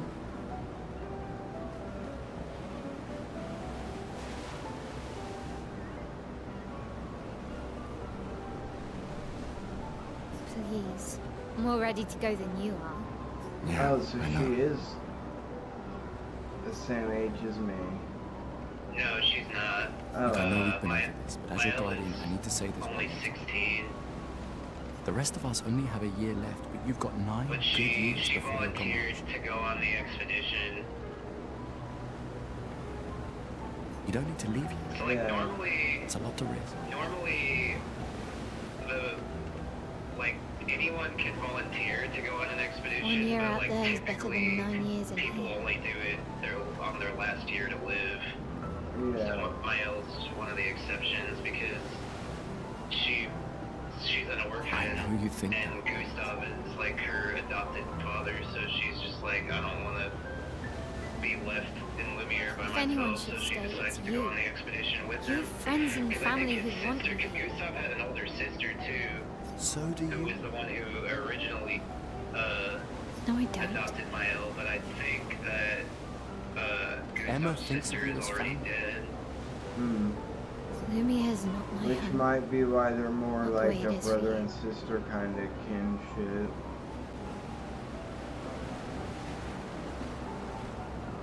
Besides, this way I can keep an eye on you forever. I'm sure this is older sister that adopted her. Yeah.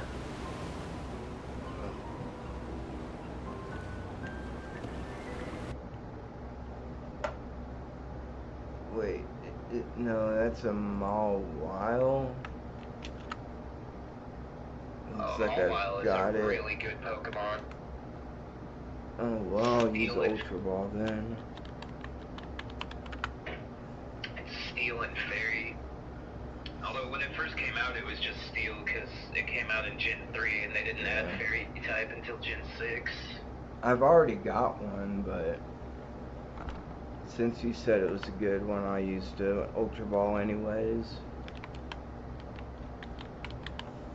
I don't know if I caught it or not yet. Okay. Cool. Well, this will.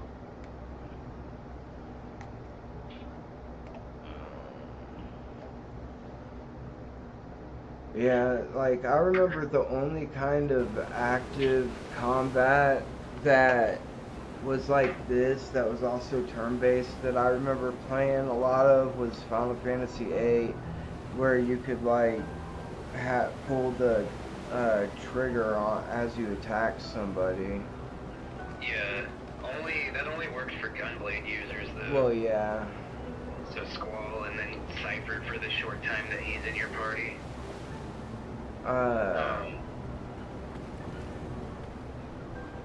No, Irvine just has guns, doesn't he? Yeah, he just uses like a shotgun. But all their limit breaks are like pretty interactive too, like, well, not all of them, but Right. some of She them, needs because eyes. Oasis just has like the Shush. like one and done You're blue lucky magic you have a spells sister. for Doubly hers. lucky. But Since now I Nell have has to. like the like different All right, inputs you have enough to do to do chit-chat. all the different like Oh man. martial You're arts combos pretty and much the shit. oldest man in Lumiere now, no? And Come on. Irvine has the like you can load different types This of ammo time, into I'm his not gun and you messing just up. like match R1 to like shoot the gun as fast as you can for his limit break. Yeah. But then all the other ones, Selfie has like the where she just gets to cast like a random spell a bunch of times in a row. And Renoa's limit breaks are weird because when you first get her, that's before she's a sorceress. So she has the limit breaks that are based on her dog. And they kind of like trigger randomly. But then once she gets the sorceress powers in the story, she Hello, Shane. shame losing to a superior fighter. Limit breaks, but then she also gets the angel wing limit breaks, which is like it's like a weird variation of the berserk status effect where you like lose control of her, but she just like keeps like popping off like super powerful magic every time her turn goes. So it's kind of like magic berserk. Hope your Lumina converter works better than your fucked dueling. up. I'm doing a rematch with Male. Mael. I didn't know you could. I don't remember if I did this rematch. I might have. Oh no, I did because you get the last token thing. Yeah, dude, some of the fucking enemies delay their attack so much to throw your timing off. Now, don't get too confident. Damn it. I wish I had more than one chance at that. Oh, do you only get one chance? I guess so. There's another one. I had a thing later, or pretty recently, where I, during one of the relationship conversations... Your sister's going to be looking for you. Our beloved chief counsel. Don't get too drunk tonight. My darling sister has that's arrived. Gustav's sister. I She'll guess she's kill me not if I dead don't say yet. goodbye. So she must be younger then. Yeah, okay. If she's not going on the expedition. I can still... Sorry. I forgot about the part where Emma... Man, I remember recently as I played that part of the game, I already kind of forgot a lot of it. No shame losing to a superior fighter. So you can do the, you can rematch her again. Yeah, I just had a thing that I did recently where I got to a certain point of developing my Hope your Lumina converter works better than your dueling. I had to, like, fight them. And it just let me keep trying over and over again. I was like the best character. She was so fucking broken. I keep missing that. Once you actually get to the party, she's like super overpowered. In fact, they came out with a patch recently that nerfed her. Really? Too slow, old man. Is there a Don't get too DLC for confident. this about her or something? Because it looks like I thought there was a DLC for this that had a picture like of her on it or something. I don't, not that I know of. The deluxe, there's the deluxe edition. All it does, it just gives you like some extra alternate costumes. So maybe that's what it was. Yeah, that's what I was thinking too, but I thought it might have been like, Mael is like very vital to the story though, and I'm still, even though I'm like kind of almost not exactly sure how. Like I kind of have some theories, but it also gets into spoiler territory. yeah. Damn it. No shame losing to a superior Mael fighter. might honestly be the main character, more so than Gustav. Yeah. She kind of reminds me a lot of Yuna in some ways. Damn, I'm missing. Hope your Lumina converter works better than your dueling. I'll have to get better at the blocking because she's kicking my ass. Yeah. Got it. I'm getting better at the X thing. Damn it! If I can parry that one, I think I should get an extra attack. Now, don't get... Yeah, you do. Yes! Because it's only one attack. Any successful parry gets you a counterattack, but if they do like a combo, you have to parry every hit or else you don't get the counterattack. Yeah.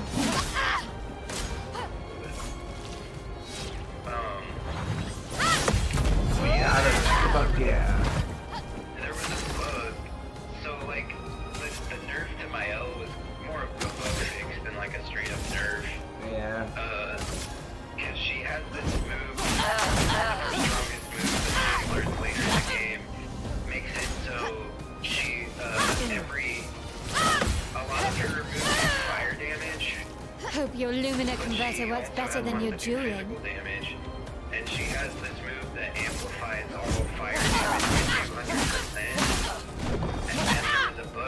So it's like all of her moves.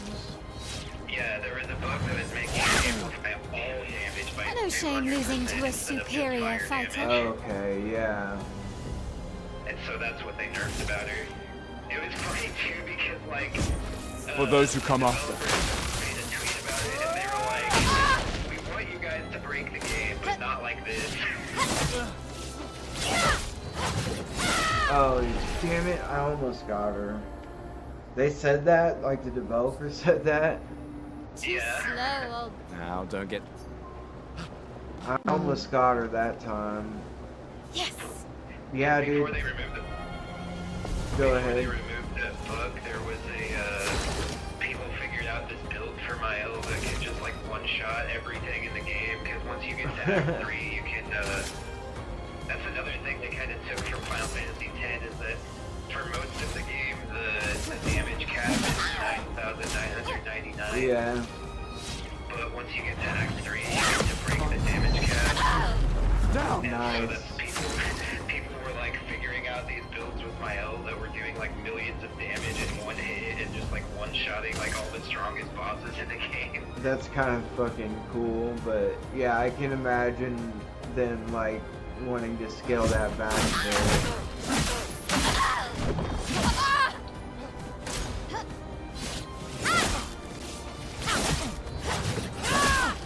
Damn it. Hope your Lumina converter works better than your dueling.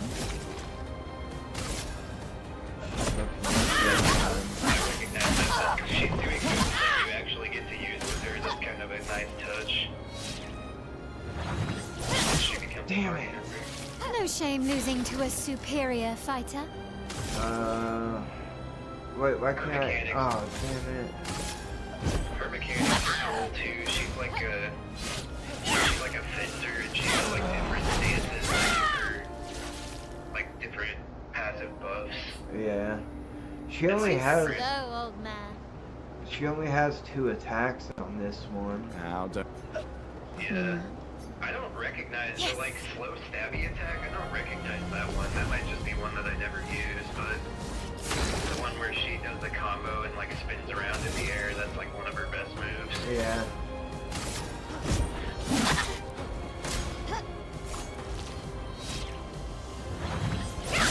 Damn it! Oh, I did get it. Nice.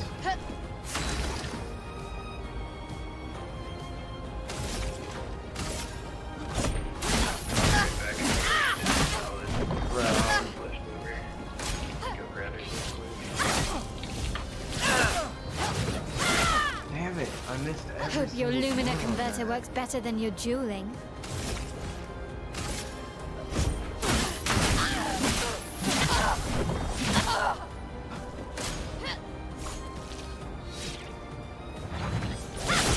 Oh, dude. That sucks.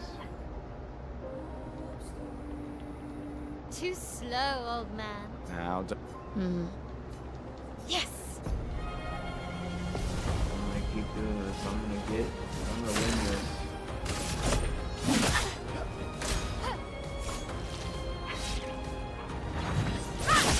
Oh, No bullshit. shame losing to a superior fighter. Fuck that up.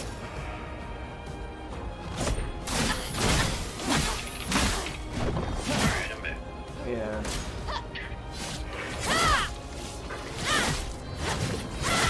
Dude. Hope your That Lumina move is converter works fucking better me than your up. I am dueling. not able to time it at all. It's kind of hard to get it in the yellow because it speeds up a lot when it's in the yellow. Shit. That slow move is really powerful if you don't Too melee it. slow, old man. Now, don't... Oh shit, I fell.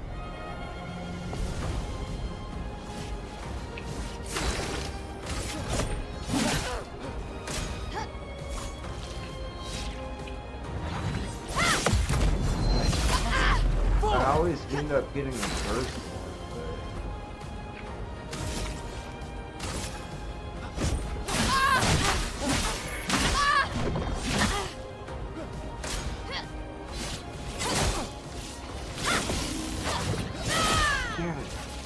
got Hope your one of Lumina those converter dogs, works damn better it. than your dueling. Oh wait, no. There we go. For those who come after. Damn it, fucked her up. God, yeah. Okay, if I can like if I can dodge everything, maybe I can beat her.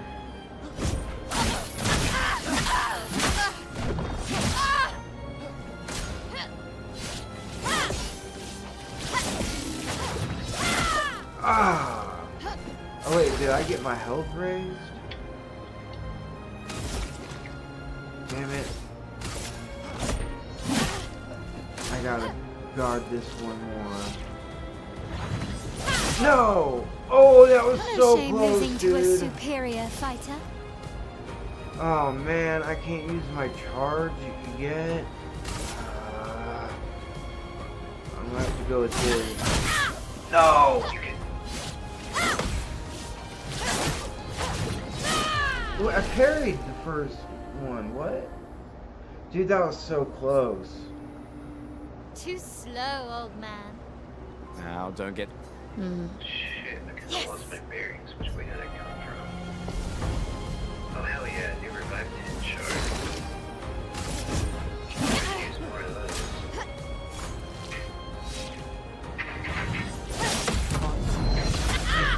Down!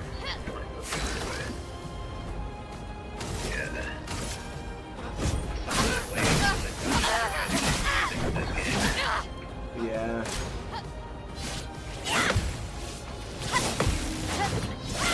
Ah, damn it. Almost Hope your fell. Lumina converter works Does better than it- your dueling.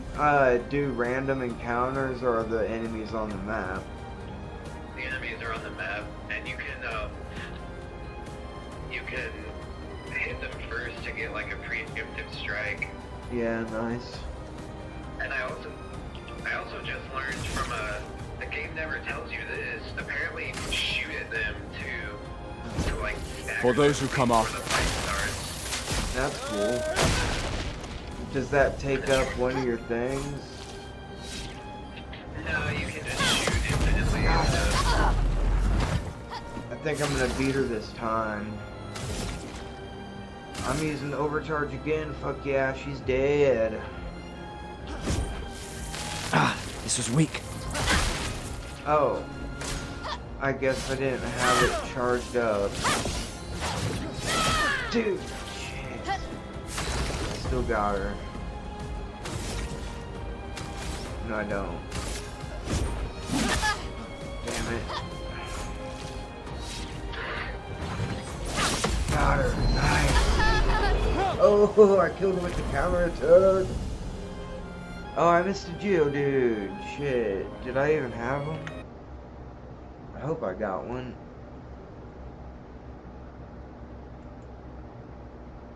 Okay, nice. I did have one. Finally, I beat her, dude. Nice. Feels like a one-earned victory. Dude, if I'm gonna get my ass kicked like that by all the battles, this is gonna be... I don't know if I want to leave it on the master setting or whatever it's on. Damn. But like most of the normal enemies aren't that bad, but most of the bosses are. She had almost 1,000 health. And I've got probably around 400. Or no, probably around 100. At the most. Not bad 2 for the oldest man in XP. the yeah. Congratulations. I don't think you these beat a battles are teenager. about Take this XP token though. I as your think they're well-deserved just prize. about getting something from the beginning that you might not be able to get. Okay, Yeah, so pretty much. I wonder if I can do that again. Yes. Maybe. Yeah, because if I can get multiple tokens, there's 3 booths. I don't know if they each use tokens, but they do. You get the other tokens from talking to some of the other expeditors. So you only get one for beating my oath. Probably, yeah. So if I beat her again, it's probably not gonna matter.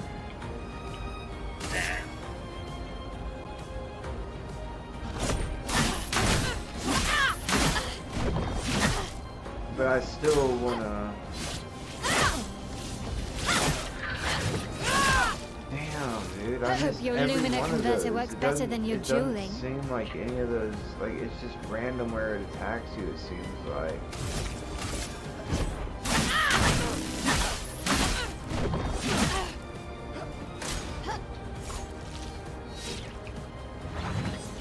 Shit. No shame losing to a superior fighter.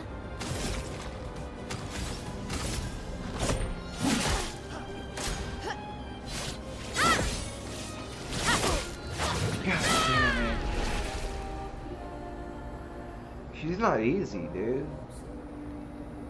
Too slow, old I gotta man. find the other tokens. Now, don't get... I can see her being a... Why is she so damn strong? Because of the Lumina converter, I guess. Come, let's play some... I still don't know what the Lumina converter is. You talking about the thing that like turns money into that the main character made into like energy or whatever? Yeah. So is that a standard thing that everybody has, or is it just them? Everyone in the expedition has it. And the main character made it? Yeah. So this is the first expedition with them. I think the one before used it. I'll use everything you taught us, You find one of their G. journals where they talk about the Lumina converters, and they mention Gustav. Ready for tomorrow? Okay. Yeah. What about you? Because once Heard you you get were out in the elected. world, I've you already find claimed the Lord's other office. expeditions journals like all over the place. A view of the Paintress. You're sicker than I... She won't be there for long. Hmm. I'm kind of hungry now too. I ate some of those Uncrustable sandwiches, whatever they are. Oh yeah.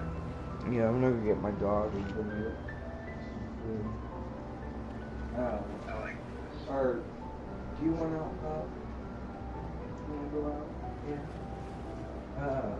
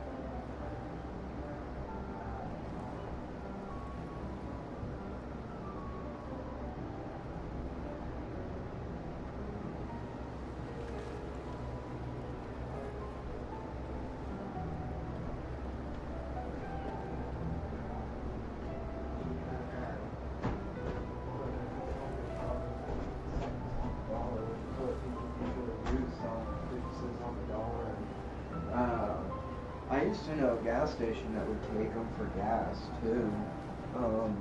They'd bring up some food that would be about your what you are getting in gas, and they would just let you get gas with them. But the craziest thing was seeing Frankie fucking. They never turned him off when he was in jail.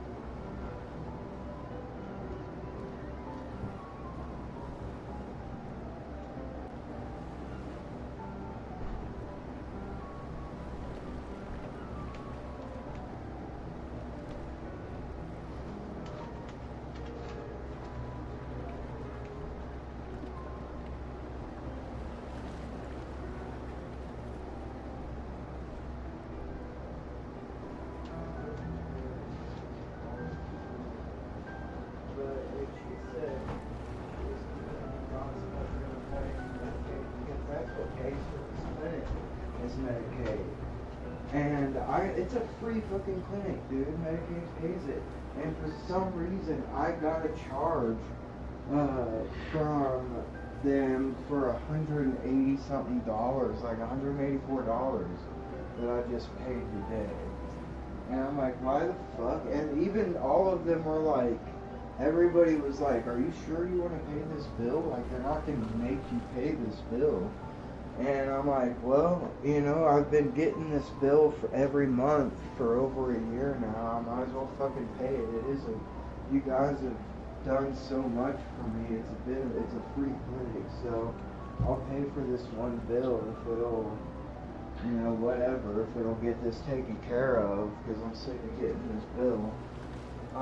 Yeah. And none of them could figure out why Medicaid wasn't paying for, like, my doctor's visit. And I think it's because I was getting, it was a psychiatric appointment, and they fight everything. Medicaid doesn't want to pay for anything in that clinic unless it's methadone, or they pay, like, they charge for the methadone, but they're supposed to make up in it because they get paid when we go to groups. They charge Medicaid when we go to groups. But they also probably spend like $80 on a piss test, and you get piss tested at least once a month usually. Everybody there, and there's about like 300 people there. So, it's, I don't mind, like, I don't want the place to get shut down. I don't think it's in danger of getting shut down. But, like, I've gotten so much help there for free, I didn't mind paying it.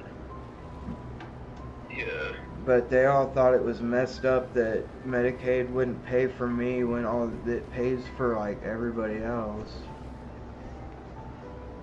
And I'm actually, like, one of the good clients there. Or, I don't want to say, like, I'm better than other clients, because I'm sure there are people that are better than me there, but, like, I am one of, like, the examples of someone that's been there and had a successful life change and stuck to the program. You know what I mean? If we fail, though. Yeah. When one falls, we continue. But they're in, We'll like, pick up this harm reduction stage so far now will meet again. that they, when one falls, we continue. like, people are still using all the time, and it's like, we will meet again. Usually when if you're on buprenorphine, it will completely block your receptors, and no matter what, even if you're using when you get on it, that's just because of how powerfully the drug binds. But if you're not an addict, it will get you, like, incredibly high. But some people try to cheat methadone by still using a lot, like, increase how much they're using when they get on methadone, and they just do that in case they run out so they don't get sick. They'll have their methadone, but then they can still, like, keep pushing and using higher doses of higher, like, painkillers like fentanyl and try to push through, and never maintain a stable state on methadone. And until you do that, it won't.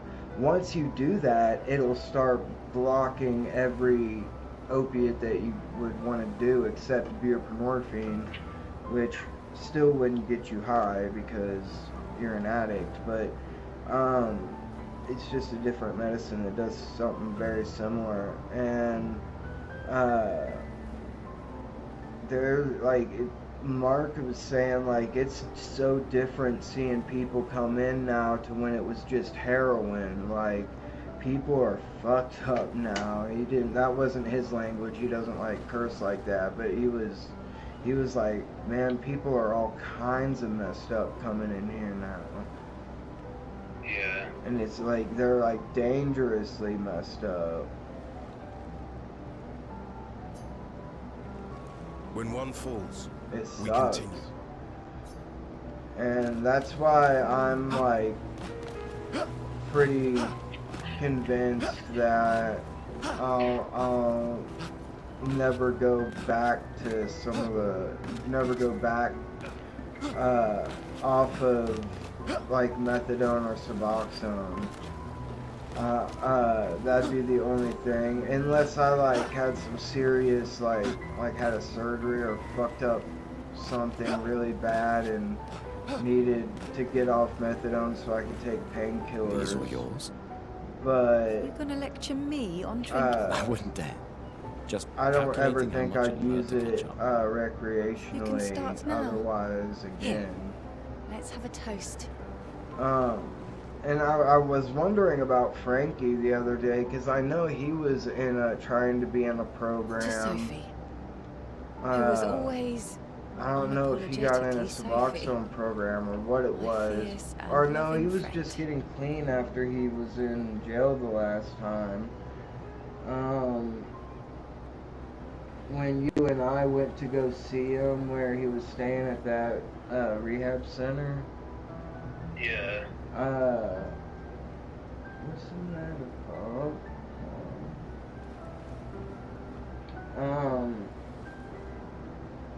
I was wondering if he was still clean. He just sent me like a weird picture the other day of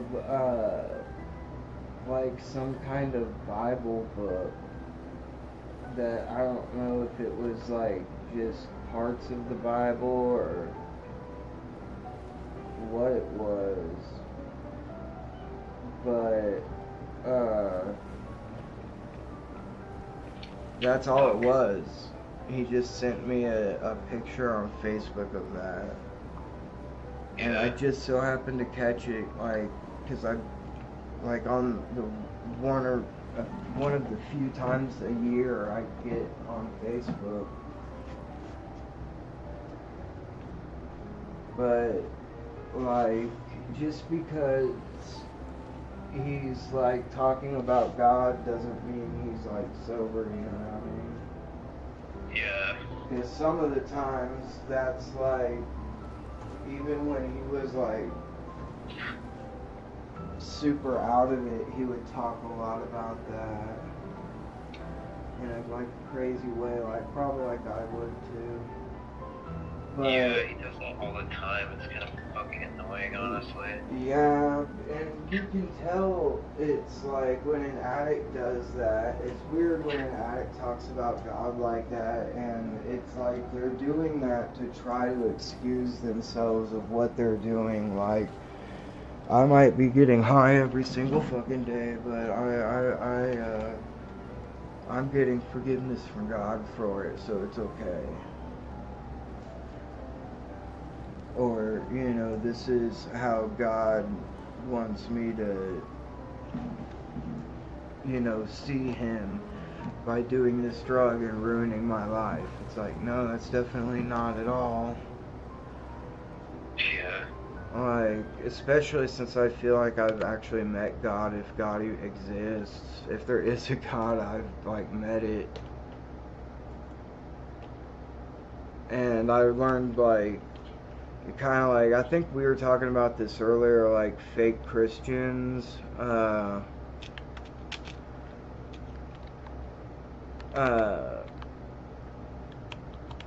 feel like, especially those prosperity gospel people, like that kind of stuff is what using the Lord's name in vain really means. Yeah. Like claiming something is godly or that you're doing something for godly reasons when you're really doing it for selfish reasons. Yeah, like pretty much our entire fucking government right now. Yeah. Which is weird because they're not even supposed to be bringing up God in their work. Yeah. like any fucking. We're not saying they can't be Christian. I got a torque goal. We're just saying like that can't tint the biases that you when you're voting, like if you're a congressman or a senator, or in your ruling if you're in the Supreme Court, or you know, it's a little bit different with the president because the president doesn't really make laws. And he can have a spiritual advisor. Everyone in the military can get a chaplain because they do like heavy shit and they may need counseling. But yeah, the president can't like start a fucking religious war. That would be insane. Or only allow one military or one religion in the military, you know? Yeah. To surf. Seriously though, this is gonna hurt. Fuck. Tomorrow comes. Sober's better than deathly hungover. I wonder if we can bring people back. No, not for that. Ah. Go have some drinks. Go have some drink.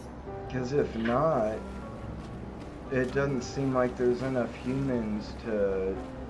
If this is all there is, this island, and maybe some few other... Wow, really? Not a Welcome single back. crit? You're here for the artifact?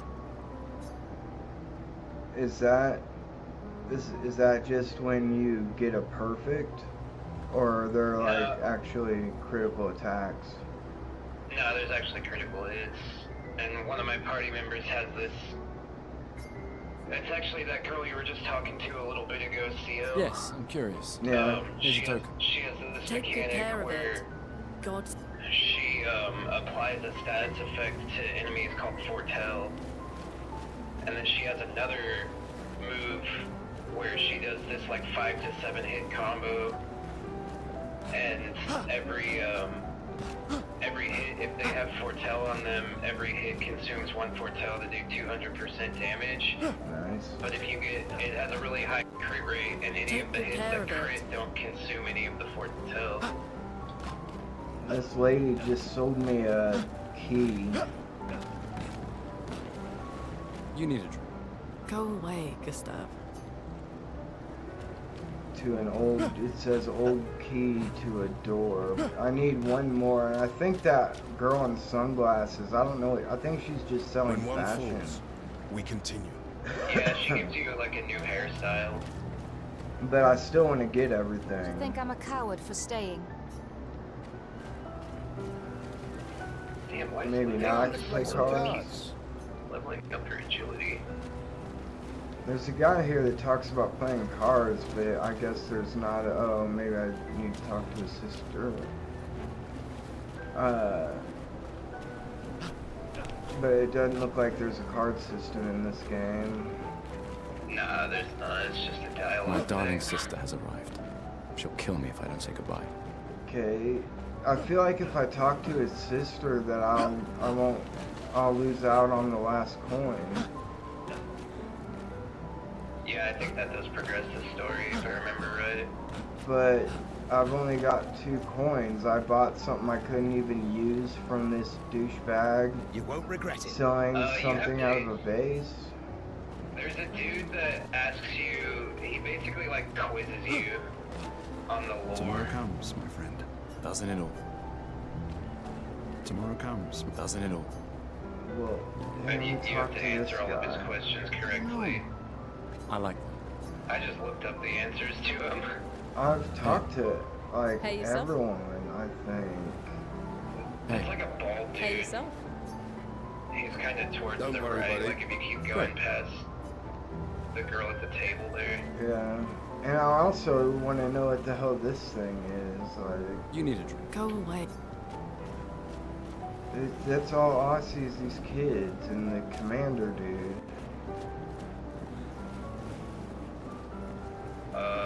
maybe that's... I don't know where he is.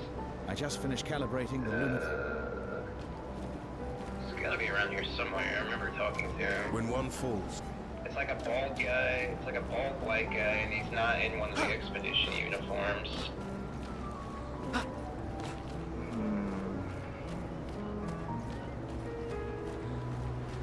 Maybe he's on a boat. No, he's like in that area with all the other expeditioners.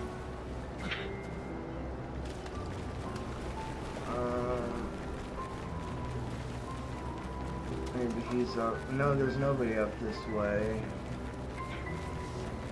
Did I mess up and like... Oh, is this him? Gustav! Just the man I wanted to... Okay. You want a rematch, don't you? Yeah, That's my last chance. After tomorrow, you'll be the undisputed expert on expert. That's I'll tell you the tomorrow. answers What to about the today? questions. Do I only get Like one you remember. chance? Do you what? I said, do I only get one chance? I don't know. That's tomorrow. What about today? What? Who am I to deny? Oh, yeah. How so many you might years deny ago was you the fire fracture? away. You're How kidding. many This years is your ago question. was the fracture? Yes. When did our world break apart and our luminous It city get looks thrown like into the middle of the 64 ocean? and we're at 32, When so was the 30, fracture? or 33, so 31 years. Mm, 33 I don't- years. No, it was... I think it was 67. I don't remember. Hang on, let me look it up. Okay, I was gonna say I could look it up, but you're already doing it.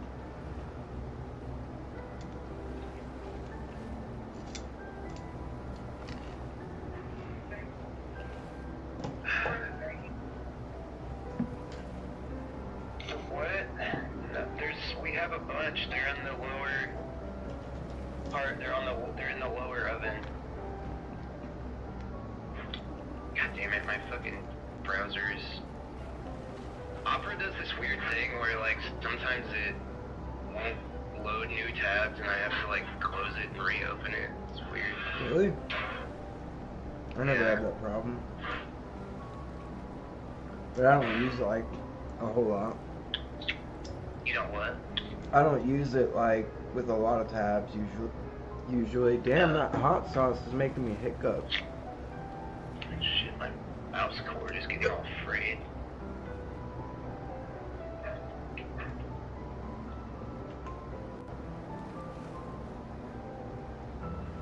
That's bizarre, like, I'm not feeling any spice, really. Because I eat spicy stuff all the time. That's weird that it's making me hiccup. Yeah, it was... The answer's 67. 67 years ago. Oh. Fracture 67 years ago. I just used that because there was, like, 64 things in this journal. Brilliant. I concede. What are you talking about? Oh, yeah. Every It's child. kind of confusing, though, because The monolith's expedition is essentially a called reverse Expedition time, Zero, counting down since the fracture and happened. everyone after that had the same number Oh. as what was on the monolith. Yeah, it started in the year 100 and it's been counting back since then. Alright, fine. Another one then.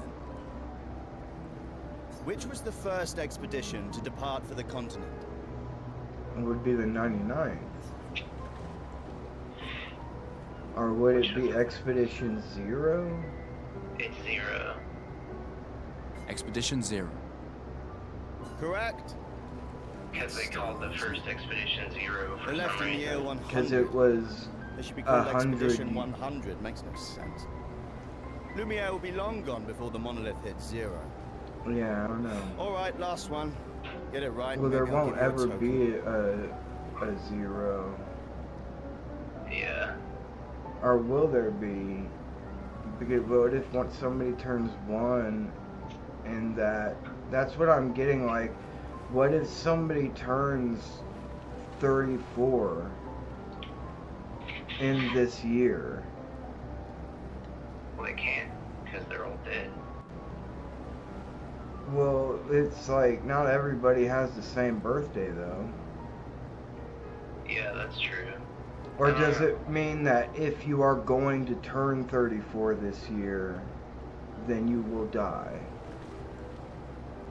I don't know. Game never Oh. Right, What maybe is I'll give you a Illumina? token. Illumina,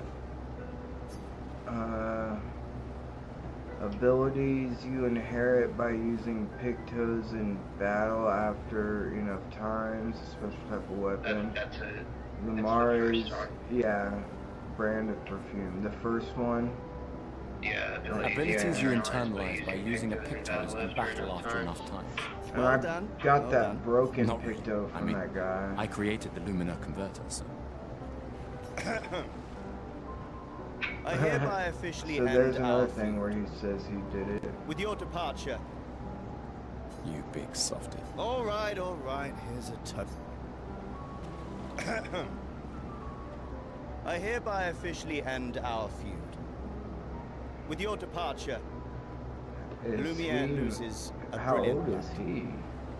and a good friend. I don't know. Oh. I guess I would assume 32 since he's alive and not going on the expedition. Ready for your new So I got, yeah, it is just a new haircut. So yeah, I've only got, well, nah, I'm good. maybe I can buy more shit from Take this good lady. care of it. No. Take good care of the key? You won't regret it. Yeah, the last thing to do is to get a haircut. Alright, let's see what you've got.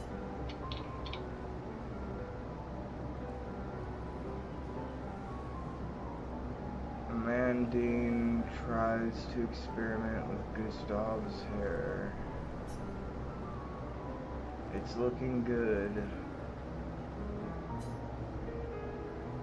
Voila. It kind of Looking looks like very shit, fine actually. indeed. Oh, it's tied up. You'll die with a gorgeous head of hair. Did she didn't even do anything except put it, tie it up. Yeah, I know.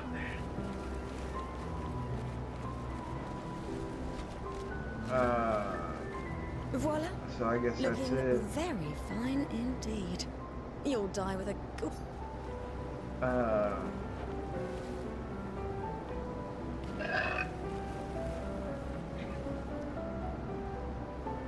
Sister, that's the only thing left. The Chief Counselor honors us with her presence. What? Still mad I'm going? This is the definition of a fool's quest. My brother's not usually a fool. I've heard you say otherwise. You and I both know the political complexities that necessitate the expedition.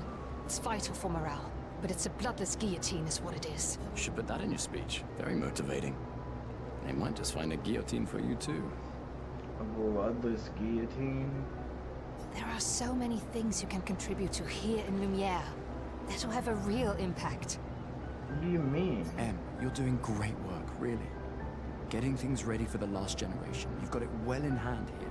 Let me do my part. Out The there. last generation, the chance ones to that won't be able to take care of themselves and will probably all die before they even get to that stage where the painter comes out, you know what I mean? Once you start killing everybody above 3, I don't imagine a bunch of 2-year-olds are gonna fucking survive on their own for a whole fucking year, you know what I mean? Yeah. Like,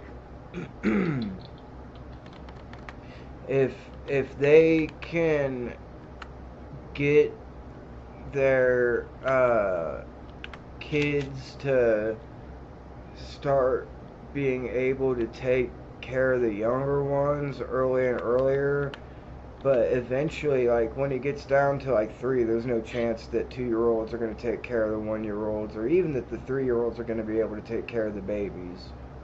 Yeah.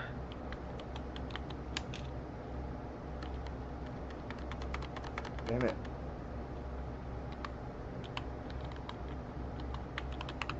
There's a Naucus stack. Knuckle stack? Gnosis stack? Knuckle stack. That's the evolved form of Nackley. Knuckle stack? There it is. didn't have it, so I tried an ultra ball.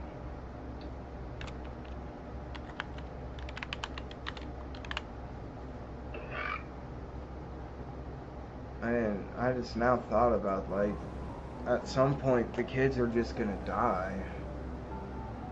Yeah. We're never going to see each other again. You're so busy anyway. I barely see Do you. people normally come back from this pilgrimage thing? Just take care of my ever come back from it. Can't believe you're letting her go with you. This is Expedition 34 or 33? It's 33, right? Yeah. Yeah. That's what they were Me? calling it on You're Guardian H3, too. was Expedition 33. We're her guardians, I've not her heard people call it jailers. both. That or She Clair really wants Obscur. off this island. Technically, Expedition 33 is the subtitle because it's Clair Obscur : Expedition 33. Yeah. Is... What was the girl's name? Is Claire the girl that you were with at the You mean beginning? the one you so kindly wrote for me? No, her name was Sophie. Okay. She is Gustav's ex-girlfriend. Yeah, Just I suggestions. figured that. I thought it might help you understand. I do. Understand? I just... Anyway. Yeah. So I haven't seen Claire yet. If that's even a person. I don't think it is. In the dungeon I'm in right now, there's enemies called Clairs, and they're like these fucked up, like, statue people-looking things, but they're like, their bodies are like halfway cleaved in half, and they have like these crazy swords. Yeah. And they have what as Come, let's swords? play some cards. They're just, they like dual wield these like crazy looking swords that look like they absorb light. That's cool. Maybe you'll win and I won't need. Like I'm at the Patriots' monolith right now. Oh, But really? I know it's not the end of the game though, because I'm still in Act 2 and I had it spoiled that there's 3 acts. Oh. I don't know if that's really a spoiler, that there's 3 acts. Kind of just a minor spoiler, I guess. I mean, that's kind of like, that'd be like saying that it's a spoiler that you get 3 or 4 discs in a game back in the day. Yeah, that's true. I mean, you want to know how long the game is before you play it, or before you buy it. Yeah, and really most stories are divided into 3 acts. They just don't implicitly, not all of them implicitly like state like, oh, you're in this act now. No shame losing to a superior fighter. Like at the end of Act 1, there's actually the screen like fades to black, and then it comes back and it's like Act 2. Yeah. Hope your Lumina converter works better than your dueling. This bitch is fucking me up.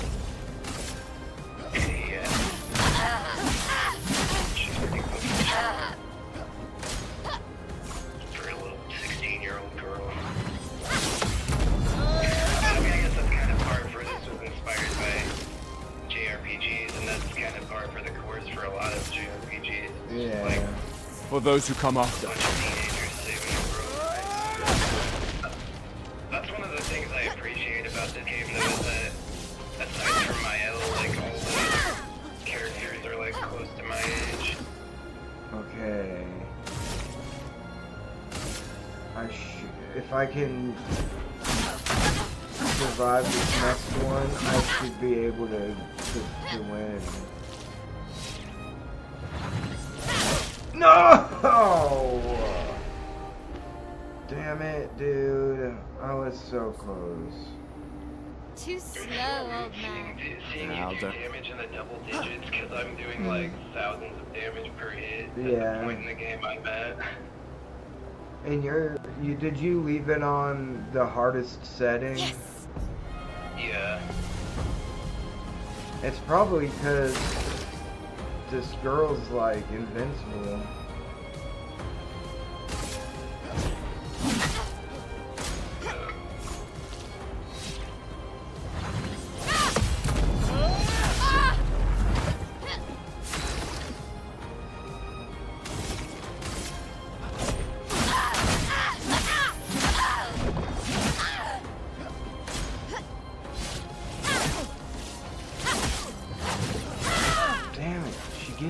that your every Lumina converter time. works better than your dueling.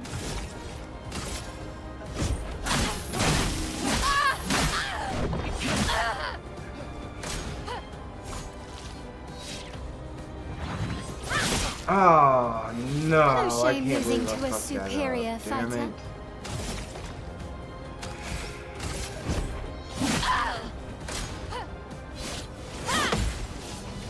Damn it. I need to go take the trash out before it gets any later. Wait, what day? What day is it? Too slow, old man. Tuesday. My trash day. I gotta take it out tomorrow. Our trash day is Thursday. Ours is Wednesday. I feel like I want to beat her before I leave once more. I do that sometimes too. A lot of times I'll just be like, the checkpoints weren't just like bonfires in Dark Souls where they like. No shame losing respawn to all a the enemies in the superior area. fighter. Yeah. And sometimes I'll just like keep fighting the same group of enemies over and over. Yeah. Spells, and it's so fun. That's what I did in, oh, I almost got all Hope your the- Lumina converter works That's better what than I your was dueling. doing in Dark Souls 2, like, when I found out that they actually stopped coming after a while. Yeah. My friend Robbie at one point wanted to try to make it so every enemy in the game stopped respawning. Yeah, that's what my goal is, kind of. He gave up after a while though, because he was like, alright, kind of boring. Yeah. I can imagine that, yeah. For those who come after. Like super painful in some areas too. Like there's this one notoriously hard area in Dark Souls 2 called the Shrine of Amana. Trying to get all the enemies there to stop respawning would take forever. I don't know if I even still have Dark Souls 2 installed. I might have to reinstall it whenever we start playing it again. Yeah. If you want to still finish it with me. Yeah, I'm down. I'm always down to co-op any of the Souls games. Yeah, I'm gonna have to do one of these, so. We still need to finish It Takes Two at some point too. That's right. No, but I never finished it. And then I Yeah. want to play Split Fiction eventually too. Yeah, and we gotta play It Takes Two because you want to play that before Split Fiction, and Split Fiction is really fucking good. I really liked that game. Yeah, I heard a lot of good things about it. It could have been a little bit longer, but it was still such a good game. Damn. Hope your Lumina converter works better than your dueling. Honestly, I didn't really like their expect to like It Takes Two as much as I did. Yeah, dude, they did a lot of good work for that game. Oh, come on, that No was a shame good losing to parry. a superior fighter. Shut up, bitch.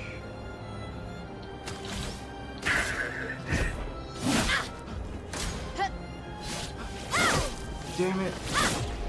It's like she attacks and then attacks and attacks, but you can't tell which one is the one that's gonna hit you. Now, don't get. Yeah. I That's kinda why. can, but that's because I know what move she's doing, so I'm used to Oh, seeing it yeah. from my point of view so much. So, where you have to hit X or whatever. Yeah. But the first time I did it, I didn't know, because obviously that's before Yeah. you have her as a party member. But watching you do it, I'm just like, oh yeah, I know Damn what she's using. No shame that losing one to up. a superior fighter.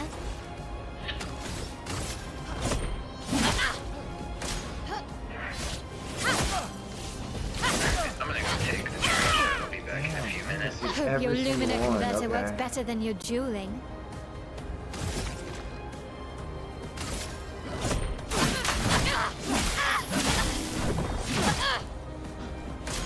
I'm like super fucked. Damn it.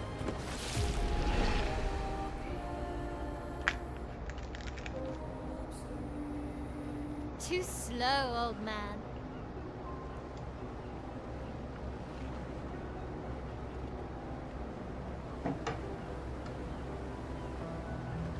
guess now I am. Now, don't get too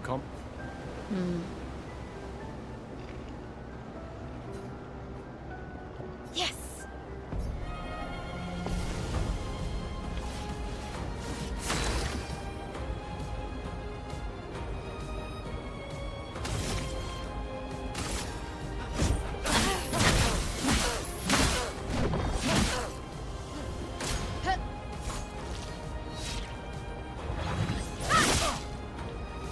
No shame losing to a superior fighter.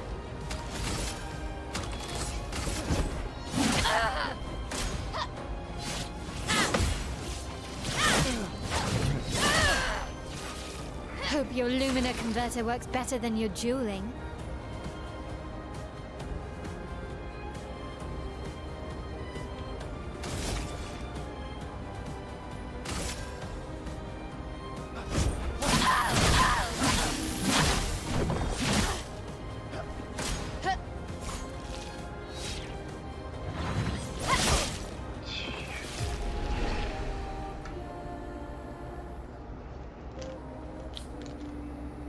Too slow, old man.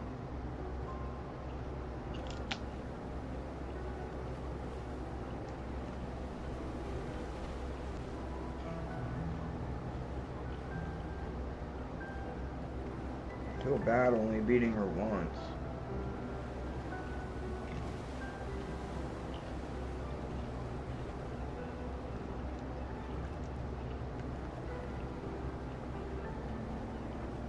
And not being able to do it again.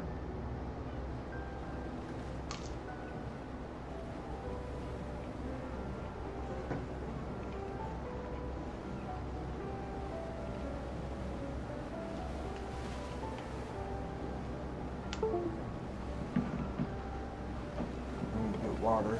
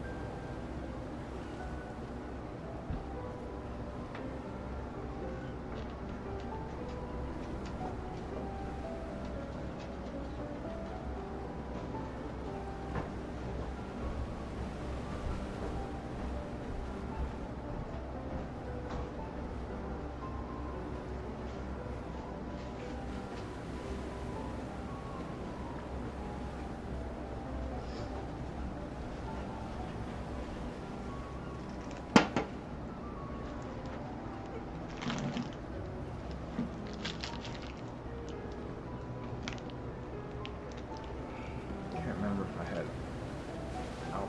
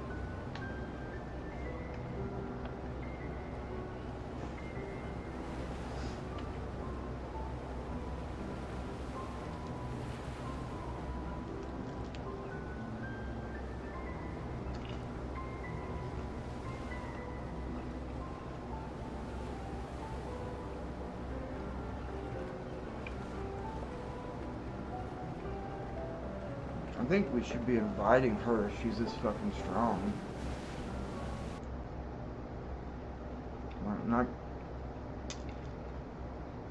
Why not take everybody? At a certain point, it's going to become useless to not. At a certain age point, it's not going to make any difference, so I might as well make like one final one. Or at least I have that one.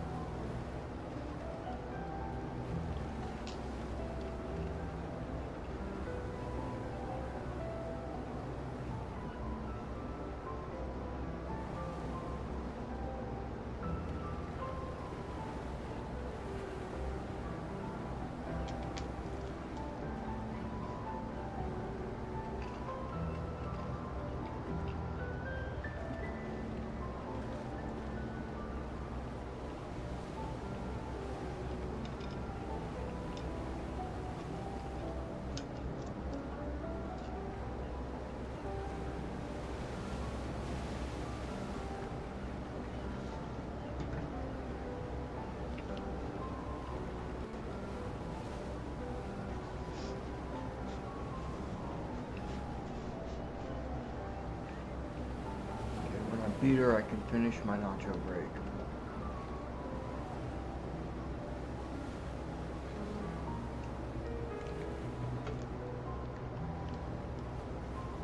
Now, don't get...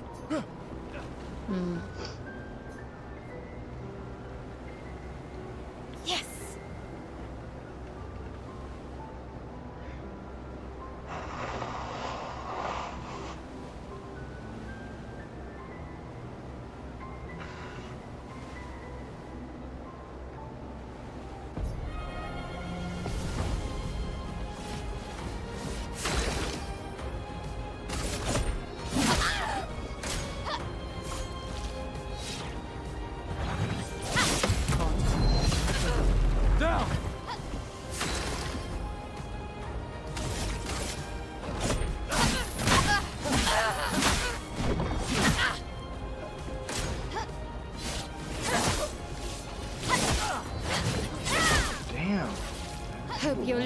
converter works better than your dueling.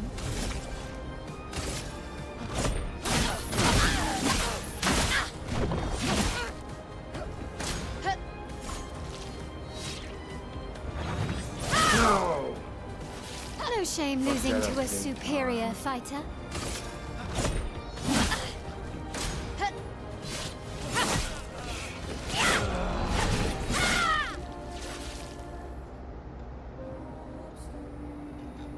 Too slow, old man.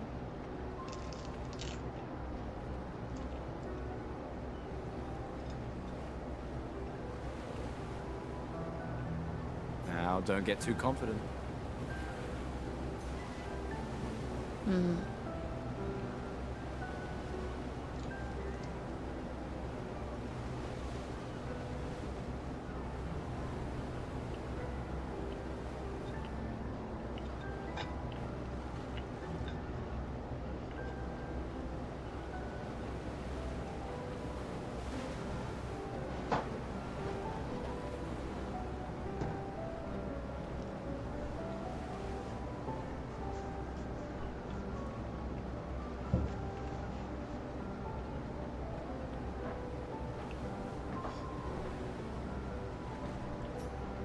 Yes!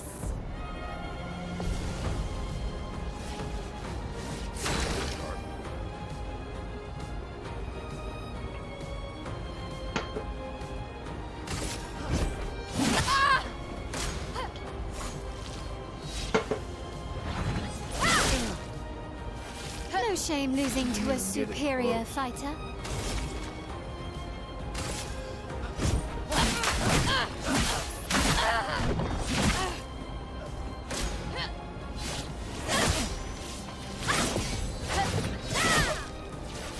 Hope your Lumina converter works better than your dueling.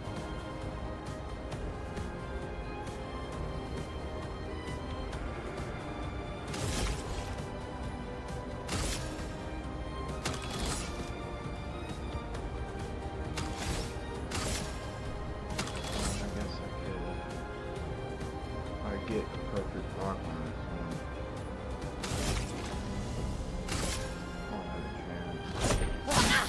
Oh, God.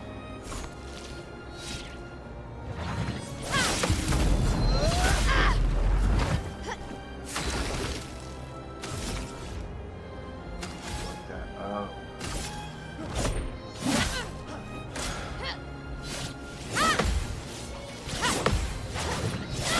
Oh no, I was so close. I got that. We fucked her up. I probably would have had a chance to win. For those who come after.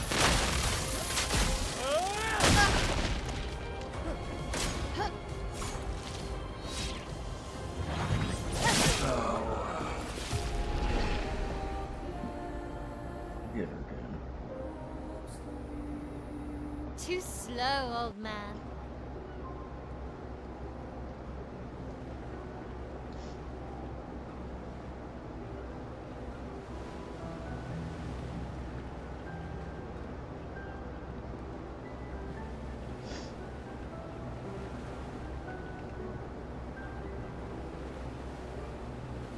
Make sure my Discord's still connected.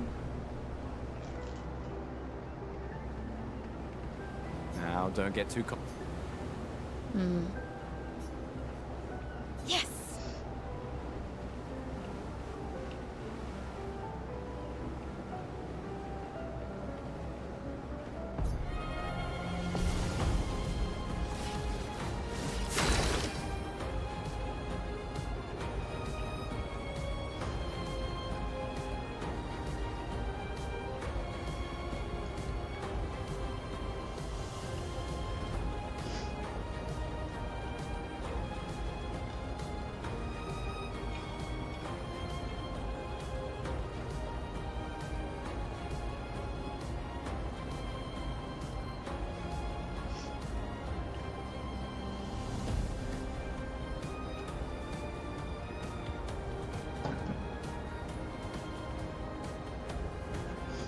Those are spicy.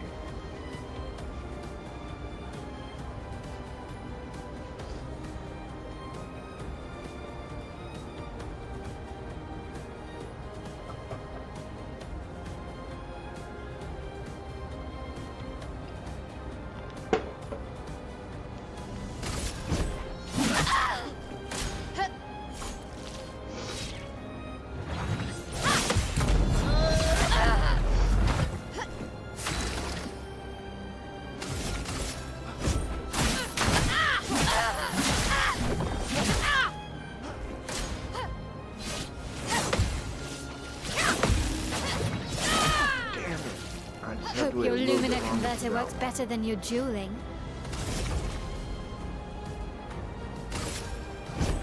For those who come after. Doing good this time. Oh, shit. No shame losing to a superior fighter. I hit the wrong fucking button.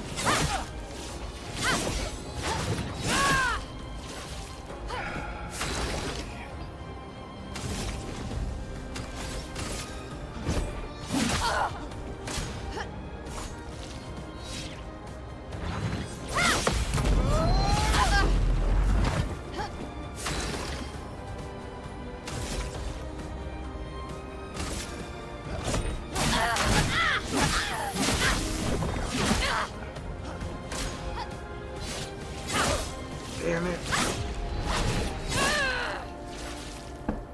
So close. Too Now, don't get... Yes! I wonder if I'll get another 2 experience.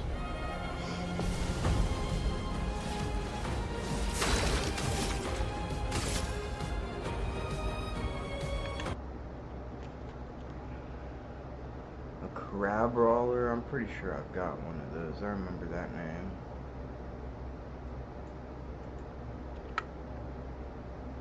Yeah.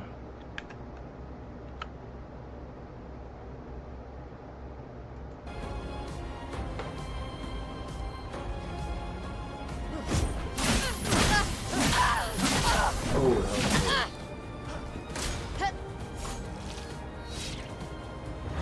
close. Damn it!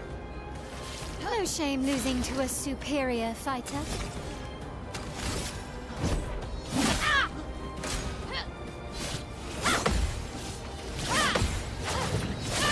Yes! Yeah, I just have to wait a little bit longer on this one. For those who come after.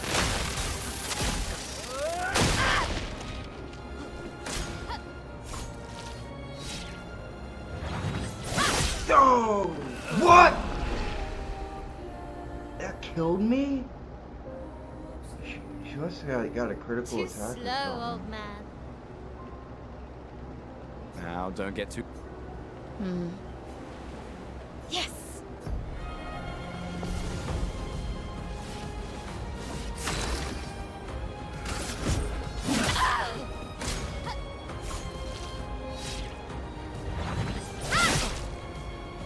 No shame losing to a superior fighter.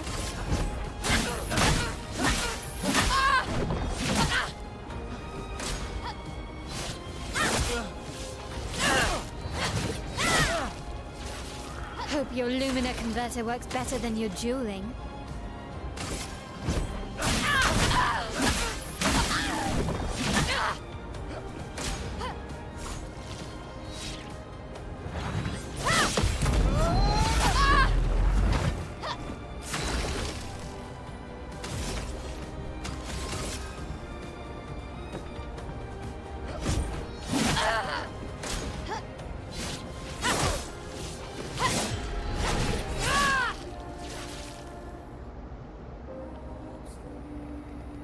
Too slow. Now, don't get...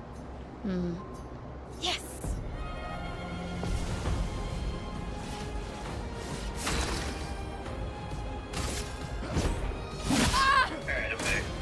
Right on. I'm still fighting Mael. Damn it. No shame losing to a superior fighter. Yeah, I've gotten her really close.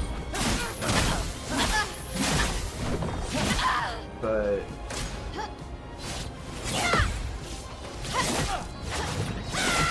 damn it. Hope your Lumina Super converter fucking works better hard. than your dueling.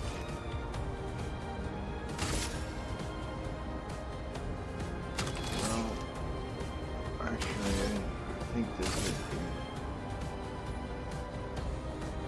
How many do I have? Okay, maybe it'll be good for this. If I had a healing item, I could beat her. I'm sure of it. Yeah. Damn it!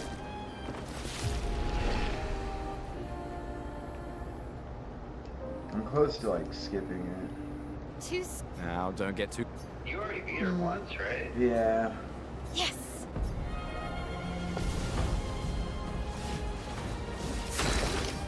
And only once, and I fought her like a shitload of times.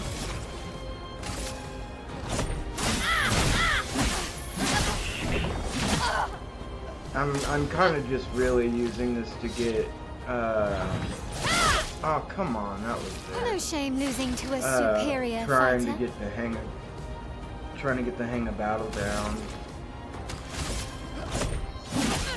You know what I mean? Yes! That one is so hard to get all the counters. For those who come after. Okay, I'm doing good. No! Come on! I must have done it just right after I needed to. Shit.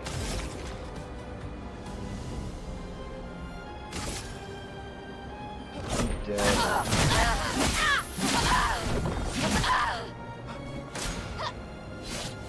Nope.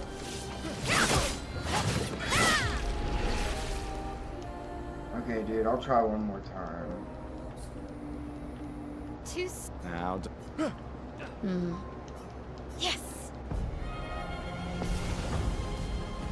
Then I'll just continue the game.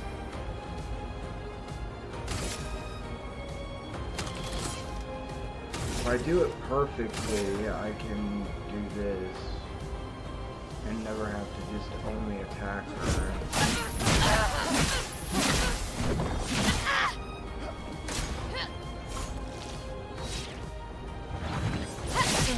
God damn! No shame losing to a superior fighter.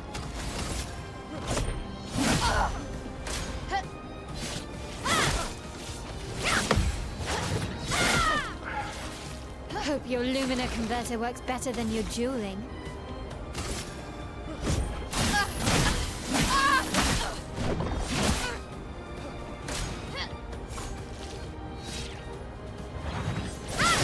Oh, come on.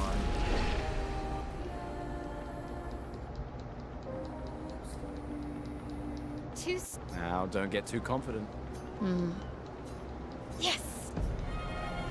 I mean, the battles are like less than 2 minutes, so it's not really a lot of time eating up, you know what I mean? Yeah. Unless I do it like 60 times.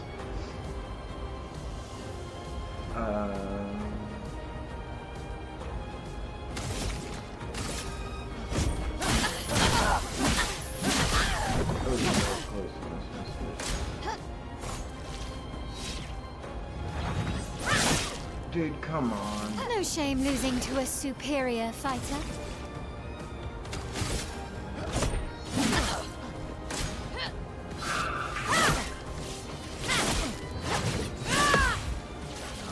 Hope your Lumina converter works better than your dueling.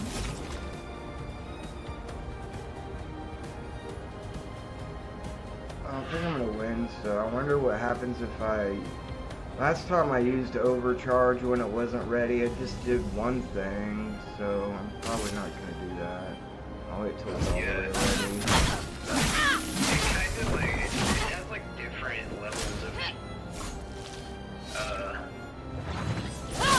how it works. I think it depends on like what color it is, because if you notice, it changes colors, like as the numbers get higher. It's like blue, yellow, purple, red. Yeah. So I think each color is like a different attack. For those who come after. Obviously the 10 one is the best one. Damn, dude, I'm so close. What? No, that last one I felt like was a dodge. Too slow, old man. Okay, next time I get my ass beat, I'll stop. But when I'm like that close to beating her, I gotta try again.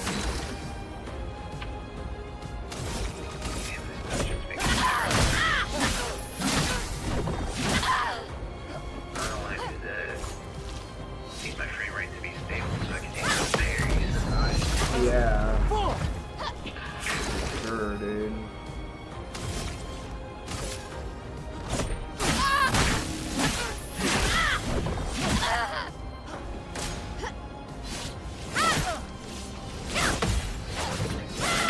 Got it. Nice. Hope your Lumina converter works better than your dueling.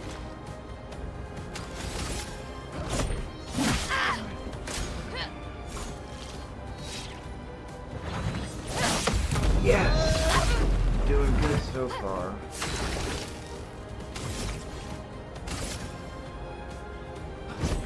For those who come after. Yes! 2 perfect. Oh, dude, she's almost dead. Damn it. Fuck that one up. Okay.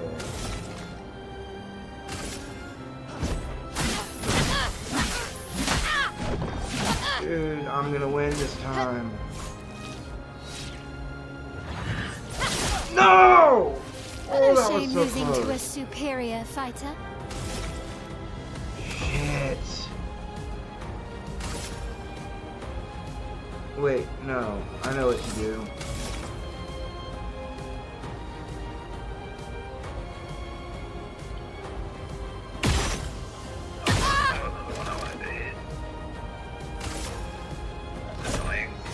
Yes! I beat her, dude.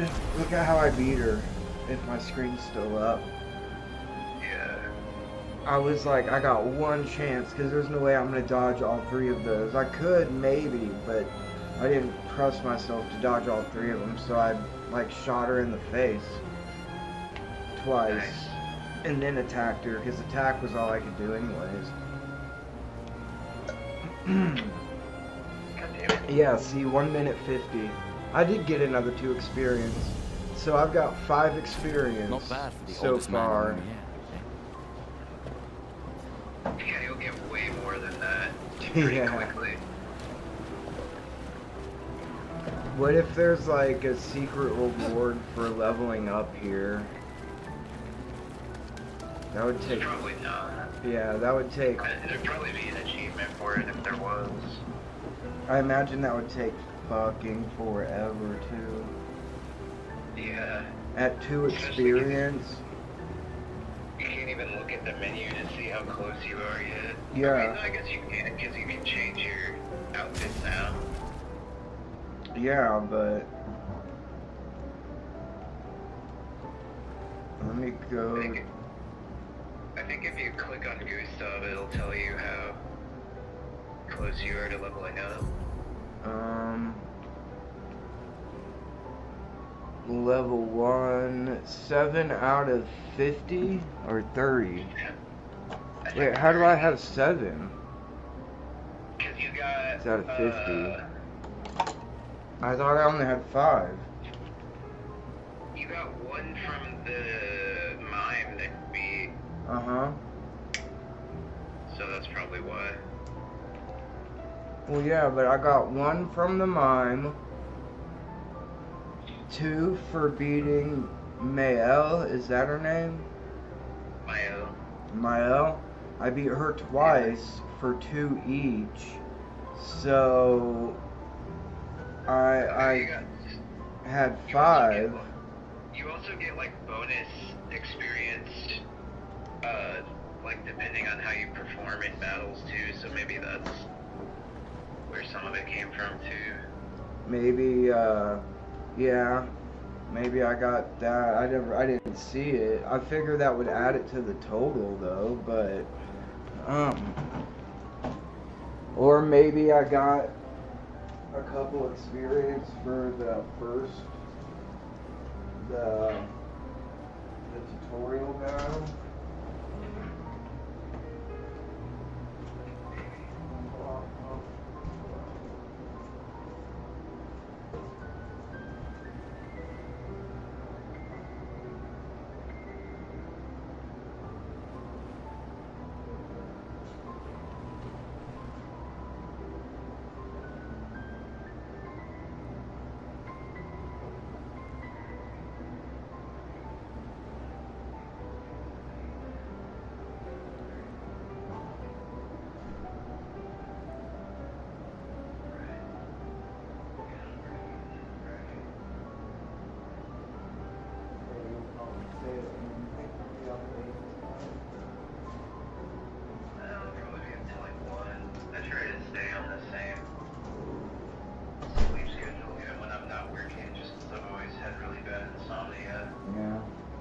so I do a lot of stuff to, like, make sure I have good sleep habits.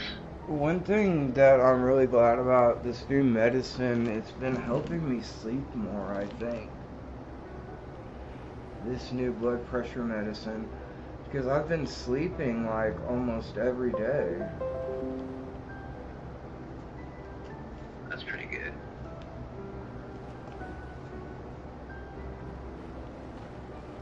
Oh, you know what? I should have had Gustav, or not Gustav, Versa kill that guy, because then Madoka would have done way more damage to the other one. Time to advance the story.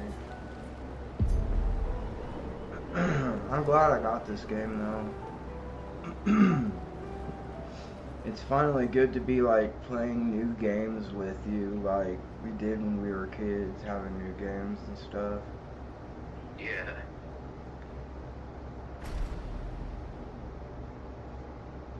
There's a trade mouse. Trade mouse? Tandem mouse? Tandem, yeah. That Pokemon's funny. It's just like a bunch of little mice like holding hands. I've already got one. But I'll try for another one. There's always a chance that I can catch a shiny one. Oh, true. Shinies are cool. I've only ever gotten 2 shinies ever playing any of the Pokemon games. Yeah. I think I've got 4 or 5 on this one. The Sword of Lumiere. I got a shiny Rattata. We honor your dedication. And I got a shiny we do not take for granted that you dedicate your final year of life to keeping hope alive for all of Lumiere. But also, it's in all of the Some of you are leaving to change the world. Crystal, you get a shiny Others to discover the secrets of our universe. Yeah. Some like to protect Gyarados loved too? ones. Are shinies stronger? Others to find meaning in our all too short lives. Oh. As you sail into the unknown, That's cool, you get a Gyarados know that part of Lumiere the stands story. with you. Yeah. When you battle the Paintress, know that Lumiere fights with you. Wait, Let so the they do stones of go her to monolith fight crumble. her. They do try to fight her every year. Let her body lie at the end of the world. That's part of it, but that's not the only Unable point to of the paint another expedition. It's death. also just to, Let the like, stars no longer be hidden by try her to, oppressive because a lot of silhouette. that, like, they still don't really know, like, Let the world once again Lies. reach the sunrise or, like, without what the shadow of caused it, her or if cursed there's any figure. civilization anywhere else. May the What wind if, of like, renewal take they're you to the making a ends of new the earth. universe and they had to fracture this one apart to do it, and they're just moving people. That'd be kind of wild. Yeah, and they're not actually killing everyone. Because didn't you say, like, Tomorrow there's comes. only lost population around, there's not, like, even a lot of known population? Thanks to you. Expedition There's, like, no other 33. known civilization left. Clair Oh, they're saying it in the song. Clair Obscur. You can change the difficulty mode at any time in the settings. I know you've already told me this. Yeah, it repeats itself a lot.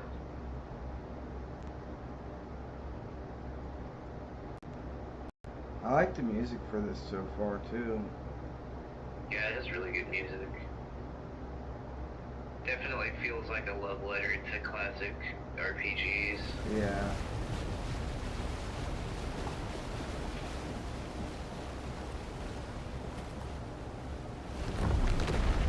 Oh shit, a chromatic virgin. I'm not sure what that is, but we just stepped off the boat. Well, there's like chromatic versions of enemies, and they're like boss versions of normal enemies that are like super fucking strong. Oh, like versions are already like optional bosses that you have to fight for a side quest all over the world. Oh, is that option? That one optional? What the fuck?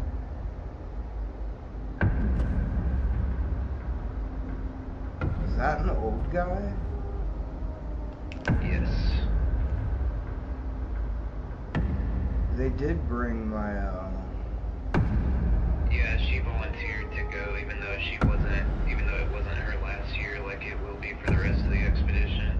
Yeah. Because she didn't want Get ready to be stuck in Lumiere without Gustav. Even though Emma was still there.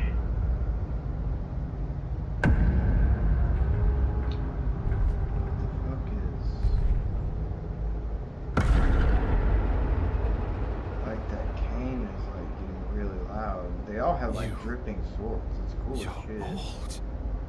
Yeah. How did you survive the Gommage? Which expedition are you from? Whoa, what?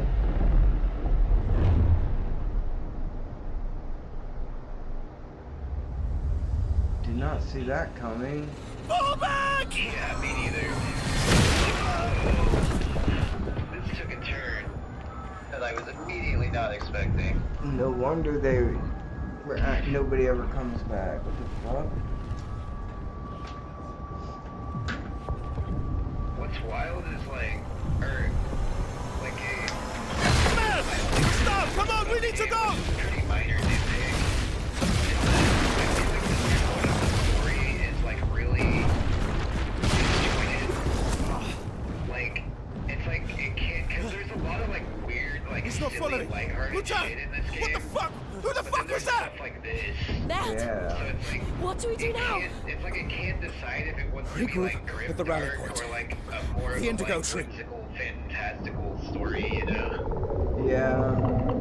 But I can kind of see how if you were like living the last year of your life, how grim humor might be like the only way you could get through. Yeah, I guess that's a good point.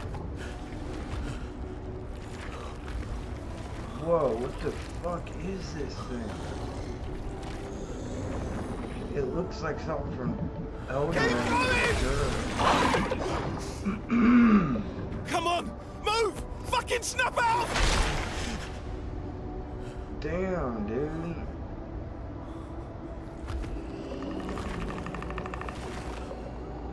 We carry the monster designs are fucking crazy in this game.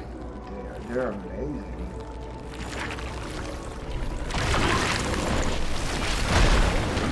Oh, damn, that came out quick. Act 1. Gustav.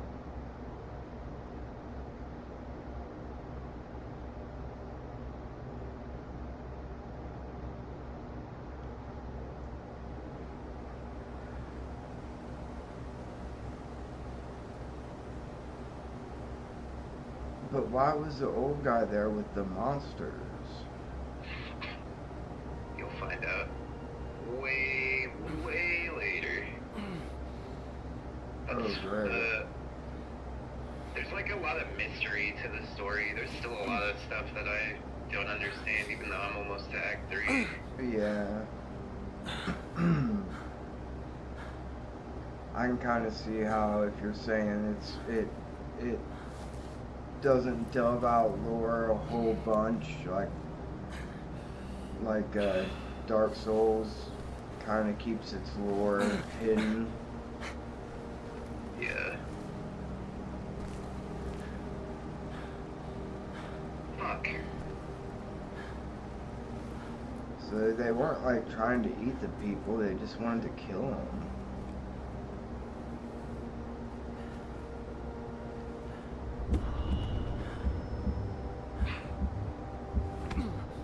Oh damn, I should have used my gradient charge. It would have been more optimal. Oh well. Use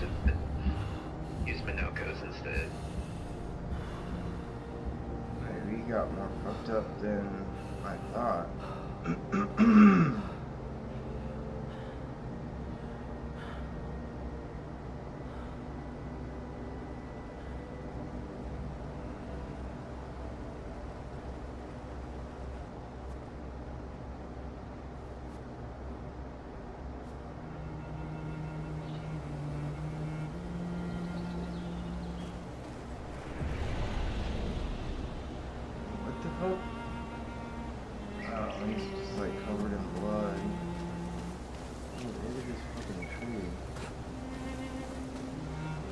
Graphics on this are crazy.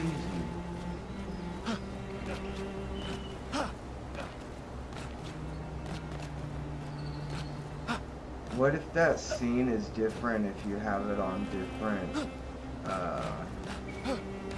difficulties? What if everybody just gets fucked up because we had it on a high difficulty? No, that's definitely not the case. Because there's only, I kind of spoiled that CL and Mael both survive, and then there's only one other survivor that you get as a party member. Yeah. But like that, I feel like that's how it's gonna be like fighting monsters on this difficulty with how the fights that I've had so far have gone.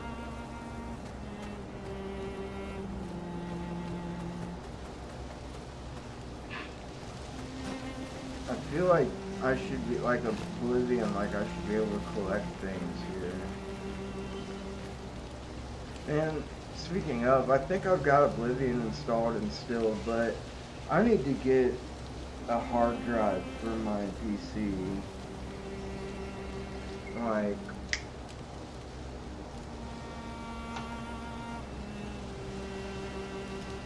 whatever I can get cheaper, like if I can get a terabyte or two internal hard drive, I'm sure I can find a place for it to fit in my box, because there's plenty of room in there, but I don't know where I'd have to go. And if I got an external one, what would I do? Just hook it up via an HDMI cable, or? They're usually USB. Okay. I don't know if you can save games onto an external hard drive though. Oh, are you sure? I don't know.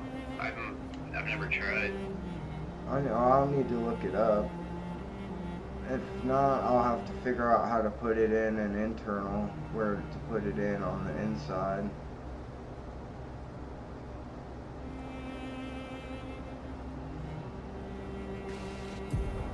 I'm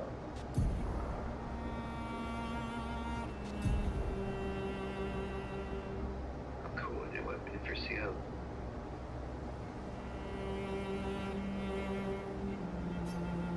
Does it have any cool passives? Let's paint it. Where's the...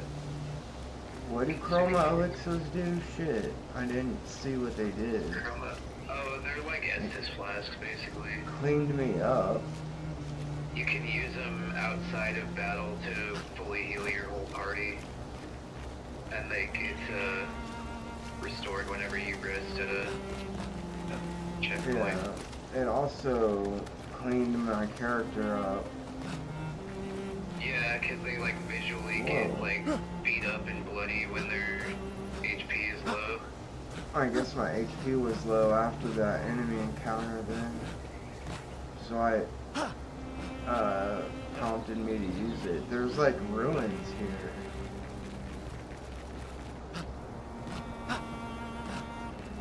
Ooh, that's a cool Pictos. Oh, there's yeah, and there's statues. Whoa, that's like a statue of a person with a bunch of mushrooms in their hand. Looks like Emily Mascaria's.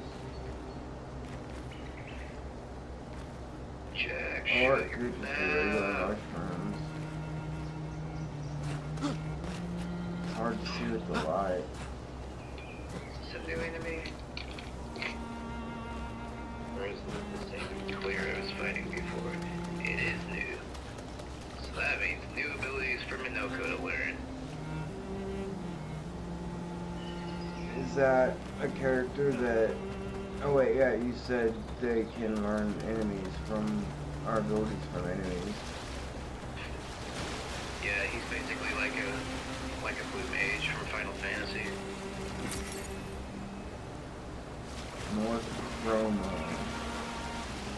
Is chroma what we can convert to MP? Yeah, but it's also what you use as currency. So you have to like be careful.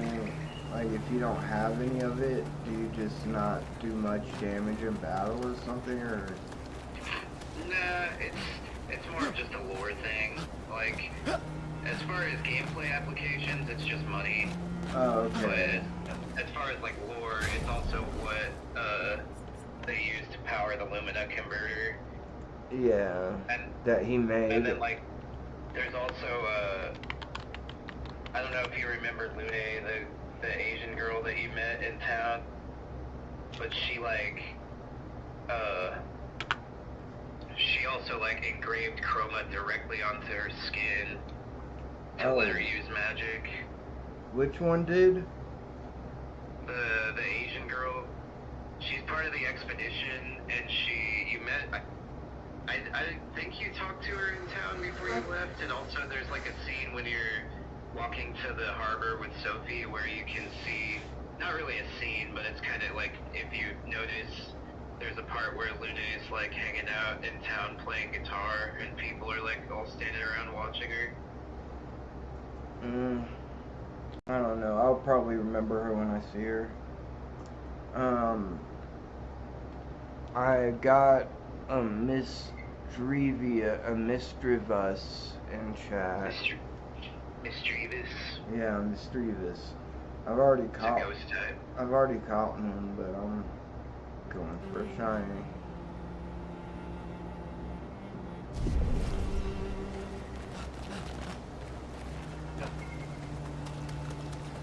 Yeah, dude, this game... Oh, I caught it, and there's like a little thing next to it. What the hell does that mean? I've never seen that.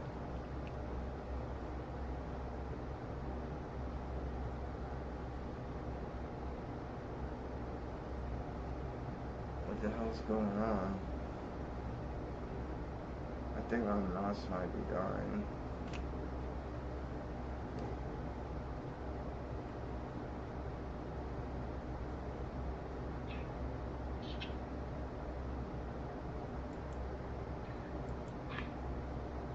These motherfuckers are hard to parry.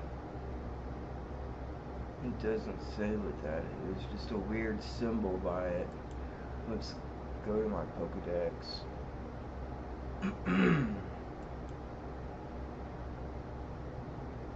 Ooh, they're weak to light though, so Verso fucks them up. It evolves into... Mismagius. That's how it said. At level 40 and with 2 ghost stones. I don't have the next one though, I don't think. Imitating the voices of weeping people and scaring everyone is what makes it happy. It doesn't do well with folks who aren't easily frightened. I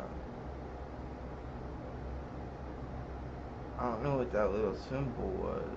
I think it's a ghost type is what that little bubble with 2 eyes. Number 200. It's not shiny, is it? Maybe it's like a different version because I already have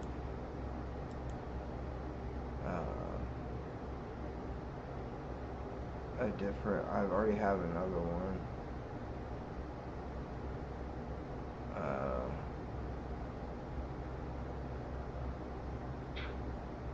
There we go.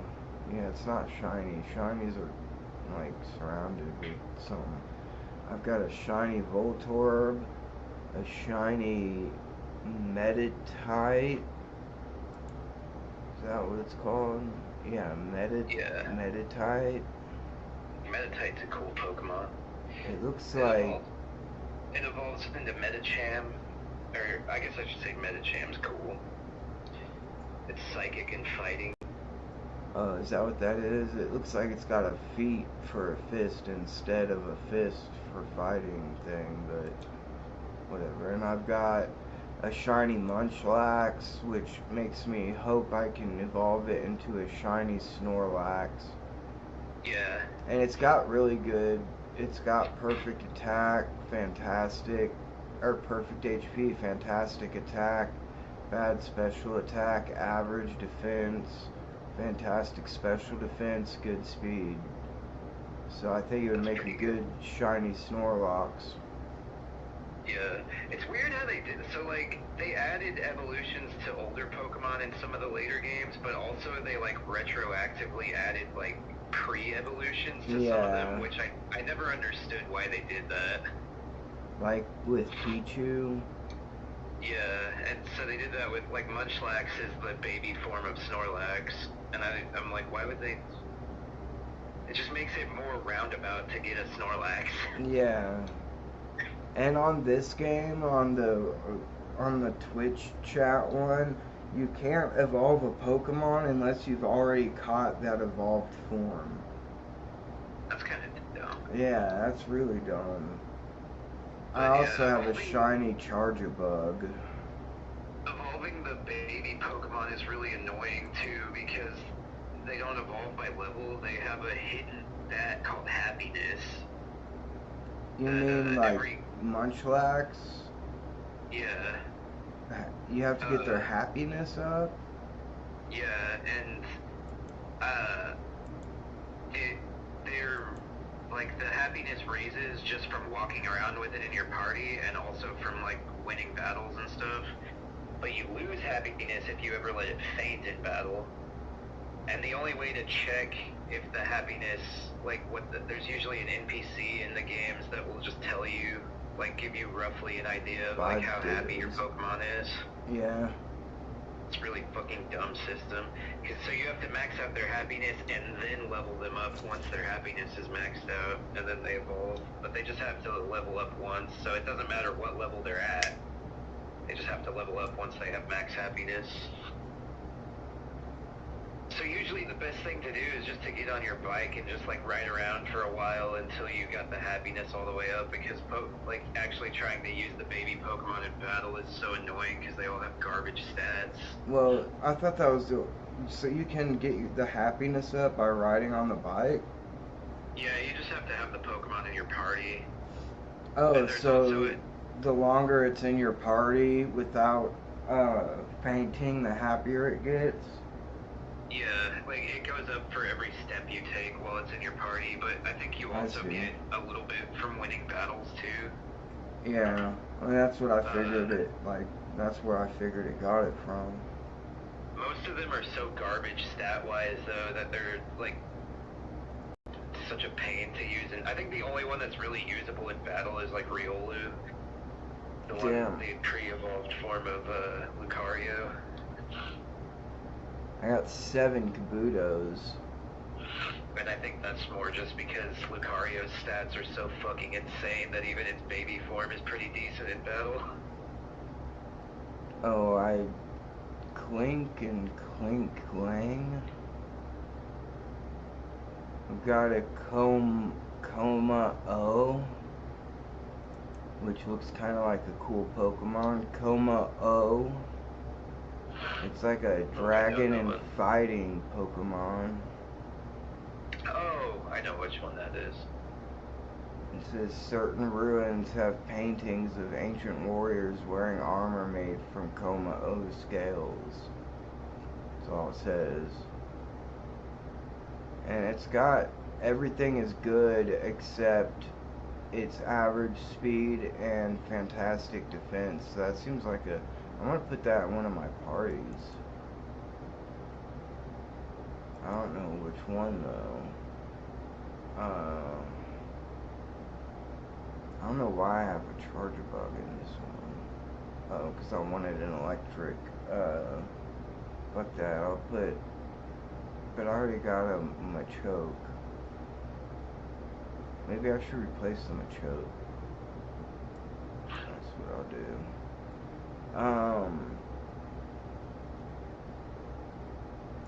I forgot what that trash bug was. I forgot what the name of it was. They're both level 15, my Machokes. Why would I pick it? Because I don't have a Machamp. Bad, fantastic, average, bad, bad, horrible. Average, good, average, fantastic, fantastic, bad. Oh, well, that's a pretty good one. It's got Ice Beam, Vacuum Wave, Rolling Kick, and it's also got Sunny Day. Why does it have the... Like, I think on this game you can teach any Pokemon any move. Wait, what? What Pokemon is that you're talking about? Machamp. Or Machoke. I don't know if Machoke can learn Sunny Day normally. I'm gonna look that up, actually.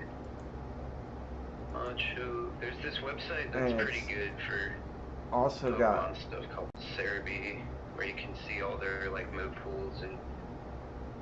It's also got Ice Beam. And my other one also knows Sunny Day. No, I can learn Sunny Day in the games. What about Ice Beam?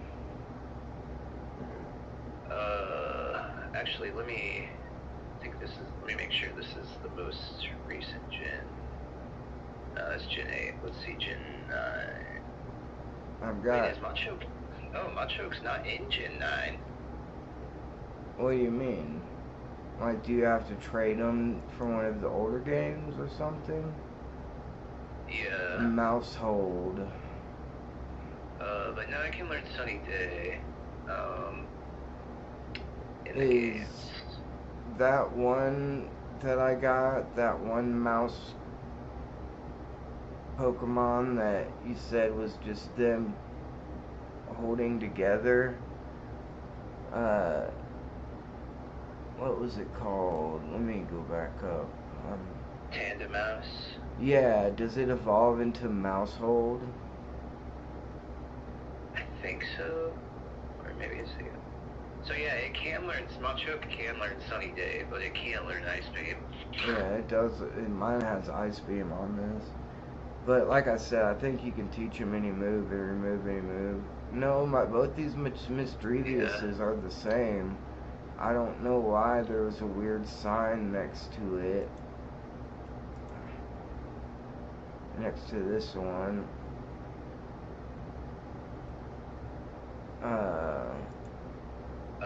Tandemos. Oh, it's got Lick. Harden. Harden is a weird thing for a ghost Pokemon to have. Yeah, it does evolve into Mousehold. Because it's supposed to be like Household. Yeah. Mime Jr. That's the baby Minior. form of Mr. Mime. I've got a Minior Green, which I think is supposed to be like a meteor. It looks like those spiky balls on Kirby. But yeah, honestly, Ice Beam is a pretty dogshit move to have on Machoke because it's Ice Beam is a special move and Machoke is generally more physically oriented. Morgram. It can learn Ice Punch though. Ice Punch is a good move for it.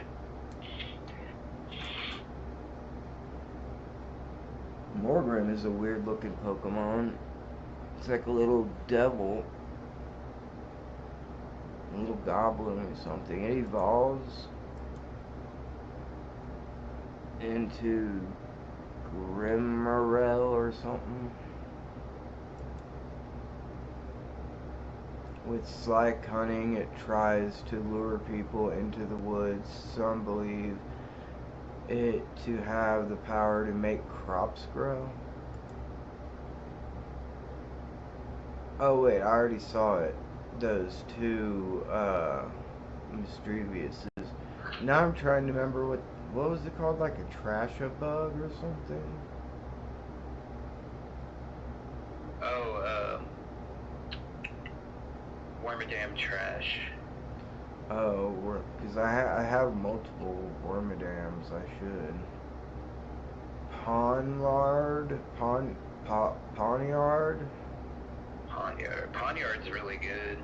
It's dark and steel. Yeah. And it evolves into Bisharp. It's supposed to be like, they're like chess pieces. So like Ponyard like a pawn, and then Bisharp like the bishop. Yeah, I don't think I have a Bisharp. And then in the newest games, they added another evolution of Bisharp called King Gambit. Oh, that's cool. And King Gambit's really fucking good. I used it on my main team on my playthrough of Pokemon Scarlet. It has this ability where it doesn't really come into play that much in the story because the Pokemon games are still pretty fucking easy, but it's pretty good in PvP. It has this ability that makes it do like increased damage for every Pokemon in your party that's fainted. Yeah. So it's good to save King Gambit as your like last Pokemon, because it'll do like a bunch of crazy extra damage, and it's already really strong to start with. Well, what are the? I got Bibarel, and I don't have that other one. I got Bibarel and Bidoof. Does Bidoof evolve into Bibarel? Yeah.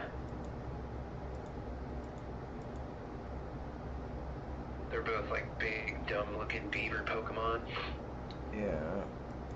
It's weird too, because Bidoof is just normal, but when it evolves into, I don't know if it's Bibarel or how it's pronounced, but when it evolves, it becomes normal in water, which is a weird type combo. Yeah. That makes sense for a beaver. Well, what the hell is that? Yeah, but it's weird that it keeps the normal typing instead of becoming like just Whoa. straight water. This one's weird. A Bombardier. It's dark and flying, I guess. It's got really good stats.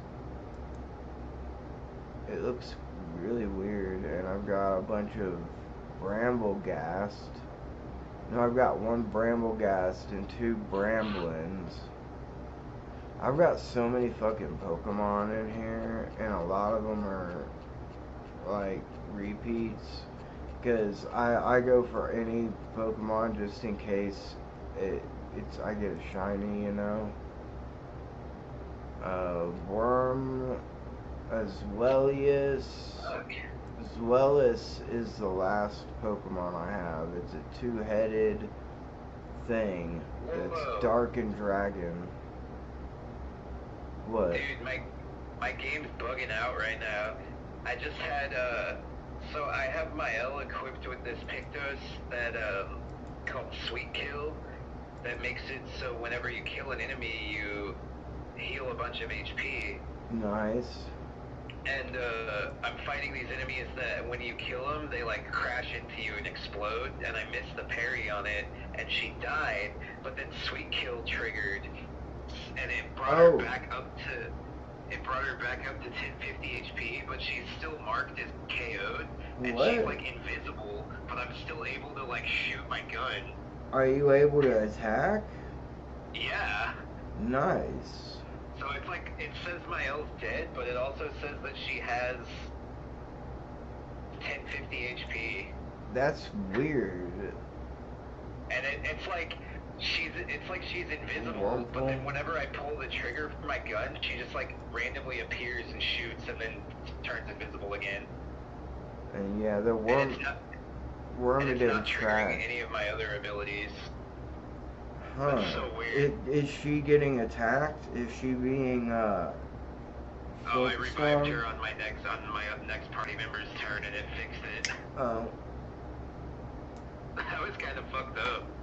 I wonder if she would have got experience at the end if you had just left it like that. Yeah.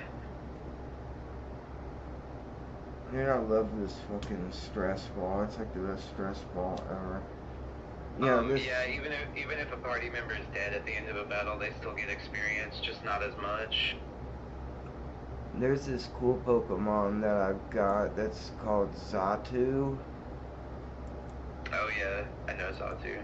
And there's another one that's Yamask.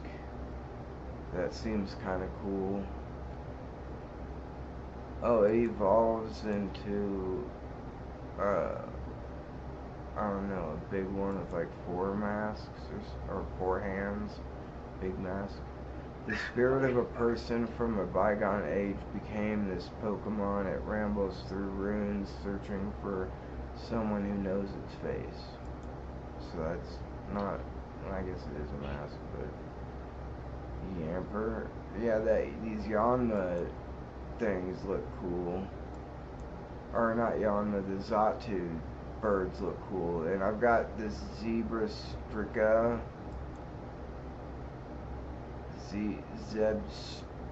Zebstrika, and it's all electric, but it's like a cool ass fucking spiky zebra Pokemon that I think is pretty cool. There's a lot of cool new Pokemon and a lot of weird ones. Zigzagoon. It's just a little. Why does this motherfucker just get a million turns? What is... It evolves. Is it just one person, or are you fighting like a team? Yeah, it's just one enemy. It just gets to attack like... It just did like 3 attacks in one turn. Doesn't this one do what Final Fantasy X does, and it shows you on the left of the screen what order the turns are in? Yeah, that's why I was confused, because it was still one turn and it got to do like 5 different attacks. Maybe like it wasn't a combo, it was like separate attacks because it gave me a different message every time. Maybe it's like still bugging out. Yeah, that's what I was gonna say. Maybe it was still like glitching out from earlier.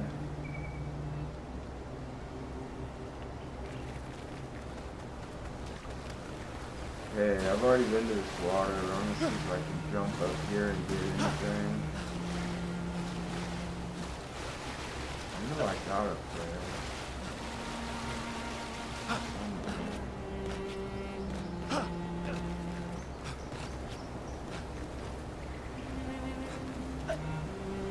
Oh, come on. Looks like there's an invisible wall there. Oh, no, I made it.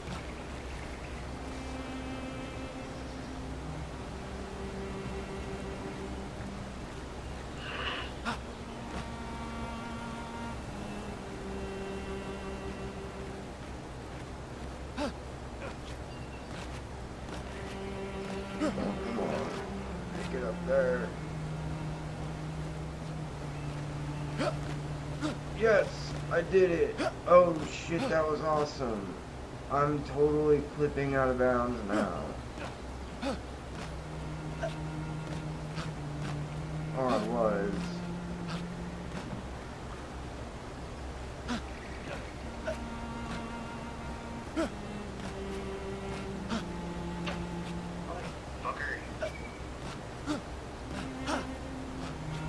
I should be able to get up. Oh, but I'm clipping out on this. Like, if you can see me, I'm like inside of a rock. Okay, cool, I got the parry that time. Hang on. It's weird how skinny his metal armor is.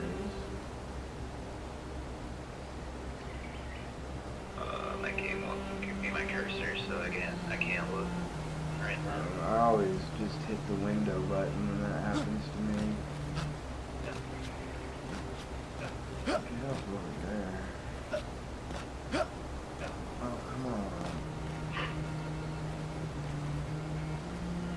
And I'm like going down through some of the flooring here. I'm flipping down so I can get a full jump up onto this rock.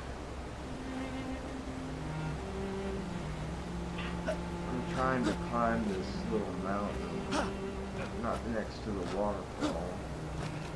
I don't know, it's like pushing me back. I don't know if I can make it up there. Oh!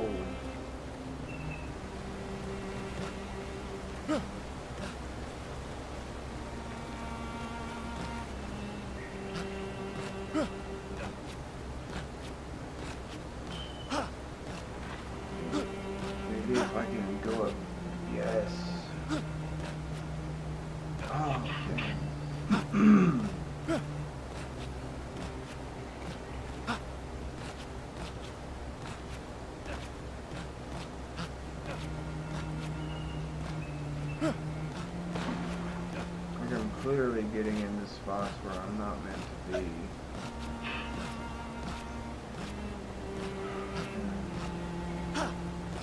Without that, with me clipping into that, I don't think I can get any higher up. Maybe they did that on purpose.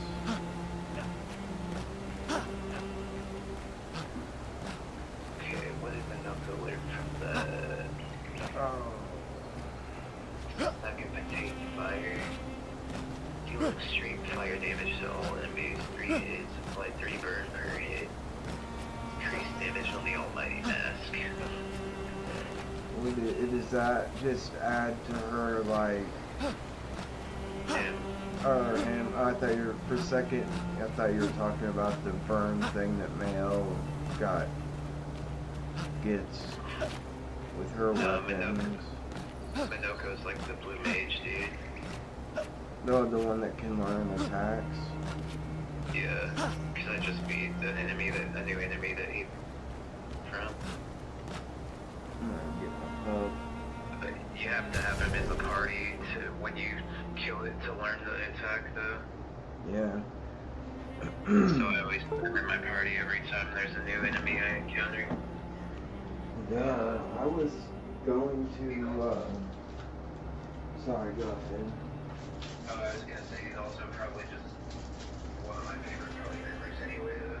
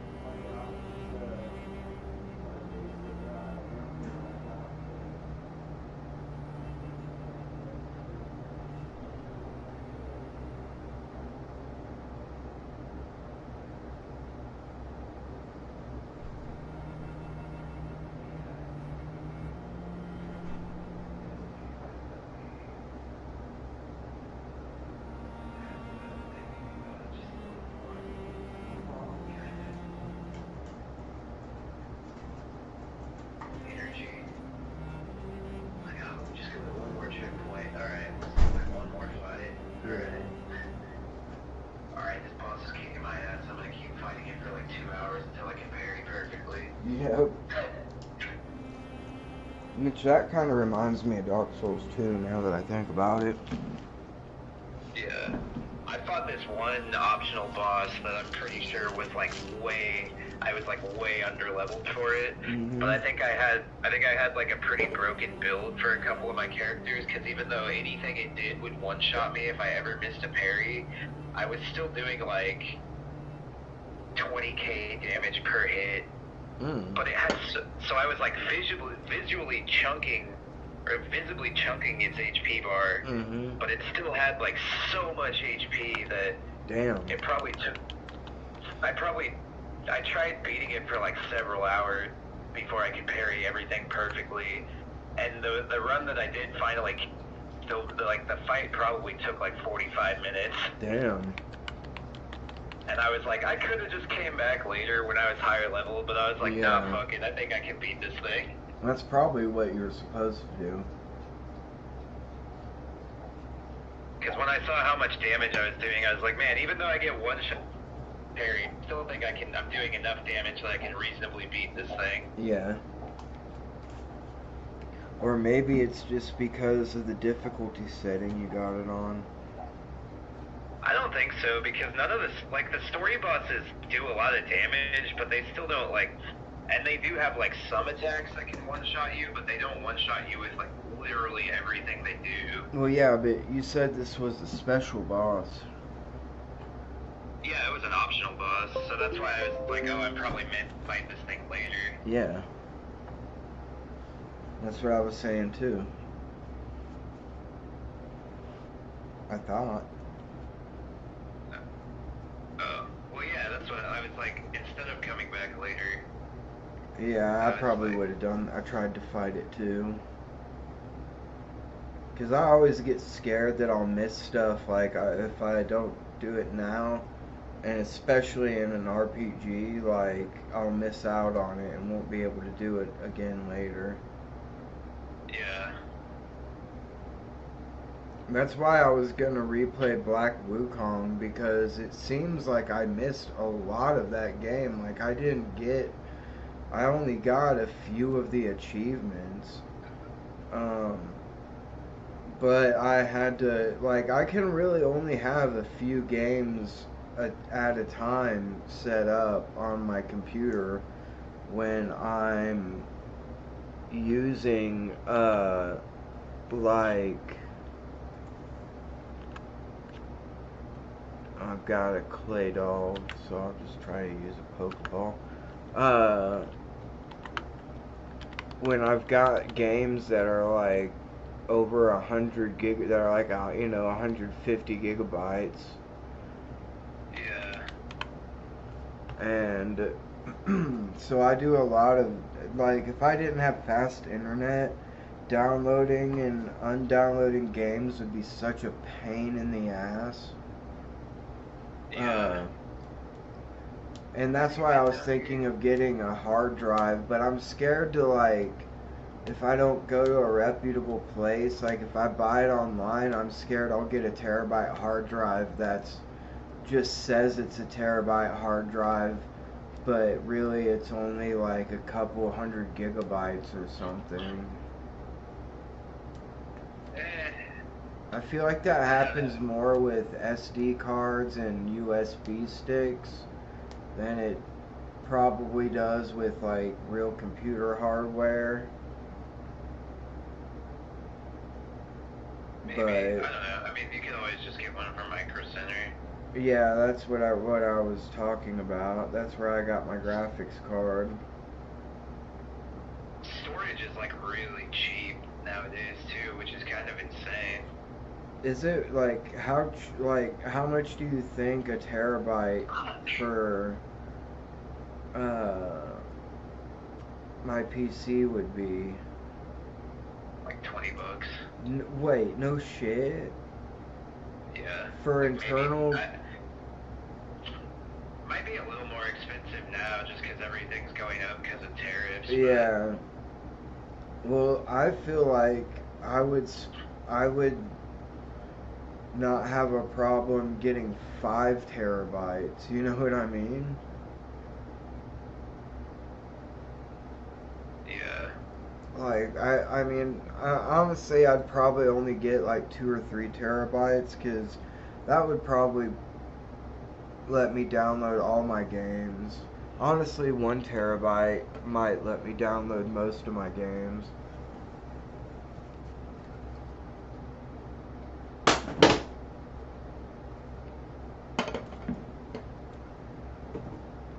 Alright, I'm getting real tired of these motherfuckers getting to attack multiple times in one turn.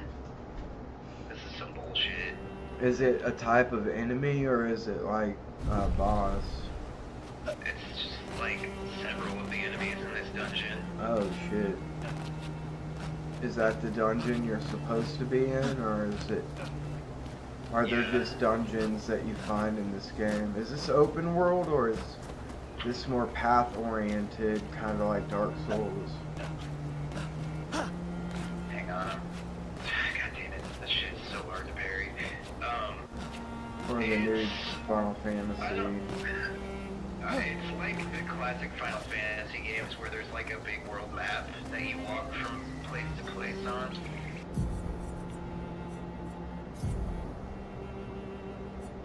So I don't know if you would consider that open world or not. Not really. If you go from like places to, or if it's just trails like in Final Fantasy X or the new Final Fantasy 7. Well, the new Final Fantasy 7 kind of is open world, I feel like. Yeah, I would say so. But not the first one, not the remake. I don't know, I guess you could consider those open world, because like, I would say Final Fantasy 6 is open world, for example, because after the part of the story where Kefka destroys the world, like, there's like so many side quests to do, like the only thing to do is story story-wise is to go to his tower and fight him. But there's like, at that point, pretty much like 50% of the game is just like side quests and like tracking down your party members to get them to rejoin. Well, I feel like that's like world map stuff. That's not open world necessarily. That's just you being on the world map.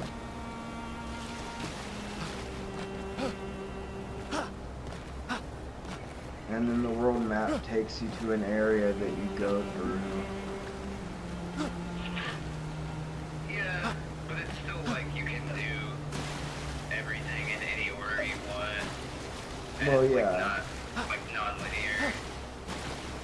I don't know, everyone has their own definition of open world. Yeah, I can see that. I'd say this game's story is, like, the story is pretty linear, but there's a lot of optional shit to do.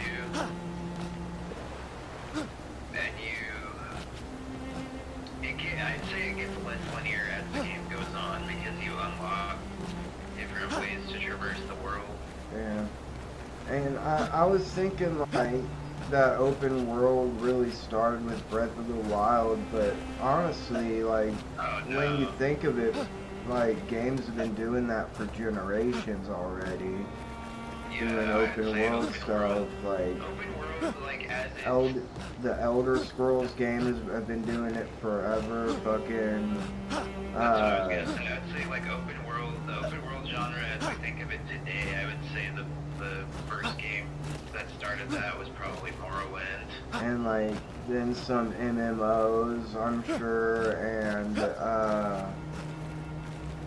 then also the Borderlands series. Wait, is that the one? I'm thinking about Fallout, or no, maybe I am thinking about Borderlands. Both of them.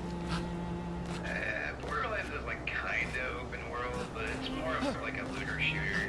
Yeah, well, I don't know if I've played Borderlands, but Fallout, even the first ones were open world, I think. Kinda. They were like top-down isometric RPGs. Yeah. The first two were made by a different studio. They weren't always owned by Bethesda. Yeah, I know. Fallout 3 was the first one that Bethesda made, and that was when they made it. They were basically just like, this is just sci-fi Elder Scrolls now. Yeah. And that one, I mean, that's when I feel like the Fallout franchise really picked up. Yeah. Is when they took it over, I guess. Because I never heard of the other ones, but I think they were on PC. Yeah, they were, honestly, they were pretty cool. The only thing that makes Fallout 1, I don't know if 2 is like this. I don't know as much about 2, but I've watched one of my friends play 1 a lot. He's still all fucked up in the cutscene. Sorry. One of the things that makes 1 really hard to go back to is, like, you know how in the later Fallout games you can get addicted to all the drugs if you do them too much? Yeah. In Fallout 1 you can get addicted to stim packs. The ones that heal you? Yeah. How does that work? So you have to constantly use them, or you get buffed, basically? Yeah, it works just like all the, like, being addicted to anything else in the other games. And they probably realized that was kind of dog shit design to make you be able to be addicted to the primary healing item. Yeah. So that's probably why from Fallout 3 on, they were just like, alright, you can't get addicted to stim packs anymore, because that's just like way too punishing. Because it's not like you can, it's not like you can, do a healing spell. Yeah. Yeah, exactly. There's not multiple ways to heal, like, there's potions on that game. Yeah, these enemies aren't anything, like, compared to what I thought they would be.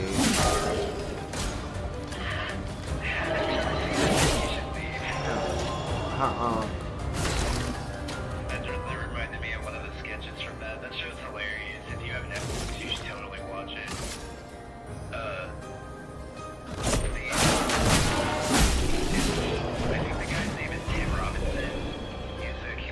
5 Experience.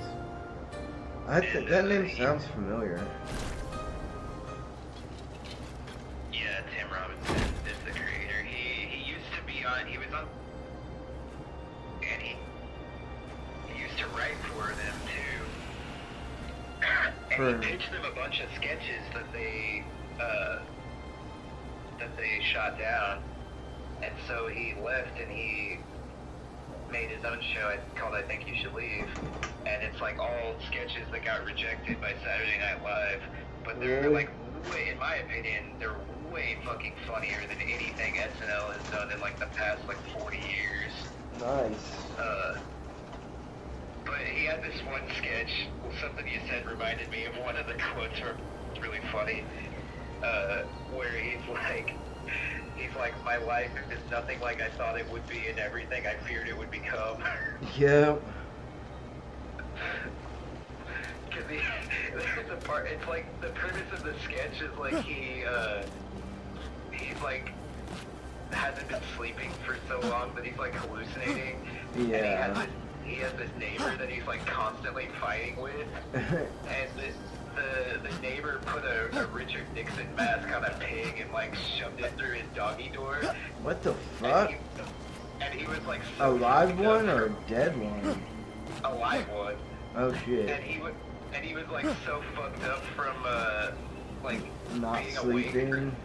Yeah, that he thought it was like he thought he was like seeing it as this like fucked up monster. Dude, not sleeping will seriously make you hallucinate like you're on hard fucking psychoactives. It's crazy. It's honestly what I imagine having dementia feels like. But yeah, he's like, but also like while this is all happening in the sketch, it's like an infomercial. So it's like a really like off the wall infomercial where he starts talking about this feud with his neighbor and the pig and shit. And he's like, for 30 seconds I thought that there were monsters on this earth. It's like, we really know frighteningly little. Kind of like a Tim and Eric infomercial. Yeah, my life is nothing like I thought it would be, and everything I feared it would become. That's Actually, here, I'm gonna see if I can find it on YouTube real quick, and I'll just send it to you on Discord. Yeah. I think you should leave dog door. Yeah, because it's like an info. That's how it starts. That's what it was. Oh, for the dog door? Yeah.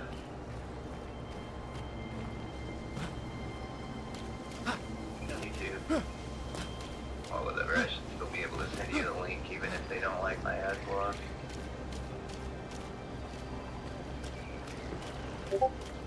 Does YouTube really care about ad block? Like, do they?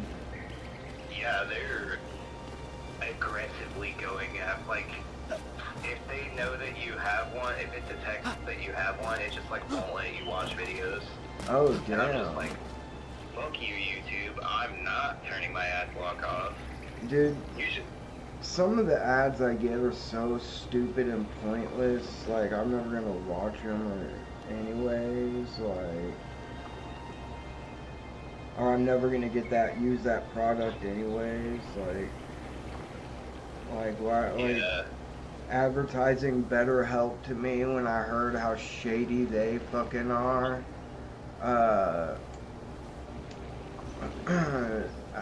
and,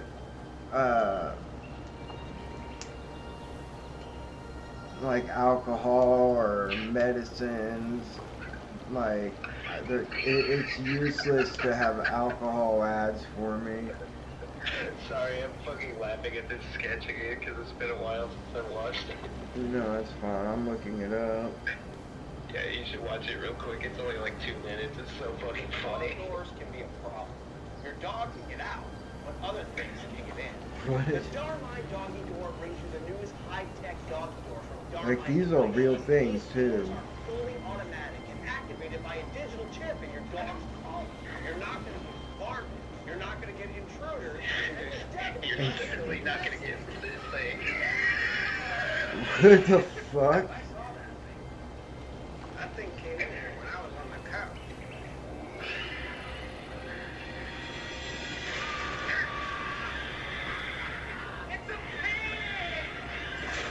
Oh, is that his neighbor?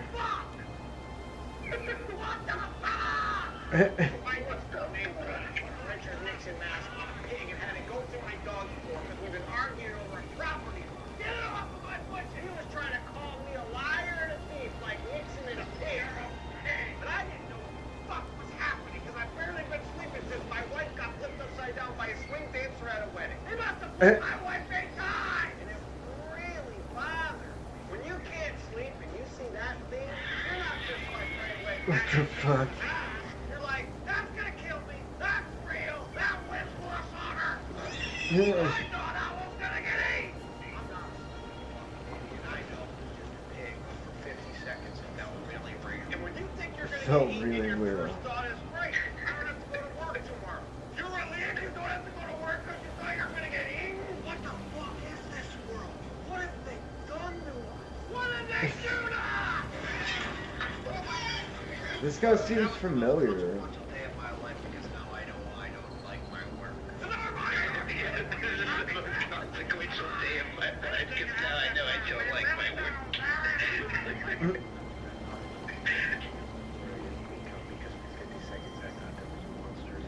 Because for 50 seconds I thought there were monsters on the world.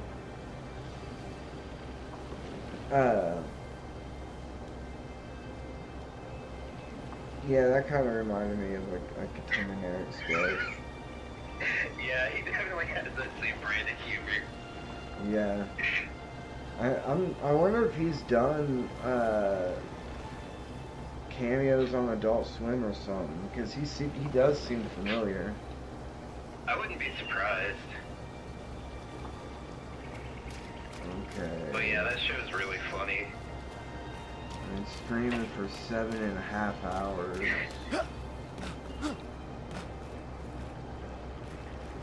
We really know very little. There's grapples over here too. Like, are the grapples part of the thing he made? I think so. Because I think Mael says that when you first meet her at the very beginning on the rooftops. So then why are there grapples out here? I guess the last expedition could have put them up. Yeah. If you know, I don't know if you've found any of the checkpoints yet, but if you notice, the checkpoints are all flags with like an expedition number on them. Oh, is that what that pole back there was supposed to be? The little flagpole that you could rest at. Well, I did. Oh, there's a bench here. No. I don't think you've found them yet. No, there was a flag. There was like a little flagpole, but I didn't. I just ran around it. It doesn't have a flag on it, but it's like it looks kind of like a street light. No, that's not it. Got a light. The checkpoints are like very small little flagpoles. Oh, okay. It's like crazy art. Oh, Yeah, the art direction for this game is insane. Like, are these, what the fuck, are these made, or are these like people being turned to stone, or have they been carved? What the fuck? Oh shit, that's an enemy there. That's what was aggroing me. One of the great sword cultists. The hell, she's like stuck on that wall. Sneak attacker. You got any stuff for Minoko to learn? Nope. Whoa, wait, what's that do?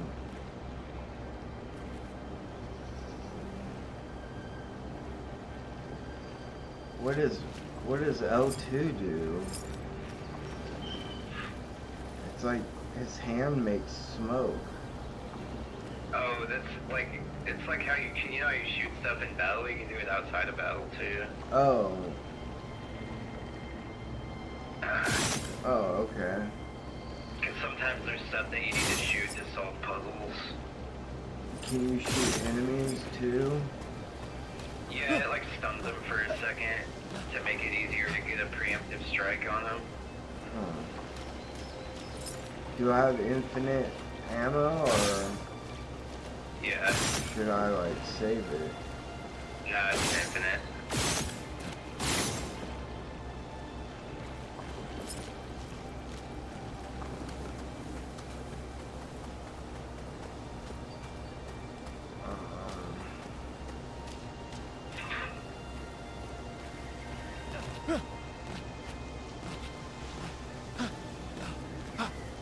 How long has this game been out? I didn't see the release date. Like maybe like a week. I don't know. So I'm sure it's Steam real quick. I'm sure it's been beaten already then. Oh, here's no, that's the time. It came out April 24th, so. Oh, it's been out a couple of weeks. Yeah, it's been out for a couple of weeks. So I'm sure people have beaten it already and are already like trying to speed run it. Probably. Or break as much as they can of the game.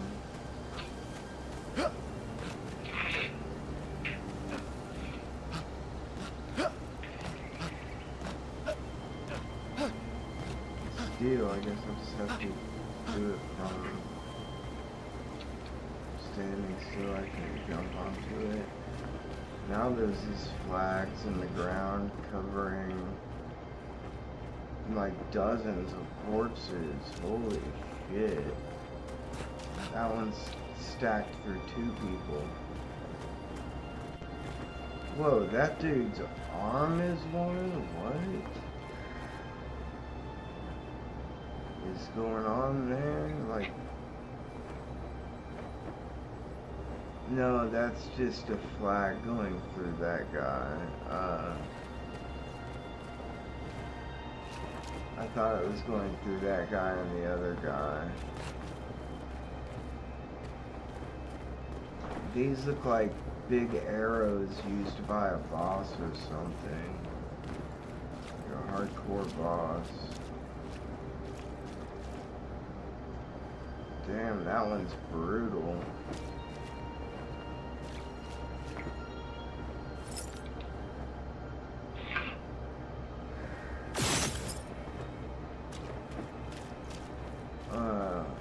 Dude, there's a lot of fucking dead people over here.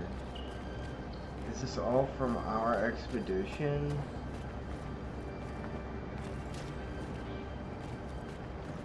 Oh, okay, I see this one's gimmick. Because you think other expeditions would be far, like, decayed by now.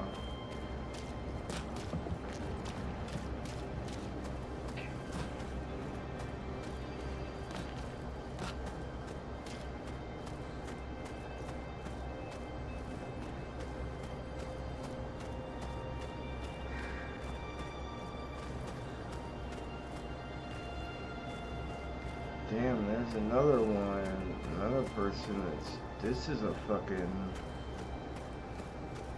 this game doesn't hold back.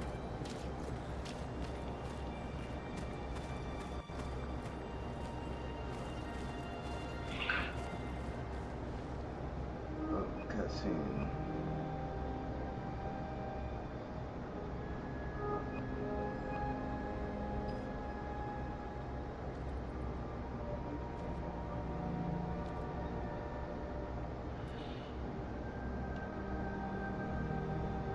He's just like looking at all the dead people like, holy shit.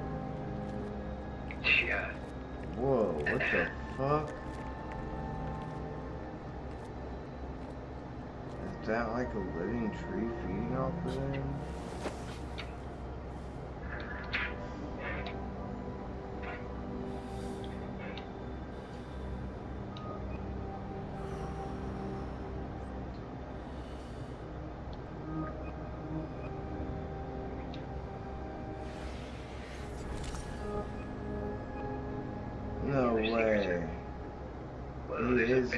people over there.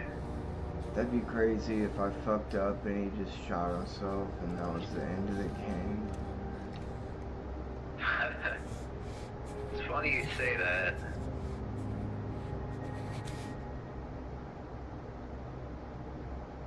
You do that, we both die. Because there's a cutscene coming up soon where he tries to do that. Yeah, someone just came in and said, like, I'll die too. Fucking hell.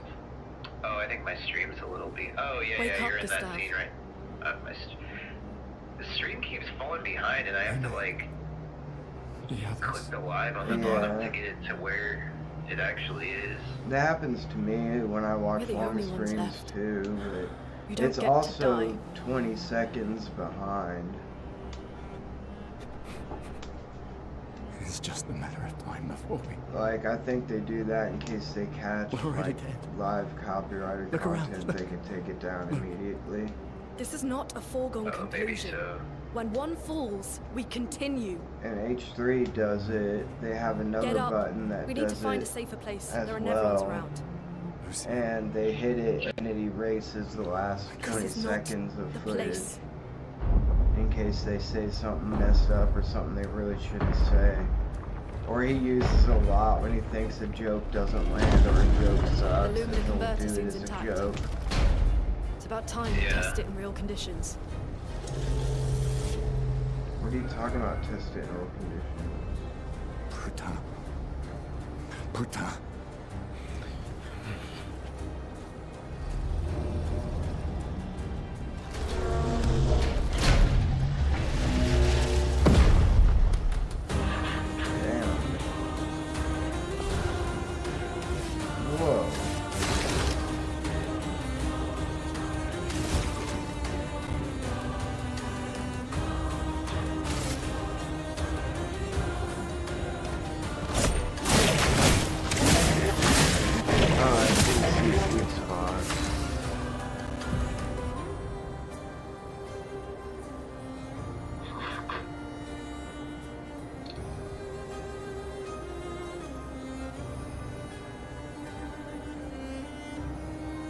God, these motherfuckers are hard to parry. Elemental stains. Her skills also consume specific stains to enhance their effects. More of this bullshit where you just get to do like 5 million things in one turn.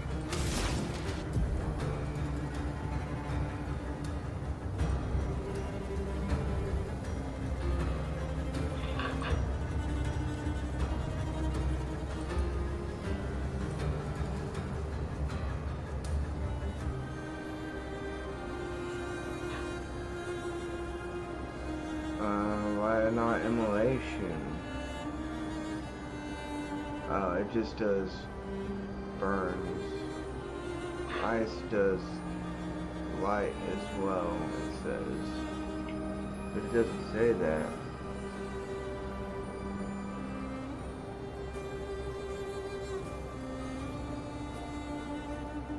It slows the target though.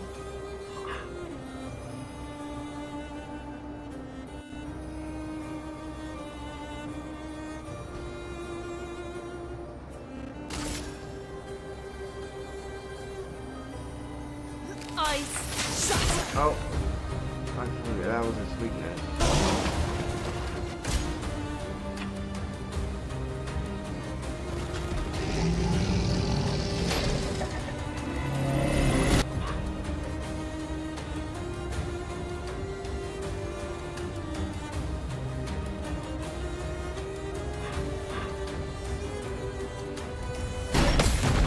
Oh, damn. So if you parry it, your whole team can go after it. Oh, it's fucked.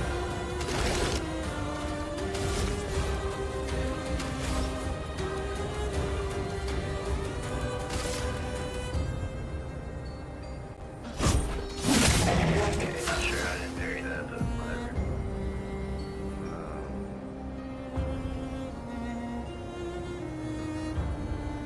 How do I know what stains she has? On the right. Yeah, but where the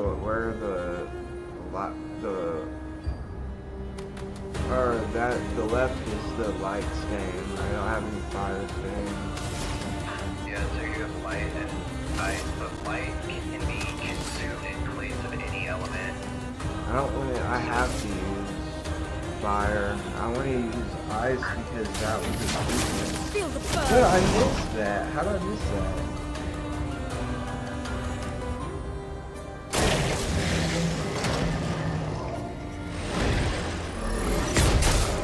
Oh, I did not fucking get it. That sucks.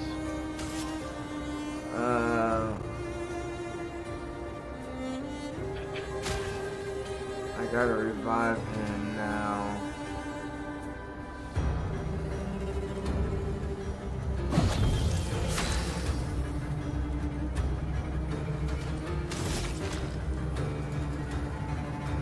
Well, this one will kill him. Let me paint death!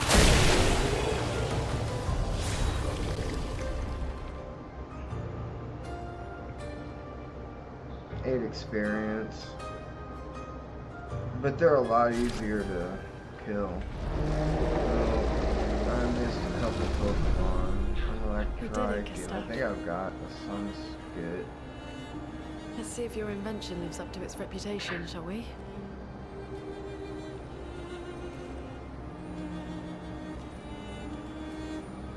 Wait, that's his invention? It really works. Whoa, did he just like absorb that enemy's life force? We're not dead yet.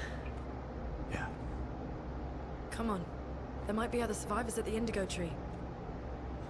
Wow, get off of my alley, bitches. Really not sure how that wasn't a parry, but okay.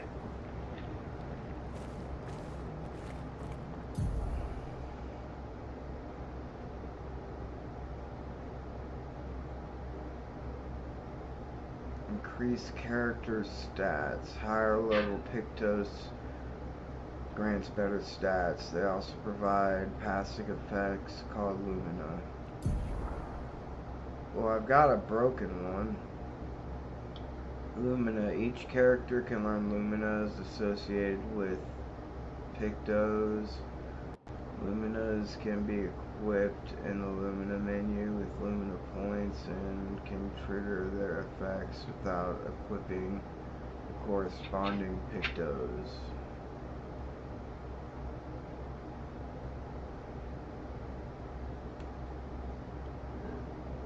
Dodger, what does that do? Gain 1 AP on perfect dodge once per turn.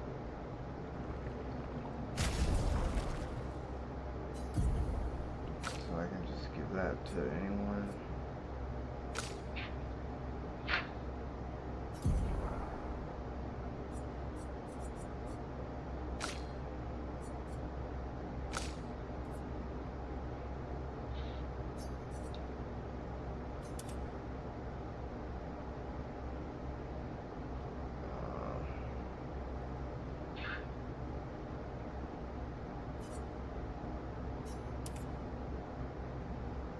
Wait, I can put that.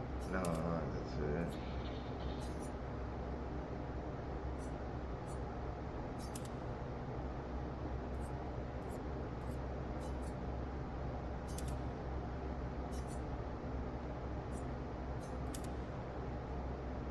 How do I take it off?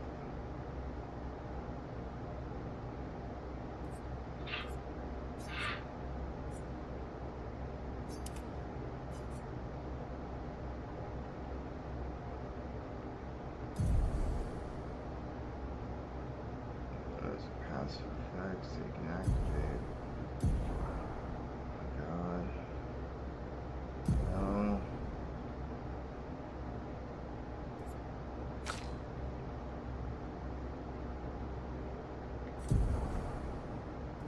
I'll give her Dodger as well. Oh, it's already equipped.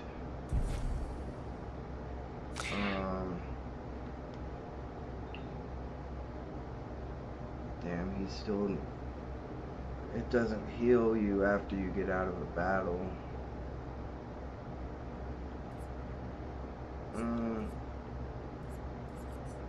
What else was I trying to do?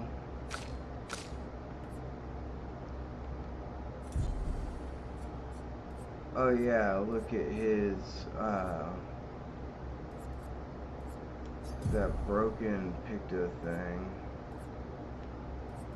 He's already got those.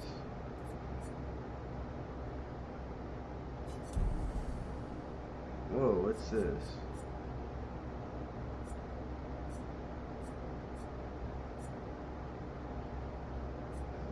Skill tree. Nice.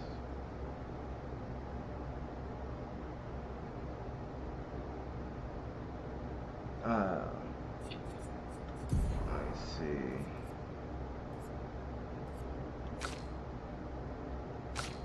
Maybe it's because it's broken.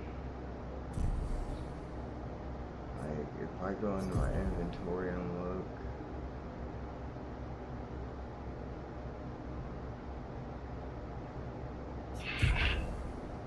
Oh, maybe that did work. Wait, no, is that just her attack?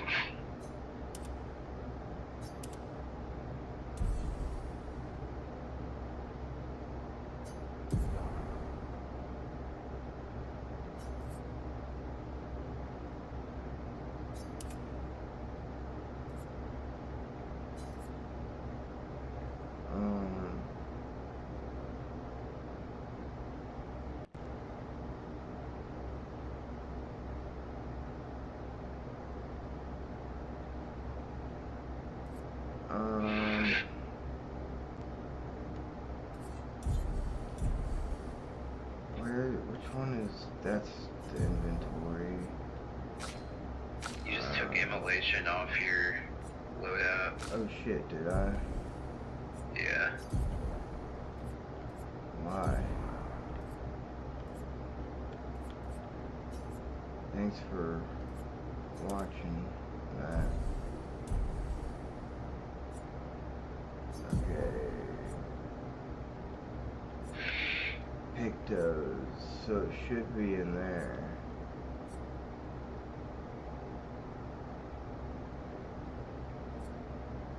These are all dudes that I've fought before, right? So, oh shit, I even see them running at me. Oh, I only got one Pictos, the Dodger. The Dodger. It doesn't show the broken one. Oh yeah, it does. It's in my quest items. Weird Pictos. Lumiere. An important guide from Gustav's appearance.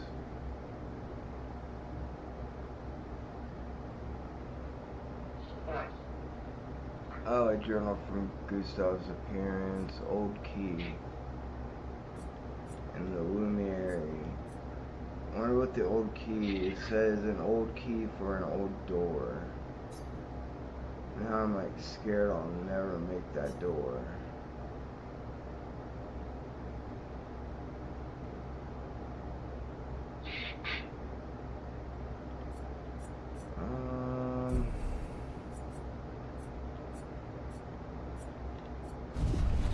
There's not much I can do with the other stuff now, so. Damn, this is like a hellscape.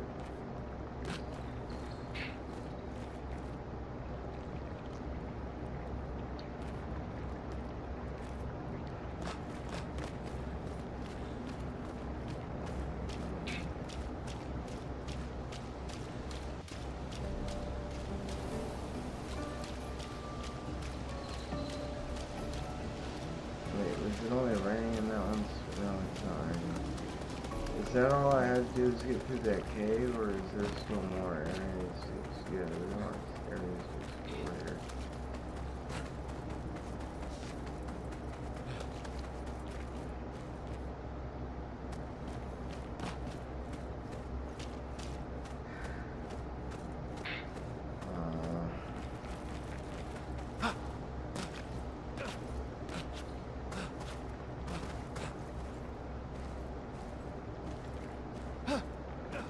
pretty sure if I jump into that, I'll get hurt. Nope. Grind on the hot coal is all I want. The fuck is this, a statue of a little... Oh no, that's an actual person. These aren't hot coals, this is just lit up by the... Wait.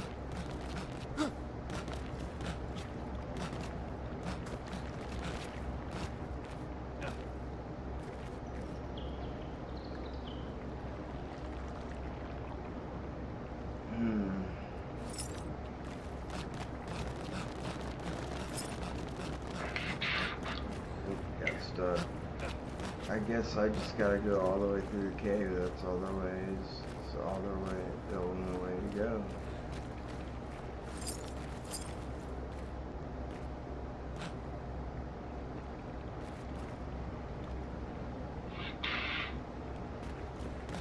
Alright, come on, let's get back out.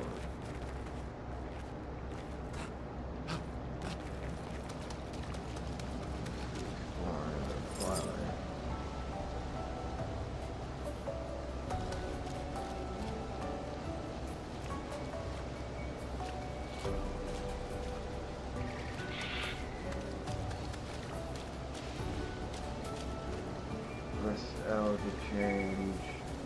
Wait, what? Oh, characters.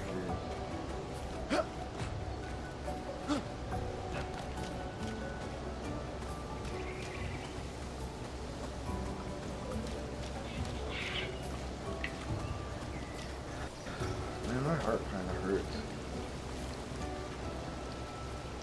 I don't like that.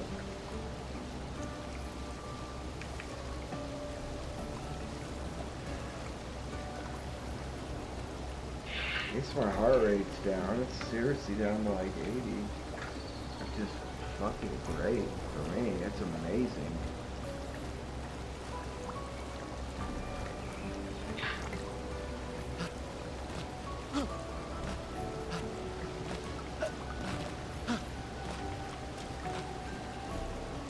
That's pretty good. Weakness game.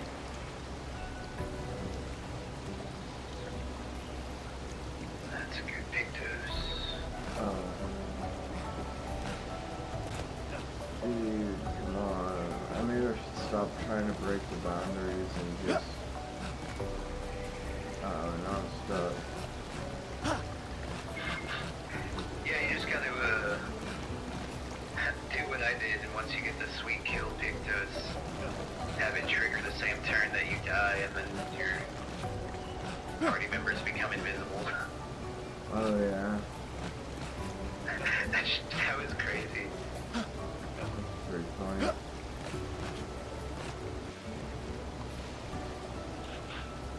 I've got to catch up to my party first. Well, I guess I do have this one chick. Is that where I came out? Damn it, dude. I need a sign. I want to save. You can save. It saves if you change your equipment too. So if you need to save like right away, just go in your menu and like unequip something and re-equip it.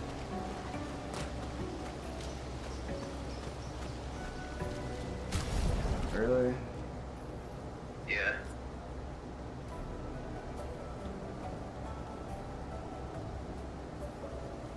I forgot what I was gonna do. My guy's almost dead.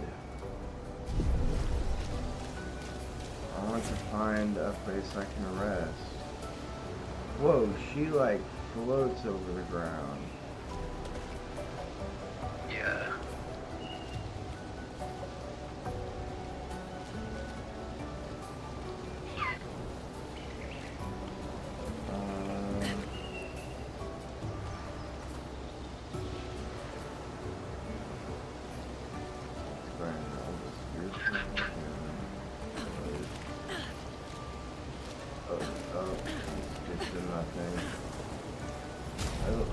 I keep missing Pokemon.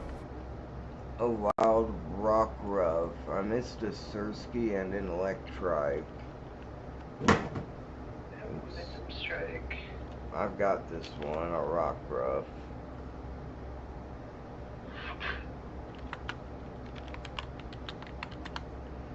Man, I still wish I had streamed for like another 10 minutes. That time I streamed almost for 24 hours. It'd have been like 23 hours and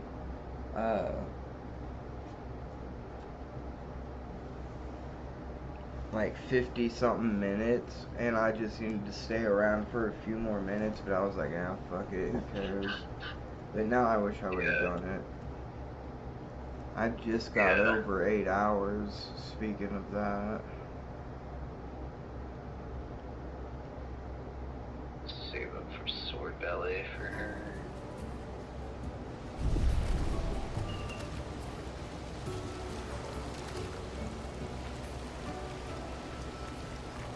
Oh, she likes walking in the water. Oh, here we go.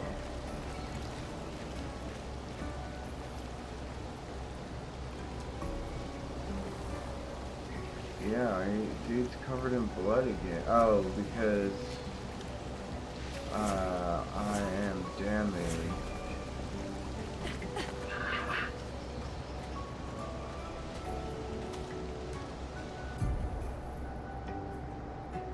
There it is, expedition flag.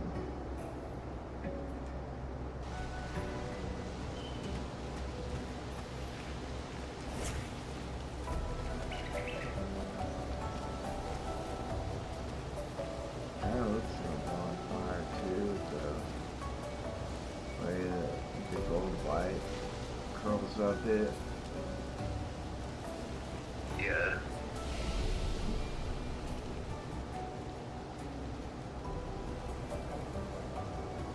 Well, let's do upgrade. Oh yeah, so weapons in this game have scaling with different stats. So usually it's best to level whatever stats your weapons have the best scaling in. But also vitality is pretty good on an expert. I before I did anything else, I got all my party members up to like 30 vitality. You do get a little HP just from leveling up without putting points into vitality, but you get a lot more for you know, putting points into it. Yeah, but it's like 6. For 3, I get 21. So it's like 6 or 7 a time, or 8. And then the might is just attack power, and it's just 1 attack power each. Actually, for some fucking reason,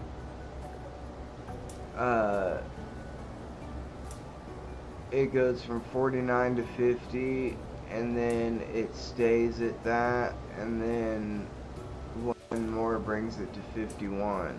I don't know why. I have to make 2 of them for 50. Speed just does speed and defense. Not a whole lot either. I feel like that's reasonable to want to put up there.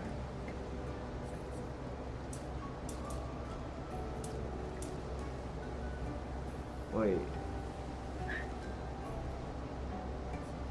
No, I had... Did I have defense going up 1?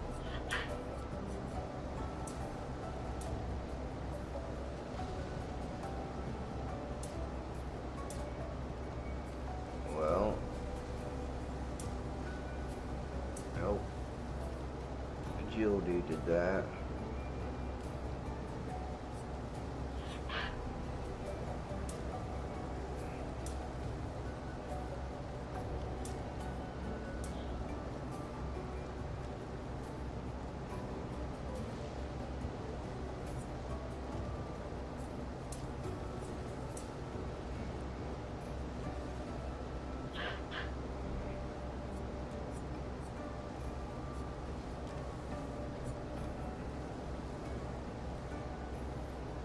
saying to be aggroed on me. Sometimes. Where the hell are they at? Whatever. Oh, I see. I'll buy these. Have I fought one of those dudes with Minoko before? I'll have to hold it. I cannot remember. Guess we'll find out.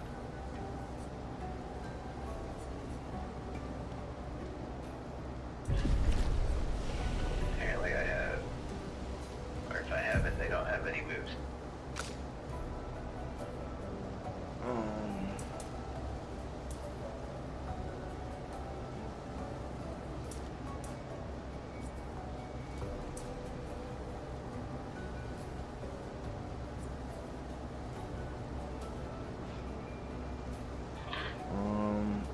I guess I'll just do the same with her. The first 3. I'll raise up.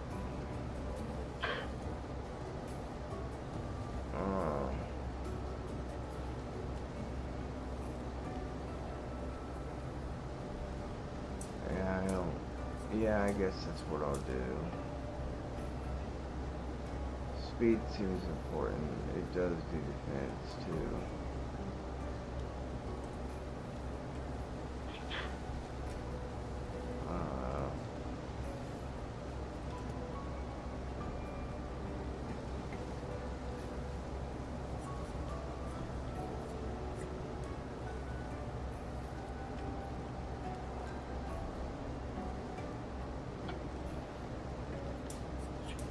Oh yeah, I have to buy them on there and hold it. Okay, there we go.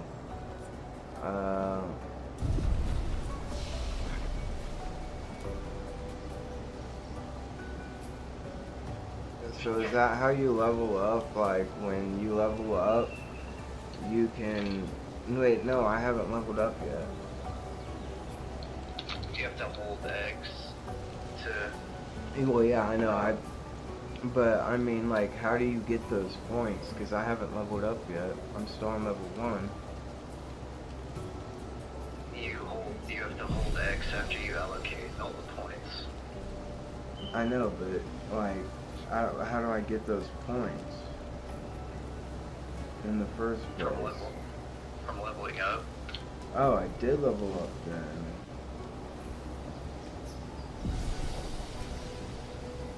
Yeah, I don't know why you have points and it says you're still level 1. That's weird.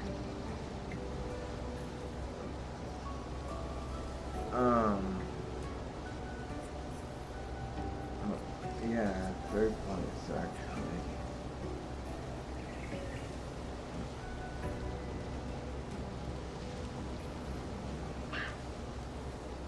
Alright. Oh, and learn skills? Nice, the skill tree. How do we get these points for this?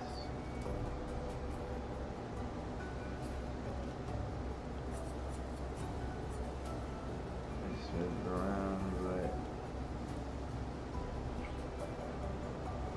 let's see what I want.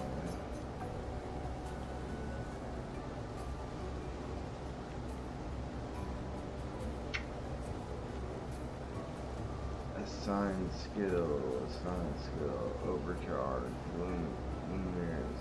So that's just what this is.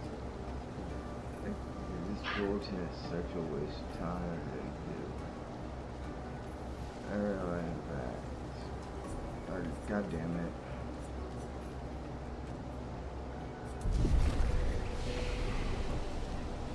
I completely forgot what I was talking about for a second.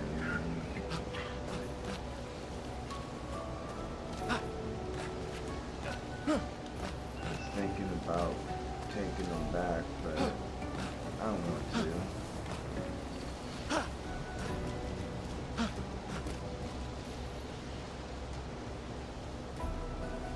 Wait, did the flag go away? No. No, it's right there. I was like, what the shit? So yeah, I do get my potions back. Yeah, whenever you rest. And I'm assuming that I can get more potions as I level up. You just find them throughout the game.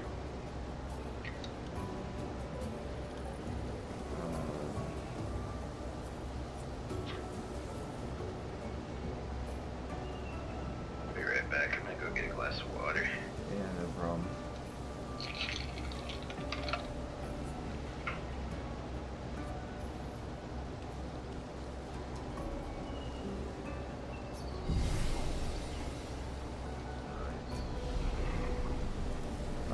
I think I'm actually gonna get off.